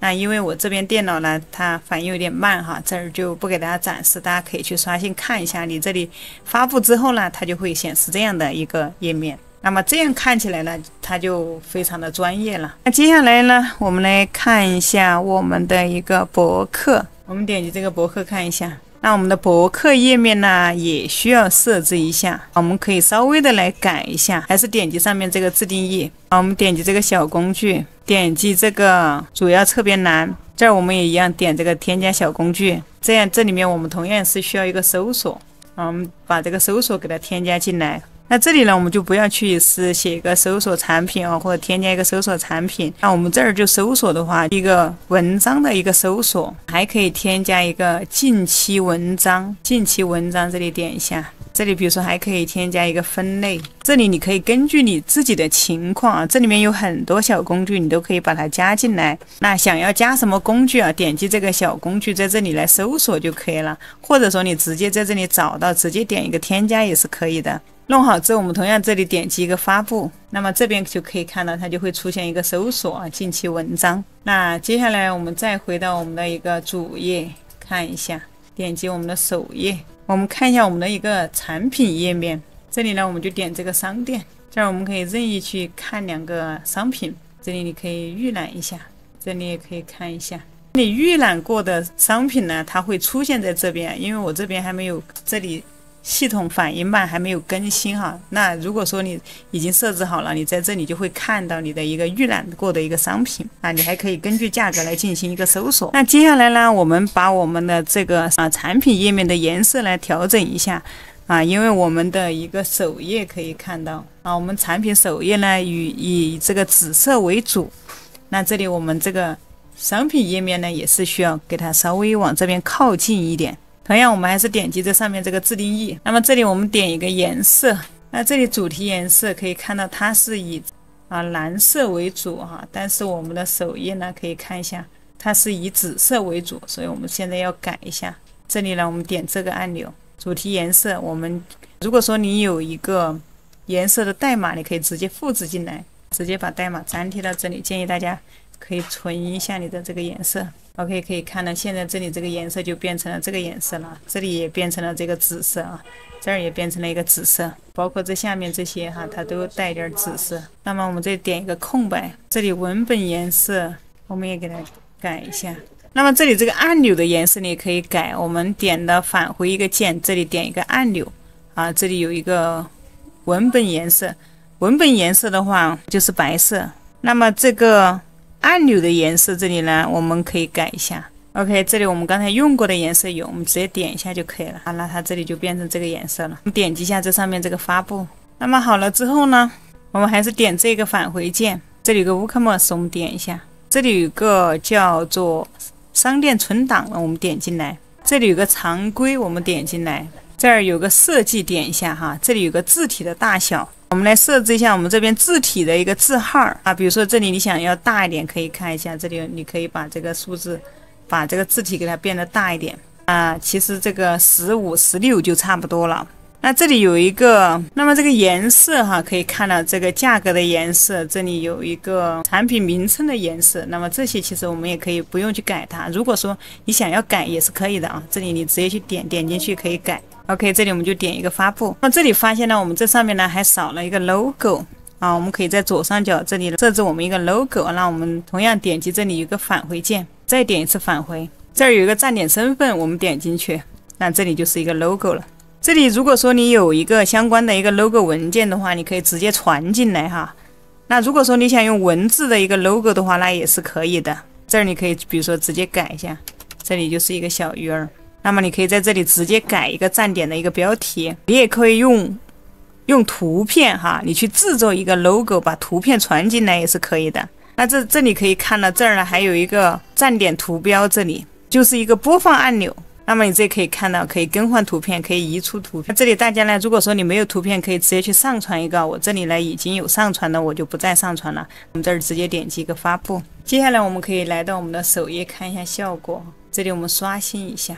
这里你可以直接你可以看到在这上面你的网站打开之后，你可以看到你站点的一个图标啊，这里看每个上面都有一个图标在这上面。首先这里就是我们的一个 logo 啊，这个 logo 你可以用图片也可以用文字啊，大家可以去根据你公司的一个你或者你网站的一个品牌来进行一个设置。再我们看一下我们的一个商店，我们点这个商店进来看一下。这里可以看到，这是我们的一个搜索按钮，这是我最近你浏览过的商品。这里刚才我看过2款啊，这里你可以搜索一个产品，你可以按照价格来进行一个搜索你也可以筛选，这是产品的一个分类这里都有了。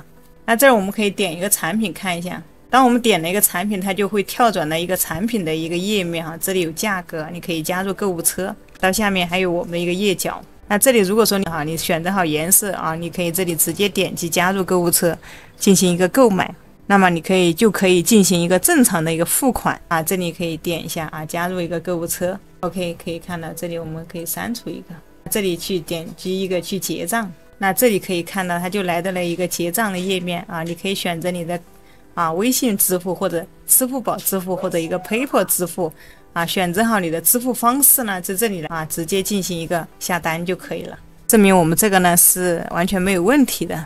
那当有个客户下单以后呢，大家可以我们可以回到这里我们的一个 WordPress 的一个后台啊，你在这里你的一个仪表盘看一下，那么你可以在这里呢来看到一些相关的一些订单信息，那包括付款方式这些呢你都可以看得到啊。那如果说你想要写更多的文章，那么你就点击这个文章啊，在这里来写一个新的文章啊，增添一些，这里可以看到它可以在这里有一个写文章，你可以写很多文章。那么你可以把你的博客呢创建的更丰富哈，可以看一下这里呢，我刚才添加的一个搜索近期的文章分类这些，你如果说觉得这里不够小工具不够多，那么根据刚才的方式呢，可以再来多添加一些工具。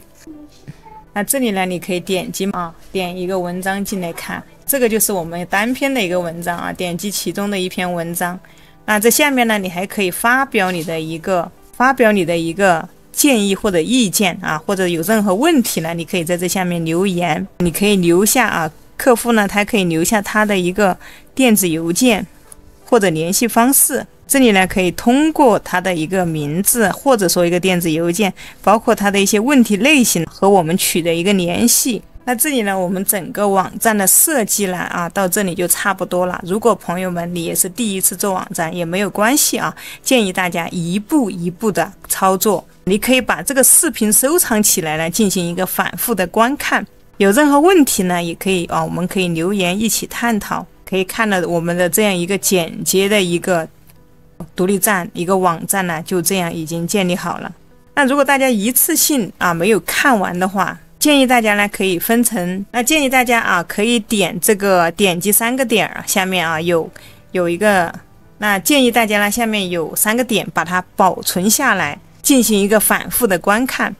那你可以看过的或者点过赞的、收藏过的、保存过的呢，你可以在你的保存里面去找到这个视频。本期使用到的一个所有工具呢，把它全部放在了视频的简介里，大家可以去描述栏打开链接，跟着一起操作大家一定要有耐心我们做网站的话，一个耐心。当你创作好页面之后呢，再根据需求来进行一个优化，再慢慢的来制作一个更加完善的一个网站。那这个呢，它就会是你自己的独立的一个网店。那你呢，不会受到任何平台的一个约束比如说像亚马逊eBay像淘宝这样的一个约束你可以自己来掌握自己来管理你自己的网店的所有的里面的一些内容。所以呢，叫大家一定所以大家一定要创建一个这样属于自己的一个网站。